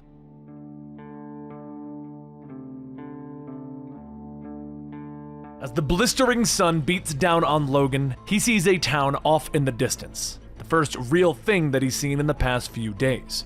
Logan shuffles his way down and a group of men ask him what he's doing living out in the desert. Logan asks where is here. A mutant in the group begins to laugh, telling him that this dude is more drunk than old man Manfredi. Ha! Logan pops his claws, grabbing the man, asking, again, where am I? The mutant yells that he doesn't need to be so violent. This is the Lizard's kingdom. Florida, of course. But one of the fat men of the group grabs a pipe, cracking Logan in the back, telling him that he just walked into the wrong part of town if he thinks he's going to threaten them. Each of the men begin to gang up, stomping and hitting him, when suddenly a leg goes flying. The larger man says that he's going to pay for that, but just like his friend, as he winds up, his arm is cut off. Logan gets back up, covered in the blood of the backwater men, and he presses the backside of his claws against the fat man's face, stating that the truck over there, he's gonna take it. The fat man nods, telling him that the keys are in the ignition, just don't kill them. Logan gets in the car, turning the keys, and he roars out of town. The man with the now missing leg says that he can't believe that they just let him go like that. But old man Manfredi comes out stating that they got off easy. That was Wolverine, one of the meanest sons of bitches to ever walk this earth. Man's killed more men than cancer. Way you poked him, you're lucky that he ain't killed you. Now stop crying. We're gonna call up Doc Connors about those missing limbs. Where Logan currently is, it'll be about a week's drive to get back home to Sacramento. Maybe 2, depending on any hangups along the way. Which of course, there will always be hangups. Gotta fend off the wannabe bad guys of this generation. But as Logan drives through Kaiser, he crosses the bridge and runs over a landmine, blowing up him and the car. Time passes and Logan begins to wake up, seeing a man hovering over him with a knife and a strip of meat hanging from his mouth, telling him, hey now fella, don't get any funny ideas. Logan asks what are they doing, and as the man slices into Logan, the crazed man says, I'm just getting myself a little meat over here. Lots of flavor in the bicep. Logan struggles in his restraints. You're wearing my jacket. The man chews on the meat, telling him, that's the least of your problems, buddy. We're not just planning on eating you. You're one of those mutants that can heal himself up. Wolverine, some people are saying. We're planning on selling you, but money ain't food. The way you keep healing up new meat, that'll be more valuable than money. So we're gonna keep you instead. In a haze, Logan asks, how long? The man walks off asking, how long have you been here? Or how long are we keeping you? Cause you only been here about a week. And as long as we're keeping you, well, we ain't ever going to let you go.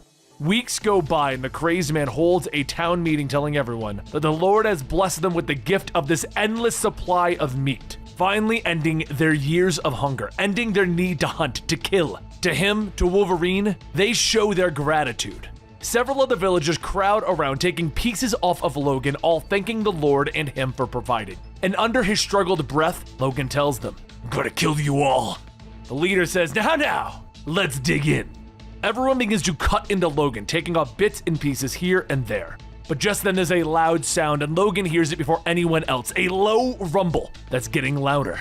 Suddenly, an armored car comes plowing through the villagers' homes, skidding to a stop before Logan. A woman gets out wielding a pair of bolt cutters, knocking out everyone in range while someone green smashes their way through. As the woman takes out the last man, she looks at Logan, stating, it really is you. She clips the chains holding him in place, and as he falls to the ground, he looks up to see that it's Danny Cage. Ain't you a sight for sore eyes? Mind giving me a hand here? She leans in and punches him, asking, where the hell have you been? 7 years. You've been gone for 7 years. We thought you were dead. She kicks him in the stomach, going on telling him that he just ran off while she was left to raise Bruce Jr. alone. Logan rolls over, holding his arms out, stating, all right, time out for a second. These bastards have been stripping meat off me for weeks. I'm not interested in getting another beating right now. Just get us out of here. I'll explain everything. Danny helps him up, repeating, 7 damn years. And Logan pulls his jacket off of the cannibal leader, asking, how did you even find me? She tells him that he left a trail of bodies all the way back to Lizard's Kingdom. Word gets around. But after what they did to the Red Skull, there's still a lot of people looking for him. And if they found him, so can they. Back at the Lizard's Kingdom, a blonde man begins to walk into town. The same group of men as Logan, stating, "Well now, you four lumps look like you might have found yourself on the wrong side of a stubby, angry Canadian." The men say that they don't want any trouble, but the blonde man tells them that he wants to know who that man was that took their arm and leg. Fat man says, "Yeah, before we say anything, we need to be compensated for having our truck stolen." The blonde man spits, stating, "I'll cut you a deal. You tell me, and I'll only kill Lizard Boy here. You don't tell me, and I'm going to kill all four of you." A stitched-up, patchworked Sabretooth holds out his metal hand, stating, "And I can assure you, I'm a lot meaner than Logan."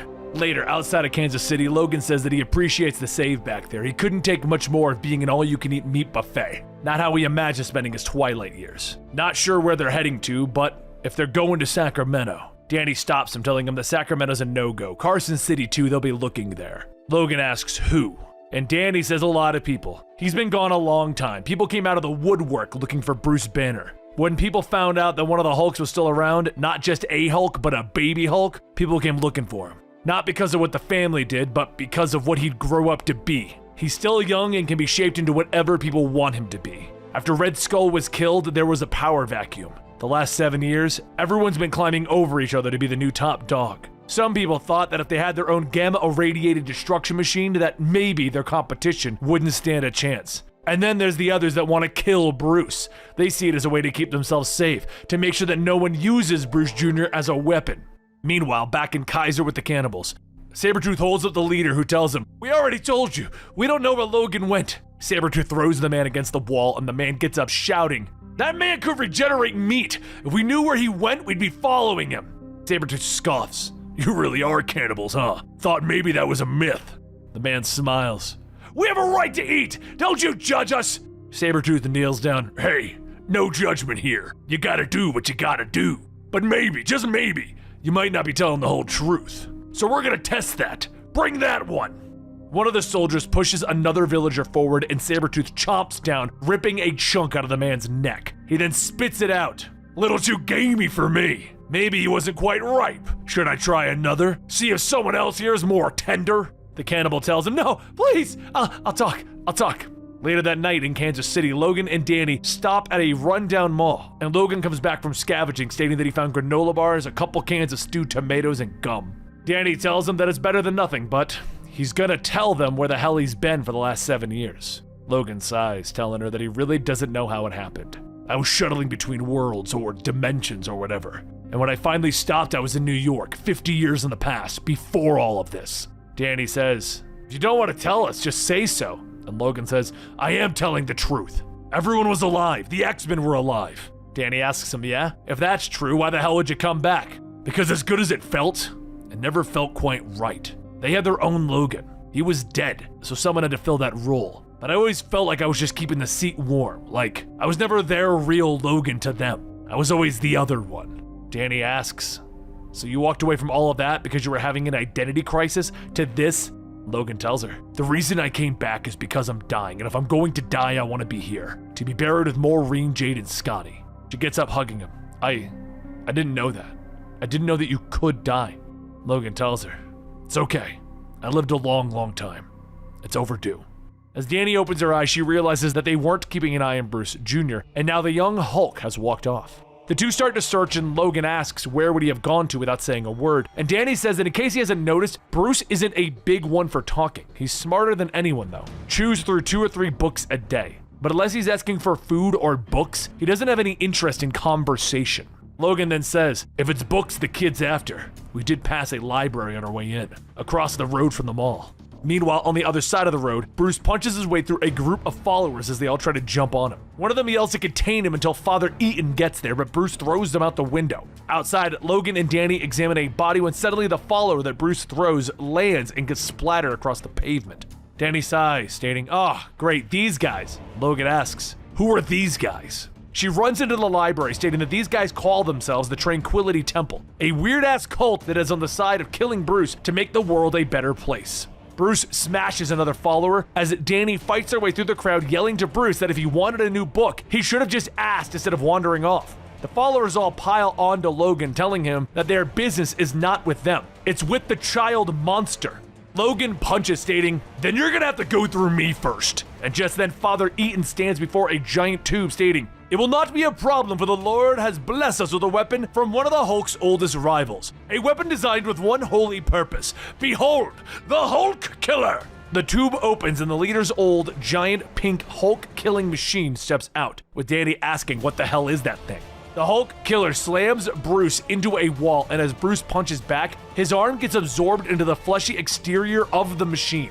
As the Hulk Killer continues to pound into Bruce, Logan claws his way through and tells Danny to get Bruce out of here. "I'll handle this!" Danny quickly helps Bruce up and makes a break for the windows, leaving Logan alone with the Hulk Killer. Logan hacks at the exterior, trying to slow it down, but the Hulk Killer punches into Logan's chest, ripping out his lungs. As he falls to the ground, Eaton yells, "That's it! Good work, Hulk Killer! Now, do not waste time.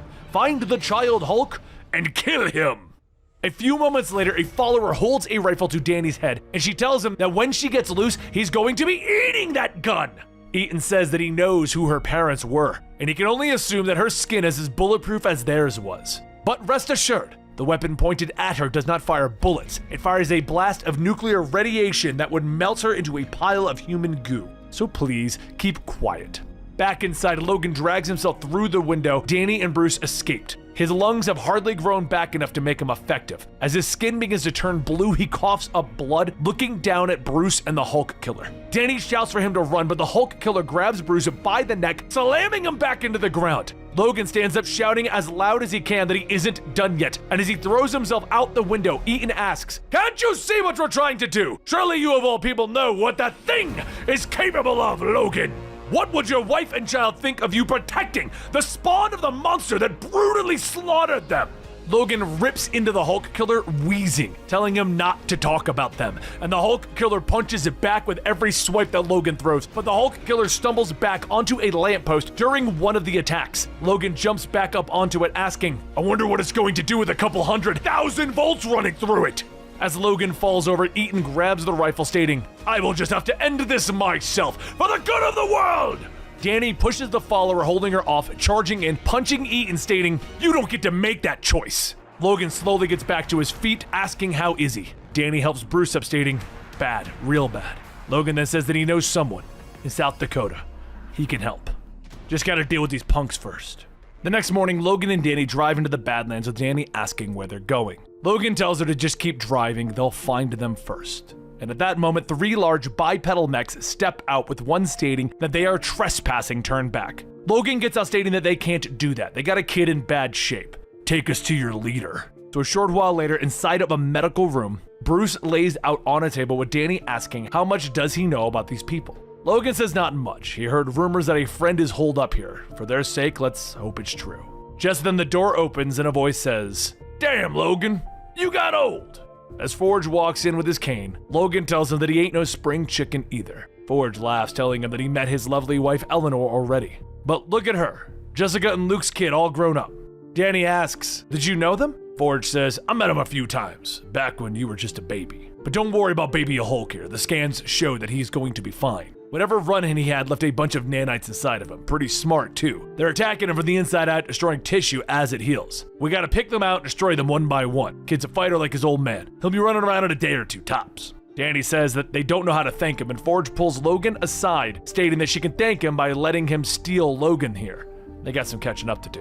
As the two leave, Forge says that it's been far too long for this reunion. He knows what happened at the mansion on the night the heroes fell. Logan begins to state that he doesn't want to talk about it, but Forge tells him he knows. After everything, when the smoke cleared, he went back to the mansion and looked through the security footage. He knew that Mysterio made him do those things. Guy even monologued about it. Can't imagine the guilt on his shoulders. Just wanted to let him know that he knows the truth. Logan sighs, telling him that he appreciates it, but Forge goes on stating that after that he came here. He knew that there was no way that he could fight the villains on his own, so he figured he would build a place where people would be safe, somewhere defensible, if need be. They've had a good 50 years of relative peace. And as the pair go through a set of doors, Forge motions over to the man behind the desk, stating that this is his assistant, Dwight Barrett. Smart kid, runs the security program here. Found him modifying one of Ant-Man's helmets himself. He's even fixed the damn thing. The things that he can do with tech. Logan shakes his hand, stating that they've met before, and Dwight asks, "Have we?" Logan tells him yeah. Charged him and his friend 80 cents to cross the bridge. Dwight laughs, "Ha! I did used to do that.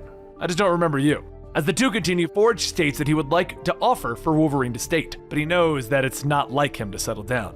That much hasn't changed in nearly 60 years. Logan tells him, "Yeah, but Danny and Bruce Jr., they can't be left alone. They've been on the run for 7 years. I just want to make sure that they stay safe."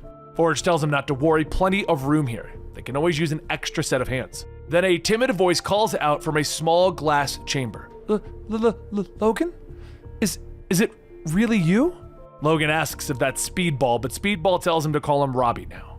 Logan asks what is this, and Forge tells him that the kinetic energy inside of Robbie has been building up for decades. He's supercharged. One bounce and boom, he'll be a nuclear bomb.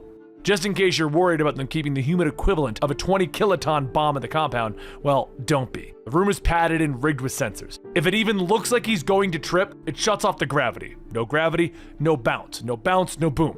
Robbie asks, "Yeah, nothing to worry about. You sticking around, Logan?" Logan tells him, "Nah, I popped in for a visit. I'll be gone in a few days, but it was good to see you." A few days later, Logan begins to load up his car, and Danny asks if he's sure about this. He just got back. Logan tells her that he's got to get back to Sacramento. He ain't gonna last much longer, and when he goes, he wants to be with Marine and the kids. So Danny hugs him, and Logan says goodbye. Thanks for everything. Logan then looks over at Bruce, stating, "Don't go running off on Danny anymore. This place is safe." Bruce tells him, "Yeah, but I knew your dad. He was a good man. Always tried to do what was right, even if he wasn't successful. The world turned him into something else, made him angry, made him mean. Don't let that happen." At that moment, the alarms go off in the security room, and Dwight radios in that they have a breach. Forge asks if it's another herd of mule deer, and if it is, they could use some of the venison. Dwight tells him not unless he knows some mule deer who know how to ride motorcycles. Outside, Sabretooth leads his massive army to Forge's door, telling everyone, "Grab the target and kill everyone else."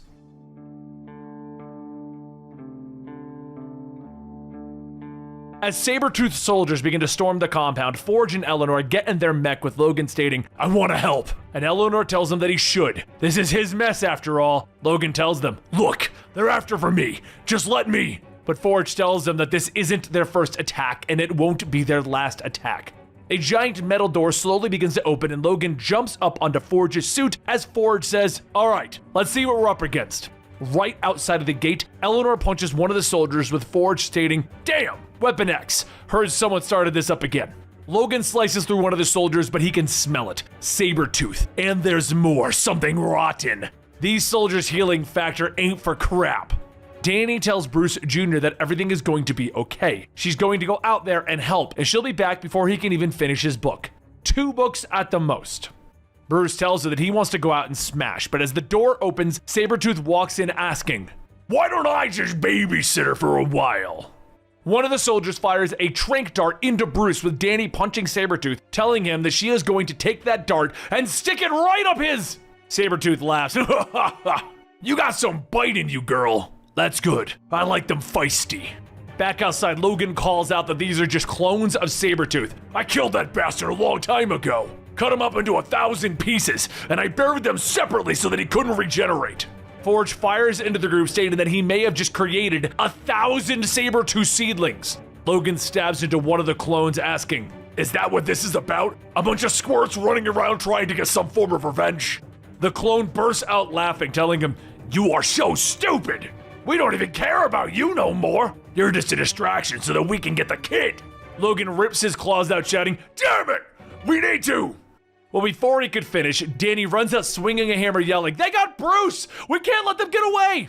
Just then, a giant truck bursts out of the wall, and driving it is Sabretooth. He calls up his boss, telling him that he got the package. "Yeah, don't worry. We hit him with enough drink to stop a T-Rex on steroids. Kid ain't going nowhere." Danny yells that they have to go, and Forge shouts that they will handle this. "Go! If they've got their hands on a Hulk, then this problem goes beyond us." As Logan and Danny run after the car, Forge continues to fire, stating, "I'll see you guys in the next life." He then knocks one of the clones off of Eleanor's suit as he sounds the alarms. Code Black. Everyone in the safe house. The alarms begin to go off inside, and Robbie's containment pod opens.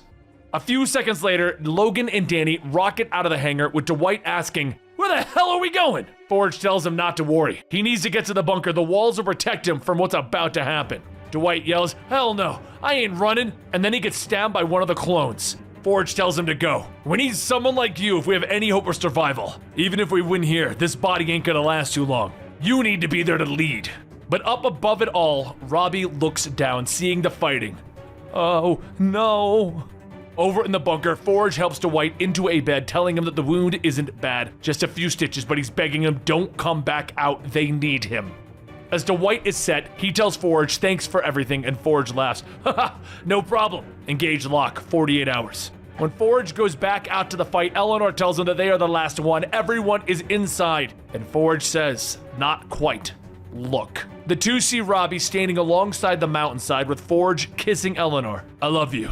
Sorry that it ends this way." And she tells him, "At least we're together." Robbie looks down, plugging his nose, and he steps over the ledge. A few moments later, there is an earth-shattering kaboom as the power of 20 kiloton bombs go off. As the rumble catches up to Logan, he looks back at Danny, asks, "Did they?" And Logan tells her, "It's gone. We should have stayed." Danny yells, "No, if we had stayed, we'd be dead too. I'm sorry about your friend, but if we died, who'd save Bruce Jr.?" The next morning in Hammer Falls, formerly Las Vegas, Logan and Danny get out of the car with Danny asking if this is the right place. Logan says that Forge said that Sabretooth was with Weapon X and that they're working out of Hammer Falls. Only lead that they've got. So Danny then asks, "Do we split up?" And Logan tells her that that's never worked. "We stick together. We figured this out. People here are obsessed with capes and crap. Ain't no way that Weapon X has laid roots in this hellhole without these folks taking notice." Danny stops by one of the heroes' stands and says that they're trying to find. The man yells, "Holy crap, that's the Wolverine!" Logan tells him, "Look, we're not trying to cause a scene here, we just need information." The man runs out into the street yelling for everyone to come look. "Wolverine is here, he ain't dead." Soon the crowd surround the two of them, and a large man with a machete says that this guy is just an old man. Not gonna let that much cash walk out of here. But as he gets ready to swing, Danny punches him, asking, "Where's Sabretooth?" The man yells, please, no more, I'll talk." Later that night at the Weapon X facility, Logan and Danny sneak in, taking down a pair of guards, and as Logan stabs one, and Danny whispers to the other one that he is going to tell them where they're keeping their green friend. If not, then he's going to end up like a kebab like his pal over here. "You want to be a kebab, do you?" The clone guard shakes his head, telling him no, and he points them in the right direction. They take out another set of guards, and Logan cuts the hand off of one to use for the bioscanners that are up ahead. As the doors open up, Logan says that they need to get Bruce Jr. and get the hell out of here. Won't be long before someone discovers the bodies. But as the doors open, Sabretooth tells them, "Oh, they already know. We've been watching the whole time. Figured we'd look at our security and see where the holes are, so thanks for that. Just so you know, the bullets in those guns are the same type that the Reavers used to shoot down Luke Cage. Not sure if a little girlie has her daddy's skin, but a little overkill is better than not being prepared." Sabretooth walks up to Logan and tells him, "If you think about popping those claws, then we're gonna fill Baby Banner here with so much gamma radiation, he'll explode like a green tomato." Logan says, "I've killed you once before. I look forward to doing it again. What is it you want?" Sabretooth tells him that he's waiting on the boss man to show up, and as he finishes, another set of doors open up and a strained old voice says, "Logan!" Sabretooth asks, "You remember Mr. Sinister, right?" Sinister rolls out in a wheelchair, half decaying and bloated. "It's been a while. You were the crown jewel of what we were originally after. And when we found out that you had a Hulk with you, that changes things. See, with Creed, their clones were subpar. But a Hulk, that's like having a walking, talking nuclear bomb. Do you know what Red Skull gave me after he presented the blueprint for all of this? Nothing! The Nazi took all the credit. Even that nobody, Paste Pot Pete, got his own town. But that all changes. Anyway, gods, take Logan into custody and kill the girl." Everyone points their guns at Danny, and she quickly elbows one of them, with Logan popping his claws, cutting the restraints, holding Bruce Jr. down. And he looks at him. "All right, Bruce. Smash!" As the three punch their way out, Sabretooth yells to stop them, but when they see their escape truck, Danny asks, "What? Do you think they just left the keys in it?" Logan jumps into the cab, jamming his claws into the ignition, asking, "Have you never hot-wired a car before?" A few seconds later, the truck races out of the compound with Sabretooth and his clones following closely behind. Sabretooth yells to take out the tires, and one of the clones leans up with an RPG. As the rocket is fired, he shoots through the air and into the back of the truck, blowing it up and flipping everyone over. As everyone crawls out of the truck, Logan coughs. So much for that plan. Danny asks what are they supposed to do, they're outnumbered, and Logan tells her, that has never stopped me before. One of the citizens runs up telling Sabretooth that they cannot be here. This is the sacred ground of Mjolnir. Sabretooth knocks the guy down. I've met Thor before. Wasn't that great? Kind of full of himself. Logan stands in front of Danny and Bruce stating that he'll give himself up, but the girl and the kid walk. Sabretooth tells him, yeah, that's a no-go. Kill the girl and take the other two. One of the clones fires, and as everyone stops, Danny looks at her bleeding chest, telling them that she'll be fine. She'll be. Sabretooth yells to Logan, this is on you! You caused this! As Danny falls back, she lands next to Mjolnir, and then the hammer falls over. Everyone shouts, asking if they saw that. Their prayers have been answered, and Danny reaches for the handle when suddenly there's a bolt of lightning. Oh, hell no! And Danny stands up as the new Thor. Oh, hell yes! Sabretooth groans, asking, "'Cause somebody kill her already!" As Danny and Bruce charge in, Logan takes out his last vial of Regenix. He injects himself. This is it.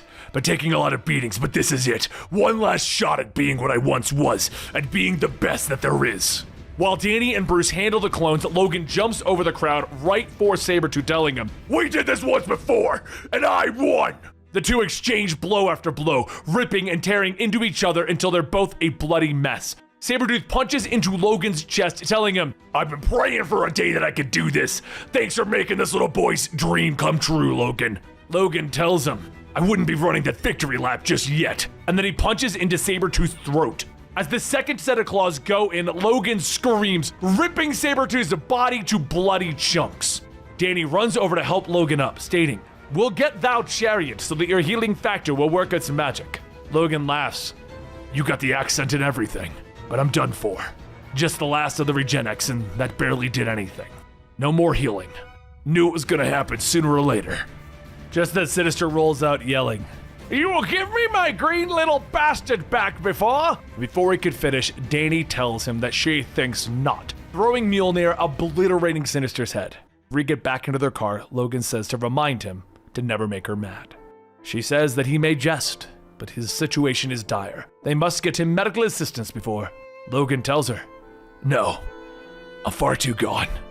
Just get me home, please. Later, just outside of Logan's ranch, Danny pulls up and Logan asks, do you mind helping me over to Maureen and the kids? My legs, I won't be able to make it on my own. Without saying a word, Danny and Bruce get up, and they help Logan over to the grave markers of his family. As they set him down, Danny says that they'll be close by if he needs them. And as they walk away, Logan calls to them. Wait, Bruce, I'm sorry I left you. I truly am. I don't suppose that makes much difference, but I thought you should know. Take care of Danny for me, okay? And to you, Danny, your parents would be so proud of the person that you've become. I wish that they could have been here to see you. She kneels down. Thank you. Maureen, Jade, and Scotty would be proud of you too, Logan. As Danny and Bruce leave, Logan shuffles closer to the grave, picking up a picture that was left behind, stating, I've thought about this for a long time.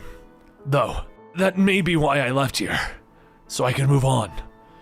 But every time I closed my eyes, all I could see was the three of you. I wasn't sure if I'd ever make it back here. I almost gave up on it. But any time that I thought that way, any time that I was ready to give up, I thought about the farm. Logan wipes the tears off of his face. No matter how tough life got for me, no matter how little we had, we always had each other. I've never been happier in my entire life. I love you all so much. I'm sorry I didn't fight for you sooner. I'm sorry I wasn't there when you needed me most. I'm sorry I let you down. I just hope that when I see you, you can forgive me. Please. Logan reaches out to touch the marker, and as the last of his tears stream down his face, he falls back. He looks up into the sky, and he takes a deep breath, and he fades away. Later that night, Danny buried Logan with his family, and as she finishes, she says that it's hard to believe. She really thought that he would live forever. When she was a kid, Wolverine was indestructible, and now wherever he's gone, she hopes that he has finally found peace. Bruce hugs Danny. Don't be sad. We still have each other. And Danny tells him, thanks. I needed that, Bruce Jr. Logan wouldn't want us standing here feeling sorry for him. He'd want us to continue our lives. He'd want us to keep fighting and stop running. And now, it's time for us to find somewhere to call home. And with that, Old Man Logan passed on. I hope you enjoyed our full story omnibus. As we intend on bringing more of these to the channel, let me know down below what videos you just want to see a giant 8-hour video of.